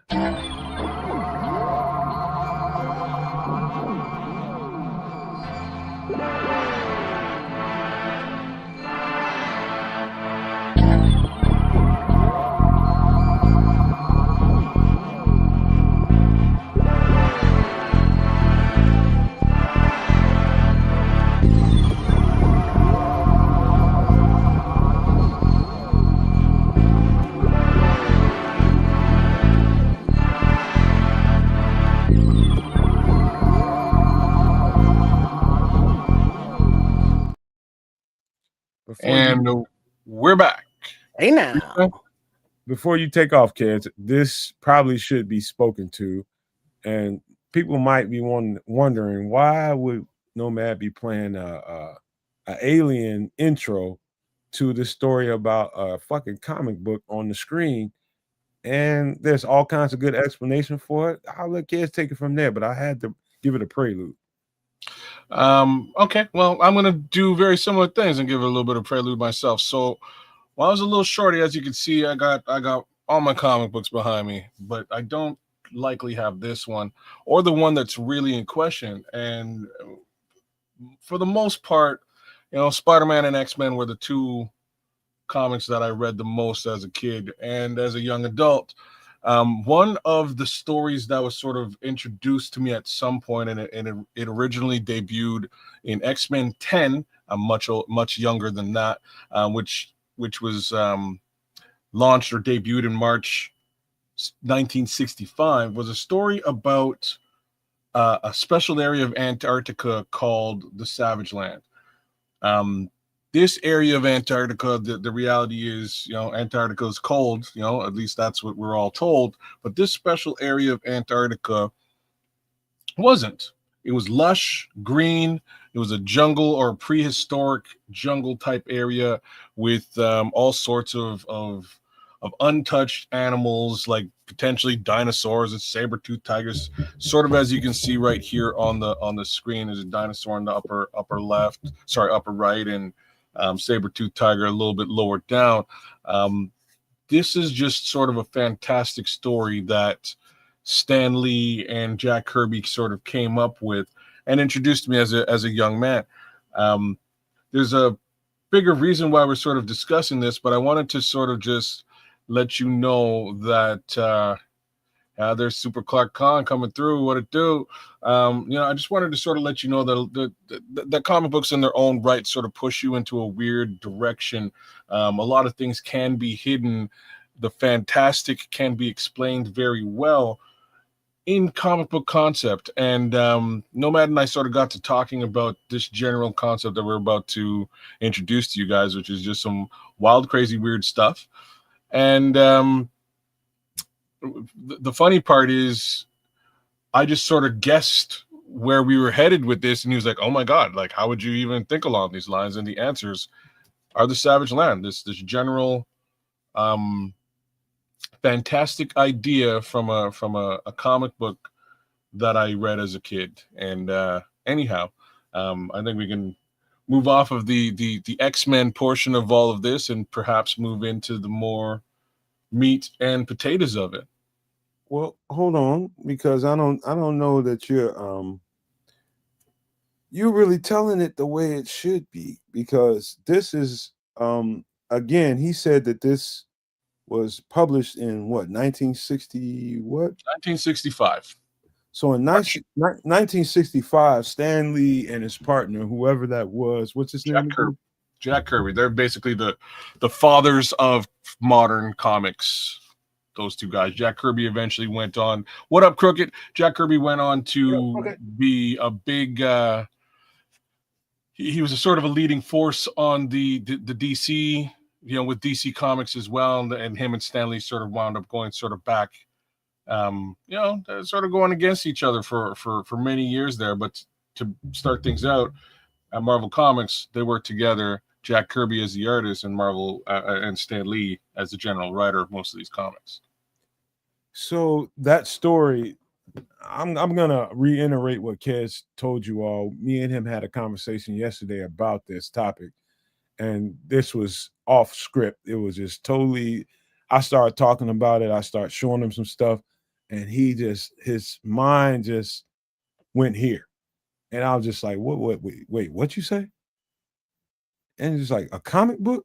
When was this comic book published? So we started going back and forth, and he told me what it was. So he's telling this whole story about Antarctica, and what we know about Antarctica is what? It's frozen. There's no life there really, outside of a penguin and a damn walrus, probably. Other than that, what's there? Gotta be a polar bear out there, maybe. You know what I mean? Polar bear, whatever. It's nothing green to be found there, right? And so here comes this story in this comic book, and if you look at the story from the face of the comic book, he's just like, okay, this is a wild ass comic book story, but this is a perfect prelude into what I'm about to show you all right now. And I'm gonna shut the fuck up for a second, man. I'm gonna get this off the screen. I'm gonna just let you guys hear, and we'll fill in the blanks after that. Take this off the screen. I'm gonna share my screen and show you all what this is.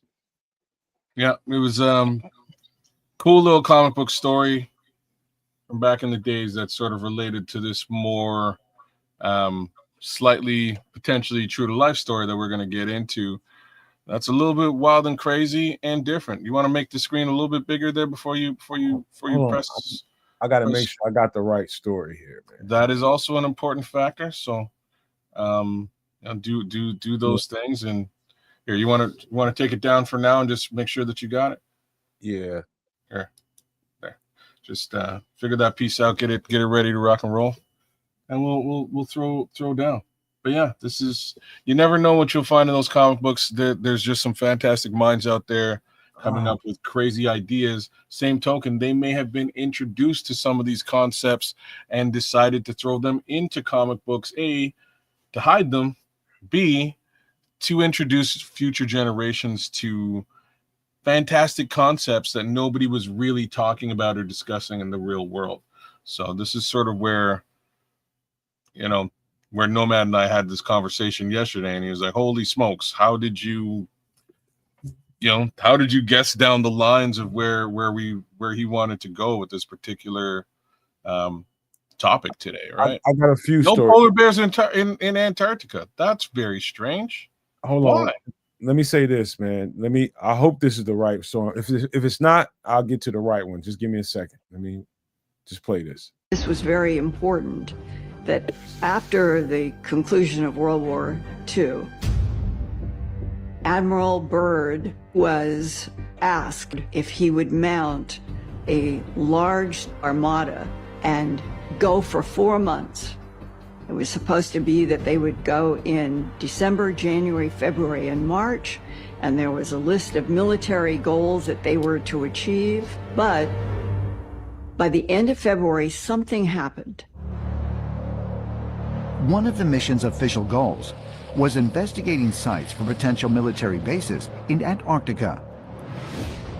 But during his explorations, Admiral Byrd allegedly came upon something highly unexpected. This story is said to come from his diaries, not his published account of the trip, but something he held back and then later was suppressed by government authorities that found it frightening. In his diary, which was discovered by his son after his death, Admiral Byrd tells an extraordinary story. Admiral Byrd heard there was an entrance to the center of the Earth through the South Pole. And he took planes into the South, under the South Pole. And when he did that, he discovered that as he flew over the pole, suddenly he's looking at things that shouldn't be there. I mean, it was temperate. His squadron flew under the Earth, into the Earth. It turns into this lush and green area, and he can't even believe his eyes. But that's just the beginning of his extraordinary story. He tells how all of a sudden he starts to see a shimmering rainbow city that's made of crystal. His airplane is taken control of when he suddenly sees these flying disc-shaped objects around him that lead him. Okay, let's stop right there just for the sake of this is YouTube. And I'll put an overlay over this. Oh, maybe I won't. What do you think so far, Trips? This is your first time hearing this. Yeah, some shit going on under the earth. Cool. Good. That's what I would say too if I was Trip. Right? You want to? I would. You know what I'm saying? We want to sort of go through the better part of some of these interviews and get some of the information. But things I can tell you is that Admiral Byrd was a U.S. naval officer. He was also an aviator and polar explorer. He was awarded the Medal of Honor. He's like a legit real guy. He's known for his historic missions and all right in the Arctic and in Antarctica. And he's the first to achieve several aviation milestones over the polar regions. Okay, hold that. Save that because we're going to need it. Hold on. Let's finish this. To the ground. Whereupon he's escorted into a cavernous type of an area where he meets a being he refers to as the Master in his diary. The Master tells him that they're highly disappointed in what humans are doing with nuclear weapons and how they've recently destroyed Hiroshima and Nagasaki. And they really are concerned about what is going on the surface of the planet. They tell Admiral Byrd that they hope that humanity will ultimately stop this. And that's about as much as we need as far as this goes. I'm stopping this screen so I can put this up. And we're going to have a conversation, man. Kids, let me just start with you because, should we just start with Trips? See if he can put together what he just heard and make any sense of it, and then we can fill in the blanks. Whatever y'all want to do. It seems as though that there's a civilization going on subterranean, Antarctica or someplace down there, the hollow earth theory, if you will, journey to the voyage of the center of the earth, Jules Verne. But this situation, I don't know. I've never been, down there. I've never been underground in Antarctica. Is it possible that there's civilization down there? Sure. I haven't been down there bothering them. If they living down there, they haven't been up here bothering us. The Earth is a big place. You know, there's miles around it that we have never seen, and we've lived on this marble our entire life. So it wouldn't be surprising that under our feet, you know, whether it be on under the land or under the water in the oceans, you know, under there, you know, who knows? You know, the Atlantis, you know, underwater life, you know, sure. It's it's very pompous of me to be like, huh, I've never seen it, so it doesn't exist. It can't exist. You know, it's like, yeah, I'm not that full of myself. It's like there is a whole lot of shit that exists that I've never seen, that you've never seen, that people have seen, like Richard Byrd here and other people in that squadron. Maybe they're the only ones that've seen it. Maybe we think that they're lying or they got together drunk and made it up. Don't know. But I think this, you know, it's not beyond the realm of possibility. Can I, kids, if you don't mind, can I just give a little story time just real quick, man? I won't Sure, be, man. I promise you. So I'm gonna try to fill in some blanks. So I came upon this story a while ago, but I didn't delve into it until like a week, maybe a week and a half ago, and just really got into the story. And whatever came, I was pretty much reading or ingesting into me and just discerning what I could. Under the circumstances, this is what I can tell you. That man, Richard Byrd, is very decorated. Like Kez said, he's got a lot of decorations. That's the only man in U.S. history that they have 3 individual parades for. At that time, I don't know if that's been surpassed since, but that's about as decorated as you can get. 3 individual parades for you. So he's qualified to whatever he says, then you pay attention to, because that's how much respect they have for him. So this guy individually with his own money 2 or 3 times on his own took, you know, trips to Antarctica, you know, expeditions there. And, you know, what he came up with is what he came up with. I didn't get that much into his memoirs to tell you all the details of it. But what I did take from it was the U.S. government found out about it. And they were just like, hey, you know what? This is after World War II. This is somewhere around August 19, let me make sure, 1946. They sent him with an armada. When I say an armada, you got to understand that.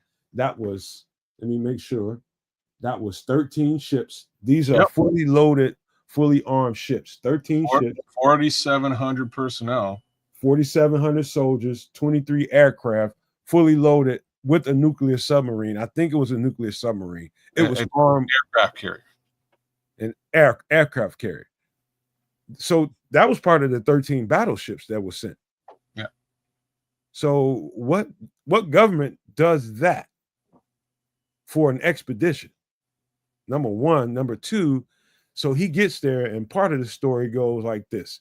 They get there, and he's part of the flying mission. So they're going by air into this region. And all of a sudden, he gets to a certain jurisdiction in the region, and everything's supposed to be white. They're supposed to see nothing but ice. And all of a sudden, he gets to a certain point, and all he sees is green. Plush green land. I'm talking about trees, shrubbery. He sees running water. Not only does he see that, he looks down, and they've got periscopes and all that shit. That's what they use at that time. They're using things to see down and look close. He sees something moving on the earth that is really big, and he's wondering what this is. And they use the periscopes or whatever they use, the binoculars, and they figure out that this is exactly what they thought it was. They thought it was some kind of elephant, but it's a mammoth. It's a freaking mammoth. He sees that, documents it, puts it in his memoir. Not only that, the navigation systems go crazy, and they can't really navigate the plane. The propulsion system goes out, and they can't fly it. So they're out of control with the airplane, and all of a sudden here comes these two vehicles. These vehicles are circular in shape, and they just completely take over the guidance of this plane and guide them to the ground. That's about the best I can give you as far as coloring in the details before Kez tells the rest of the story. So I wasn't sure you were going to transition to me right there. So you might as well. You should probably think. You want me? Well, go ahead. Go for it, man. You got it, kids. All I know is basically those vehicles bring him down to the ground. He's then sort of introduced to the leader of this area, and much like you heard there, they give him certain information, just sort of saying that they've sent emissaries back to to sort of give a warning to our leadership, and that leadership has not heeded any of these warnings, and they're truly worried about what's going on the surface. Eventually, they sort of give him passage to leave and help him out of this area. But part of the major question mark around this is this, and this is pretty simple to understand. So if the government sent 4,700 dudes, 13 ships, an aircraft carrier, some helicopters, and his armada of planes, they've done a great job of completely restricting or redacting any information that came out of this mission, this pretty grandiose mission to Antarctica. What has come out is simply his diary, which has some of this information, and they basically claim that the diary is absolutely fake, false, and it's a hoax. Well, tell the story about the son and how the diary got published, the memoir, brother. I don't remember how it got published. You can color that in for me. But where I was going was the son published it, to my understanding, and for the most part, he was unalive. They refuted all of these claims and made sure to put him in the ground so that those claims could not continue for a very long period of time. The diary exists. People can read it, and yeah. I'll color it in a little bit more. So yeah, after the expedition, he's been to the North Pole, he's been to the South Pole. Surprisingly, you guys is discussing the South Pole. And I know people think about cold ice and they're thinking about the North Pole because that's what you condition to think. But this is stuff that he's talking about is going on the South Pole.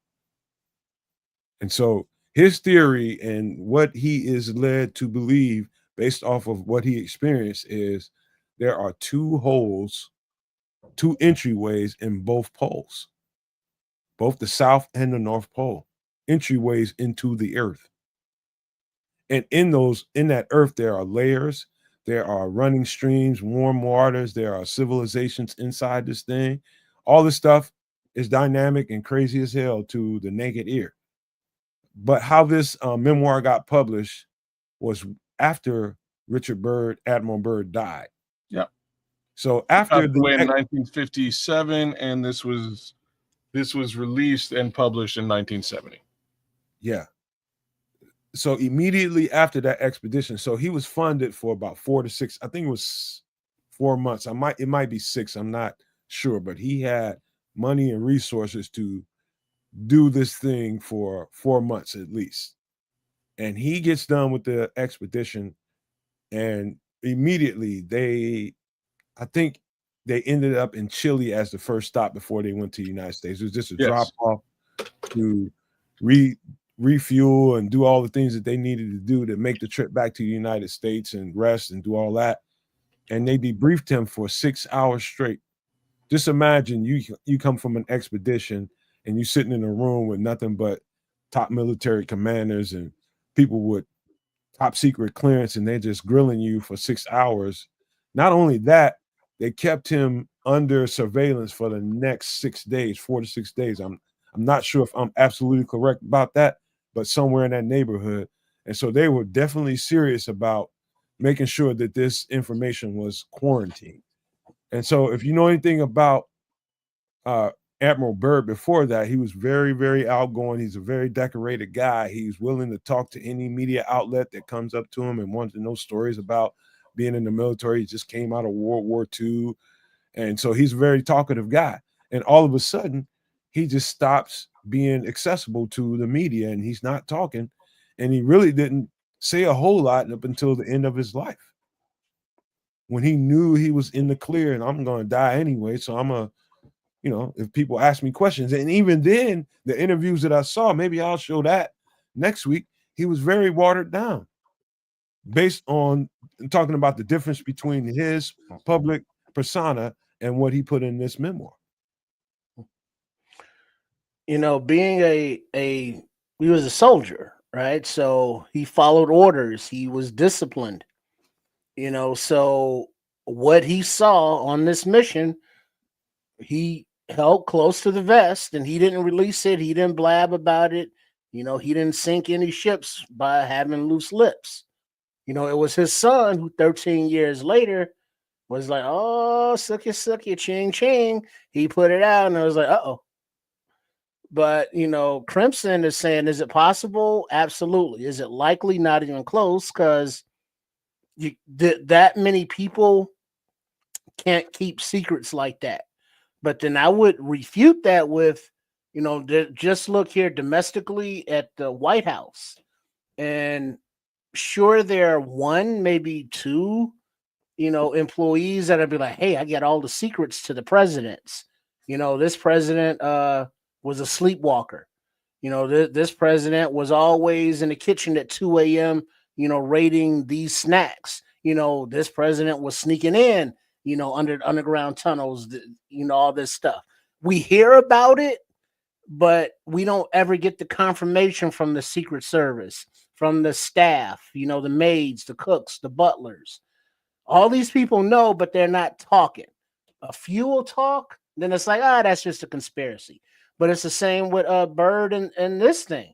It's How like did it go and do the right thing? Those who know won't talk, and those who talk don't know. Those who know won't say. Those who say don't know. Mm-hmm. You know, Akbar, big up, Big Bang Boogie. Check out that album. But yeah, so you know, it's stuff going on that many of us may think that it's outlandish, beyond the realms of possibility, and that's exactly when that shit happens. As soon as we limit ourselves to what we think the realms of possibilities can be, because we have no clue. Nope. No, sir, we don't. And this does in its own way lend to what Crimson's saying in the chat. And I mean, so first off, it's not so much that the diary was found after post-mortem, is that it was released to the public post-mortem. So again, just like Trip is saying, the son stopped and said, wait a minute, maybe I want my daddy's legacy to be actually, you know, expanded beyond just a word of mouth story or this diary here at the house. Can I layer into the circumstances of the son's death? Sure. So he was found malnourished and dehydrated, dead. And so a guy that, trust me, that man had money and that man had resources. They found this guy dehydrated, malnourished, and dead. So a lot of people starved his ass. Is what you yeah, said. a lot of people speculate that people got a hold of him, and that was the way they taught him a lesson. Makes a whole lot of sense to me. Again, you know, with respect to suppressing information and nobody being able to hold secrets, I think this might be a little bit of proof to that, right? And I kind of agree with what you're saying.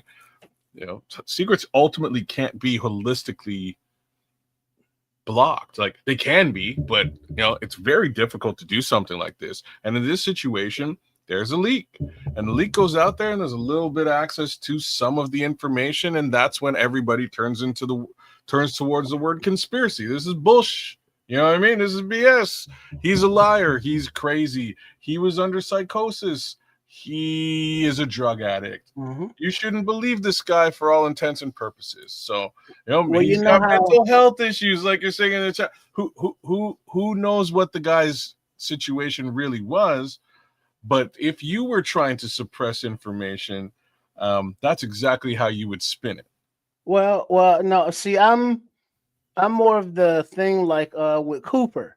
If the G-Man wanted to take young Master Byrd out, why leave evidence? Just disappear him like Hoffa. So now it can be: did he I can disappear? Did he answer that a little bit, right? did he Because I move? don't think that would add to the bullshit. Well, yes, you're right. It would make him a martyr. That's number one. But the other that's something you have to be worried about. You can make somebody a martyr in these situations. The other flip side is he's a good soldier, and it looks as if he didn't want to reveal all that information to the external world. He shared it with the higher up. They decided to suppress the information, and he was cool with that because, again, he's an admiral. He's probably been in situations where he's had to suppress a certain level of information from a need to know basis. Now that he passes away and it's his kid, as you sort of described, he doesn't really fall into any of that. So maybe I want to make $1 million, or maybe I want to extend my dad's legacy. Who knows? I would say this, man. The more and more I read, the more and more I watch videos. I watched a lot of videos on this, and I read. I tell you what, before I get into that, is there anything in particular in the story that you heard on the video, or the story that I filled in, or Kez filled in, talking to you, Trips, that really sticks out to you as something like, hey, man, what was that? I mean, like for me, I start thinking about, what happened with the navigation system for me. Well, it can be an easy explanation somewhat. Electromagnetic fields. You got it. The Earth has those, and some places they're more intense than others. And if you're in your car and you're listening to your terrestrial radio and you drive by a big mess of the satellite dishes, your signal can be interrupted because those dishes are interfering with that signal. It could be the same thing naturally from the Earth with those fields that are interfering with the instruments, of whatever they are, the electronics. And that could be just where that area is at its highest intensity. And it's just science that electromagnetic fields exist. It's science that they interfere with frequencies and electronics. What about electromagnetics is what that navigation system would be based on, right? It's going to be based on polarity in some capacity. And when North versus South Pole, magnetic polarity, if you are now somehow underneath the poles, who knows how that actually would affect the polarity and readings of a navigation system. It could throw those things completely out of whack, reverse things, who knows, right? Also, the other thing, outside of the fucking ships that all of a sudden they have no propulsion, they have no navigation, they have no nothing. They're basically out there, and all of a sudden 2 ships come out of nowhere to assist them to the ground. And before they get there, what about them seeing through the binoculars or whatever they were looking through, seeing mammoths on the ground in green grass? None of that shit triggered you? Like, that's why that sounds like Kong Island or Skull Island, whatever the hell the name of it. That's exactly what I thought of. We see the stories back in the day, whether it be like movies like King Kong or the Ice Monster or Loch Ness Monster, or anything that we can't explain or can't identify scientifically, and they became legend, they became lore. The possibilities that people saw stuff like this back in the 30s and 40s and then turned them into comic books You know, that's totally possible. Well, You know, that's the thing though, Trips. We don't. That's what I was I trying mean, to get kids. the not bionic, the Bermuda Triangle. It's the same effects as this thing. Well, Trips. That's what I'm trying to get. Kids didn't go there, but I found it completely. I don't even think about irony anymore. I don't think about coincidence, but I thought that was very poignant. The fact that kids brought the fact up of this comic book talking about that exact story in that comic book. And I asked him, I was just like, where was Stan Lee? How would Stan Lee know anything about that? And maybe Stan Lee heard about this book. I don't know. Stanley has been known to delve into the fantastic, as in reading like Ayn Rand and you know, people like that, people who were producing you know, science fiction, for the lack of a better thing to call it, in the early days. Like it may not have been science fiction, it may have just been fiction, if you will. But he was definitely a studier and a reader of those types of concepts. This might just have been one of those concepts that he came across, and he was like, you know what, super cool. Let me throw this into comics, and we'll beef it up and add a little bit of funk to it. And that's more or less what he did. But it was definitely an ironic situation. It was an ironic situation in conversation with you to think that I had a general idea and concept of where this was going straight out of Marvel Comics. And you know what, though, kids, the more I think about it, I would just surmise that Stan Lee probably heard something, or somebody involved with this story probably heard something. You know, this is in the 60s. That's couple decades away from when this event actually happened. So would it be surprising that he actually knew about it, and maybe he just, you know, stretched the truth about it and turn it into something entertaining? Well, is this a case of life imitating art or art imitating life? There you go. Yeah, considering the time frame, I would say art imitating life. Although, although this blew your information, mind, didn't I, kids? well, the information didn't get released up until the 70s. Now, he dropped this in 1965. What? As far as Stan Lee's concerned. So let's You do didn't tell me that. let's do the time. This is how we did the show, brother. If you're paying attention, right? So, in 1950, he retired, as in Richard Byrd. I keep wanting to call him Donald Byrd. You know what I mean, with the trumpet. No. You misunderstood me. I thought you was talking about the publish. I am. Give me a second. I am. So Donald Byrd. So Richard Byrd retired in 56, or sorry, passed away in 56. The memoirs, which entailed all of this story, came out in the 1970s. Right. Stan Lee introduced the Savage Land in March of 1965. Crazy. So before this was made public. This is what I'm trying to say. The government might have had access to this information, but again, Richard Byrd didn't put that information out on his own volition. The information came out by way of his son in the 70s, post 1965 March. All right. So let me thank you, Crimson, for just rocking with us through it all and making sure that he is giving detailed input as to everything that we're talking about. Let me put a cap on this thing by saying this. There's a I hate to even put it in conspiracy theory, but I'm gonna put it in conspiracy theory. There's a lot of people that look at the Antarctic ice wall. That's what they call it. And people speculate about secrets behind the ice wall, beneath the ice wall, and there's a lot of lore and attachment to it. I'll just say that, and you can go look for this stuff yourself. I'd advise you to start with this story right here, but there's more to this story.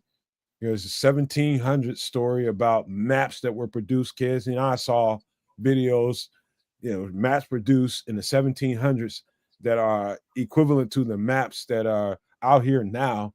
And it shows an entire hole in the middle of that part of the earth. And that's interesting as shit to me. Did you find that interesting, kids, about that hole being consistent with all the maps produced since the 1700s? Yeah, but you didn't show that. You should have shown that to the folks. Maybe we'll do that in part 2. Maybe we'll do that as a part 2. There's some interesting map case scenarios that that kind of show a hole in. There's a hole in my bucket. It kind of shows a hole in the center of the earth, or in some cases I can't call it a structure, but a giant thing in the top of the earth. So yeah, and what's interesting again is that all of these maps are consistent with this hole. So crazy, wild. I don't know. Anything else, Trish, before we put a cap on this thing? I find this extremely fascinating. This ain't gonna be my end all be all with this. I'm gonna continue to research this. This is interesting as shit to me. Yeah, it is interesting. It's like, our great planet. This ain't even space stuff. I mean, it could be where if there are life forms under there, they could be from other planets, but this is, our earthly inhabitants as well that we're talking about. It just so happens that they're on a different part of the earth. I mean, is it possible? Sure. I don't know. Are there people that do know and not telling? Maybe they know what happens if they tell, so they ain't telling. So, I don't know. But yeah, interesting, no doubt, because there's enough of clues to get you curious, and it goes, Little quick note before we close this off. In that story, in this memoir, and in all the people that have covered this since his passing, since this memoir came out, there's another little part of the story talking about the conversation that was had once he was guided onto the ground and escorted into this cavernous area. He came into this big city, basically what you see on the screen, but it's kind of watered down version of what was spoken to in this memoir.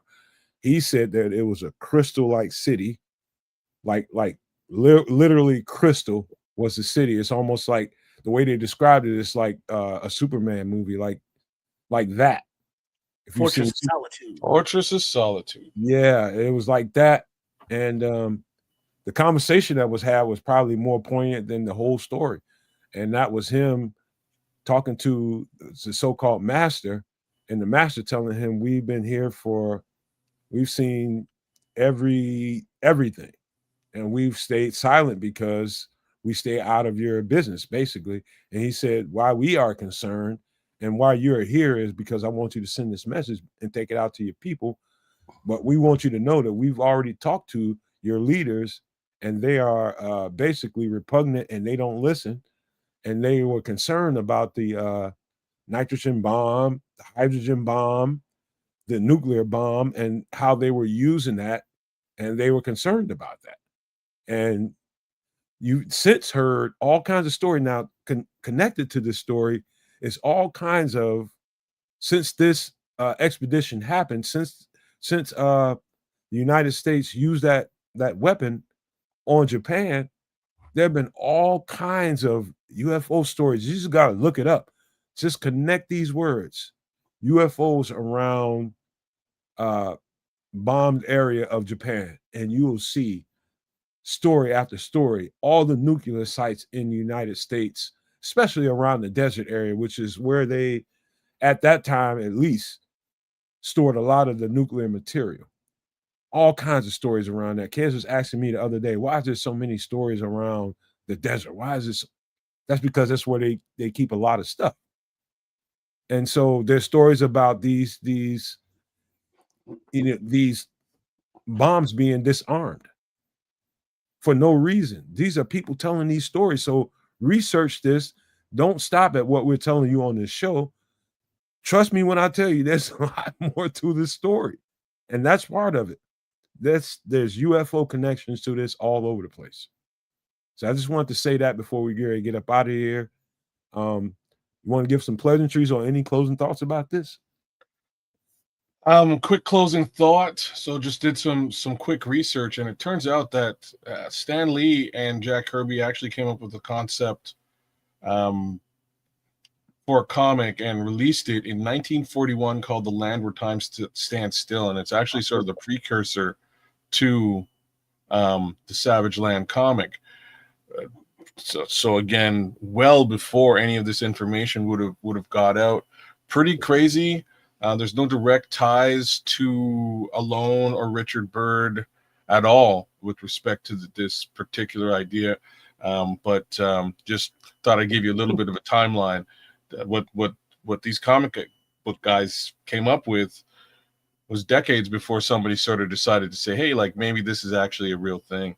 But yeah, crazy. What was the name of that show? No Maniacs. Sunday Classics with Fraser Thomas, where they would show movies like the one kid just mentioned. It came on Sunday afternoons, Channel 9, WGN, and Fraser Thomas was the Grand not that kind of Grandmaster, but the one for Bozo, the Ringmaster. There's a Ringmaster. Bozo Circus. The dude that wasn't a clown. This picture and what you're talking about kind of gives me my grandpa used to keep all these damn little tapes, VCR tapes. Literally, he'd be watching VCR tapes, and that what you're talking about is ringing a bell. And this image, and I've seen a lot of movies with this kind of looking guy on the front of it. It could have been a lot. He's sitting in a big leather chair. And he have books behind him in like a library, and it was always sponsored by Mutual of Omaha. That is familiar shit to me. And it was, I think it was like Masterpiece Theater. It was kind of like that, but that was on Channel 11 Public Television, WTTW. This one, Family Classics, Sunday afternoon with Fraser Thomas. Yeah, that was it. And then they would show like a lot of those movies, Moby Dick, not really horror movies, but like I think they had like Dracula on there one time. There was just a Land of the Lost, just a potpourri of movies back in the day, and they were interesting, fun to watch. But stories like this would be something on Family Classics. So September 7th, 1974 for Land of the Lost, Crimson. So wow. A couple of years after this would have been launched. Man, this whole thing gives me all kinds of like close. You ever seen the movie what is that? When the trips, what I'm talking about, because Disney has a little exhibit about this where the family gets lost in a storm and they end up on an island. Robinson Crusoe. Robinson Crusoe. That boom. All this shit reminds me of all that. All of it. Robinson Crusoe ain't nothing but Lost in Space. Yeah, well, or vice versa. Lost in Space is Robinson Crusoe. Right. Yeah. All right.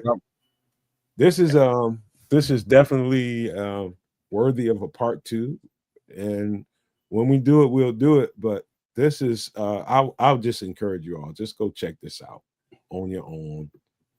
And I hate the weird, wild stuff. It is, but we got even wilder shit to get to. Cass knows a couple of topic discussions that we're gonna have, wild and loud. He knows a couple of them, but it's all interesting stuff, man. There's some quantum physics to talk about. There's some all kinds of different things, just Yeah, that's that'll be a crazy one. That one's not easy to digest or explain, but I tried my best the other day. Um, Perhaps we will try again. Long story short, it's been a Wednesday, y'all. We love the fact that you guys jumped in and spent your time with us. Big ups to the chat. It's Crimson, Super Clark, Khan out there in the mix. The Eagles fans, the Frady Cat Packers fans, the homie in the Bronx, South Bronx, South Bronx. South Bronx. King Booker jumped in. Mr. Mayhem was with us. AC Adam was with us. The Nodge. RIP to your moms and dads, man. Big ups to you and blessings to the family. Cloud Chasers Radio, Crooked Commish. I hope I said Lord Crimson. If I didn't, I'll say it again. Patrick Higgins. Big ups to all you guys for hanging out with us and making it another awesome show. STS Scott, big ups to you. Thank you for coming. Thank you for spending some time with us. And yeah, man. Basically, I'll say it one more time. Oh man, I can't forget the scrolls or create culture. But I'm gonna, or the good minister Charles Johnson. I don't know what was going on with your feed today, but I'm sure we'll get it figured out. End of the day, I just want to leave you guys with what I left you with before, and that is Bears fans, be effing leave. It's happening. Good things are happening. And just believe it. They believe it. You can too, man. That's all I got to say. Bear down and let's beat the daylights out them birds. Before I go, every time I hear Khan, I think of Ricardo Montalban and his fine Corinthian leather. Fine Corinthian leather. Because he boss, was the plane, boss. The plane, boss. Smiles, everyone, smiles. Was that role better than the role he played in Star Trek? No, that's one of the greatest roles of all time. It's in like Wrath of Khan? Wrath of Khan or you talking about Fantasy Island? Which one? Well, I mean, both were iconic in their own rights. Because Wrath of Khan, he was all butch and had the muscles. The homeboy was just like a host. He was a warrior. But on Fantasy Island, he was a cool motherfucker. Hey, how you doing? He was cool on Fantasy Island. On Wrath of Khan, he was a gangster ass bad MF trying to kill it. Oops, unalive everybody. Like that's what he was about. That's he was Ricardo Montalban. He was a good actor. He had the wavy hair and the accent. He was hot there for a minute. But yeah, to everybody that tuned in and can get with some extra sauce, whether it be a shout out to the baddest Latino actor played the Joker. Played the Joker. Oh, old Joker, old school Joker. What's his name? Yeah, his name's right. No, I didn't do the Orville, bro. He's bad as shit, man. He has a foreign name, obviously. Damn. Francesco, not friend. Who played the Joker? Oh, Cesar Romero. There you go. Cesar Romero. See, that's the baddest Latino actor ever. Yeah, sound like a soccer player. Cesar Romero. Nobody tops that. Yeah, see, he was dope. But if you know Cesar Romero, you know Vincent Price. Oh, damn. Wow. From Thriller, for sure. Everybody knows Vincent Price. But back in the day before Thriller, Vincent Price was in the cinema, in that era with Cesar Romero. It was called something cinema. That specific word is in the name of the show he hosted too. Classic cinema, man. Was that what it was? I don't think that's what it was. was. Talking about that. Man. House on Haunted Hill, classic. But we can talk all night about nostalgia because we are old as fuck anyway. Look at all that gray hairs. Kids is bladder. He need that pomegranate juice. You know what I mean? But a shout out to Chef Trips for coming on earlier and filling in for me. Glad that he was able to do his live cooking segment in my friend the kitchen. And what was the recipe tonight, y'all? What was that? We're gonna call it American poutine. That's what I think we're gonna call it. It was a very interesting mashup. sweet potato fries, ground beef. I want your wife's interpretation. I want her title. Her take on it. Like, long story let short, us know the next show what she said it was. She says she would definitely eat it, but she's not sure she would call it a poutine. But that's where she's at. Breaded cheese curds, mushrooms, garlic, onions, peas on the side, green peas on the side, some green pepper as well. I'm sure there's a couple of other things I'm missing in there. So, but an interesting blend, and I bet you $5 it was probably delicious. No doubt. So, as Chef Trips would say, customize it to your tastes, to your dietary requirements and/or restrictions, and create some good tasting stuff in your own kitchens. So, make sure you're supporting him with his channel there at Chef Trips. Thanks him for representing Sports Chicago Style, or the handle on YouTube. Why they change it, I don't know. But at triple RSCS. And I've noticed that in some chats it's that handle, in other chats it's still Sports Chicago Style. I don't know why they're different, but either way you can find us. And thank you for the I think we're up over 130 subs now. Last time we were talking about it, we were just passing that 100-mile milestone. So just keep it growing, and we will keep the entertaining, informative, and just plain out fun content coming out under the Sports Chicago Style umbrella. So a shout out to Coach Tripping, shout out to Chef Trips, and a shout out to Trip.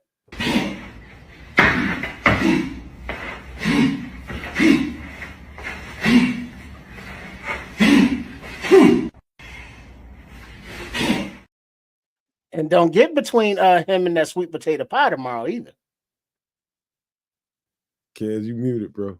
Oh, well, who muted me, man? I'm just saying, stay out the man's way. Don't. Man, I didn't. Nobody muted your ass. Oh, okay. Should I get you some of that peach cobbler with some ice cream, and you put that in front of the TV with a football game on? Yeah, that's the way Unc coming out, because he's gonna have his little bag of Crown Royal and his little thing of sativas. Yeah. Yo, wait a minute. We got a timeout. What time is this football game on Friday? 2:00. 2:00 Central. Some of us have jobs in Canada. Let me see what I can do to figure this thing out so we can call a game. Oh yeah, that's right. Because here it's like basically a holiday, day after Thanksgiving. And while we at it, man. So let's make sure everybody understands. So we'll do that game, and of course we got to do Nomad at Night on Sunday because there's no game. So we'll just do our regular rotation if there's no game, like we always do. That's it, man. We're gonna. Anything else before we get out of here?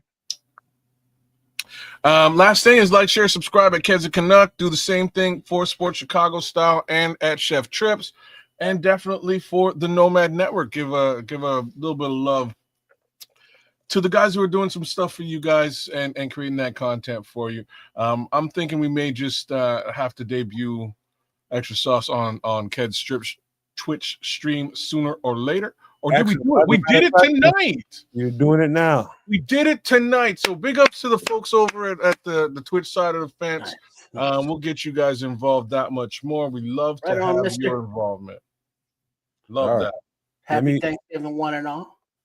Let me give another special shout out to the Naj. I know he wanted to be here, but man, oh man, I would imagine he's in his feelings right now, as I would be. Like an MFer, because that's very traumatic, man. And I just can't imagine. So I just wanted to send a lot of love, good vibes, good energy to the Naj down in Florida, man. We love you, bro. Just know that. Just know that. We love you and we got you, man. You're going to always have community here all the time. And so I just want to say thank you to everybody that was here tonight. Again, make sure you show some love to every one of these channels, man. We are on Keds' channel at Keds Canuck. We are on Sports Chicago Style streaming right now. It'll take you but a second to go. Make sure you show some love. Hit the like, hit the subscribe if you haven't to either one of these channels. It takes a second to show some love because look at all the time we spent with you all. Look at all this time. And we covered the Bears, who I am really being restrained when it comes to my enthusiasm right now. I've worked hard to really, really collect my thoughts and talk about where I think this team is going. I gave you kind of I guess the sauteed onions and peppers right now, without all the rest of everything that goes in it. I'm saving that for when I think this game is pivotal right now. But I don't think it's the end all to be all. Be all to end all, however you want to say that. I think this is it's a flashpoint for this team to get past this point. If you beat the champs at full strength, you can beat anybody in this league. And I know everybody, the thing about Philadelphia, people are going to say, okay, they won 2 3-point games, 1-point games all year long. That's because everybody takes a shot at the champs. When you're the champs, everybody's Super Bowl is the day they play you. And so they're taking all those lumps. And up to this point, they're going to take another one. This one, they're going to lose. We're on the come up. Big time. Big time. I think we got the formula to beat them. I think we got the team to beat them. And I think we have the unknown that is Ben Johnson and this offense that can really take this thing to another level. We just got through talking about that. There's things that we can do to raise our level and make us really one of those teams out there that everybody's just like, I thought this was a fluke with Chicago. Hell no. This is for real, man. Some culture, the way they're preparing for these games individually, how they're finding ways to get over the hump is unreal. And I'm past that point where it could be a fluke. There was that for a couple of games when they did that, but I'm past that, probably 3-4 weeks past that. So I hope you are too. And I just want to say this about the extra sauce content that we do at the end. It's rewarding to know that people stay this long and engage in this content. It's fun to know that people have minds outside of the Chicago Bears and really hold us down so that we can have conversations outside of that. It's really rewarding and it makes me feel good about the work that we do behind the scenes and make sure it happens. So I just want to thank you all one last time before we get ready to get out of here, and I'll leave you with these famous words. Love, peace, and hair grease, y'all.